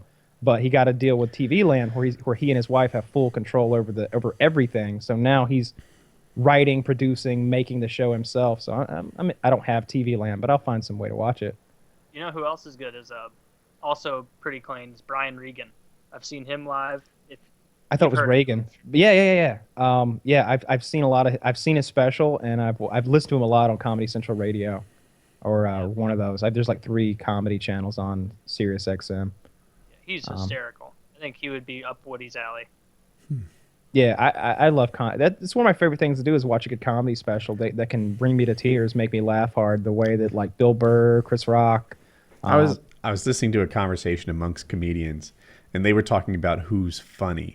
And I think that defined a lot of why I think certain people are funny. And it's like, if the material's not good, right? It's one of my criticisms of Seinfeld that no one agrees with but me, that like the lines aren't that good. It's a show about nothing. You know, they can say, like George Costanza will be whatever, like, I'm frustrated, this is boring. But no, he doesn't deliver it like I just did. He's, like he explodes and he turns it into something great. Whereas if you had regular people reading the lines, there'd be nothing to it. What if the screenplay has exclamation points in it, and the director says, "No, more"? The way that Jerry played with Ellen, the way that like Costanza played with everyone. I don't want to be a part of it. The way that Michael Richards would bust through the door and whatever, like that stuff was actors turning something normal into something big. And we will agree to disagree. Okay, so when I look at what comedians do, a lot of times I'm like, is what he's saying funny, or is he just saying it funny? Because I want both. Yeah. Equally valuable. Or no, it's more valuable to have something funny to say than rely solely on the voice. I'm not sure. I have a hard time picking. You could rely solely on the voice and go forever because you don't even need worked material. Like Bill Burr's podcast, the one where he just goes by himself, a lot of that is just entertaining because of the way he tells the story. I watched him talk about the first UFC event he went to. And oh my God, he loved Michael Buffer. God, I hope I got his name right. The announcer guy. He loved the experience, the fight, this and that. And he's talking about it. And I'm so engaged. But if I retold that story, people would be looking at their watches. It was all his delivery. And so... That's true. Not that he has no good material when he does his stand, but like when he just goes off, a one-man show or whatever, a lot of it's just his delivery. I liked Dana Carvey back in the day. I like his impressions and stuff. I'm trying to think. It's hard to remember their names and specials and then get it all together. Yeah, Jim Jeffries, I think, is one of the modern greats. I really enjoy Jim Jeffries. His whole thing about like that sex toy getting stuck in his ass and like.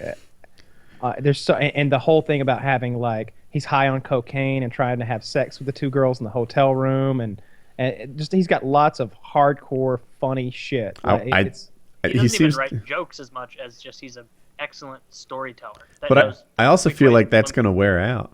When we started this show, I did a thing called Cool Story Bro, right? And I had like 8 or 10 like cool stories that I would just tell, and you know, people oftentimes didn't expect them from me. And you know, like every now and then you still go, "What do you tell another cool story?" Dude, you know them. Yeah, you know? I'm out. Yeah. 2 years. Well, hang on, let me go do some cool shit this weekend. Exactly. I got to jump out a window or something because like. And I feel like that could happen to Jim Jeffries too. Let's have like a charity dodgeball game, but the charity is for some like, I don't know, like some disease that really affects your hand-eye coordination or something. So we end up playing against a bunch of cripples. I feel like that would be fun for stories. Like if we could play dodgeball challenge. Bam! There you go. Like forget the ice bucket challenge. We're whacking. We're whacking these ALS patients with foam balls and just show no mercy. That'd be great. Dodgeball for the blind. What the hell does ALS stand for? They have that. They have dodgeball for the blind. I watched them playing it on Reddit, and or was it soccer? It was soccer. Yeah. Because you could hear the ball coming, and but dodgeball would have been much. And they just funnier. lay themselves out, like they hear the ball coming, and it's like clink, clink, clink. And most of the team was just like, all right, that one's too far for me. But some guy would like dive and lay out flat and be the barrier to stop him from scoring. Yeah, blind dodgeball would be much better. You just put something that makes noise inside the ball, so as they're coming, you hear them screaming. Yeah, Right? Fuck yeah. And Nerf footballs. And like maybe we blindfold ourselves and play against the blind kids. I wonder how many blind fans we have out there. We could arrange this quickly. Even if it's just one, and I get to like being a blind kid, like fair warning, I'm cheating. Oh, you're just putting that out there. They can't even tell they're blind. You totally get away with this. We notice there's one kid who's just black and bloody. That's the one Woody's been picking on for the last 15 minutes, just beating him time and time again. You signed up for it. You signed the waiver, you little bitch. No, no moms at this game. You'll call the show there. It's 1:20 in the morning, and if I'm gonna squeeze in any real kind of zombie game tonight, I better get started soon. All right, that was Painkiller already, episode 256. I hope you guys enjoyed it. When are we gonna do PKA plays? Be sure to check out dollarshaveclub.com/PKA and of course woodycraft.net, cause fuck the haters. It looked like my headset's arriving on Tuesday. I ordered it Prime, so I thought it'd be over in, in 2 days, but the little status thing said Tuesday. Well, then we got to get on this zombies and be good enough for PKA plays when it rolls around. All right. Well, I think we're getting pretty close. Let's do that fucking ritual tonight and get Pack-a-Punch going. We can get it done tonight, I think. All right. So PKA plays not this weekend, Soonish. but maybe late next weekend, something like that. All right. That's a show.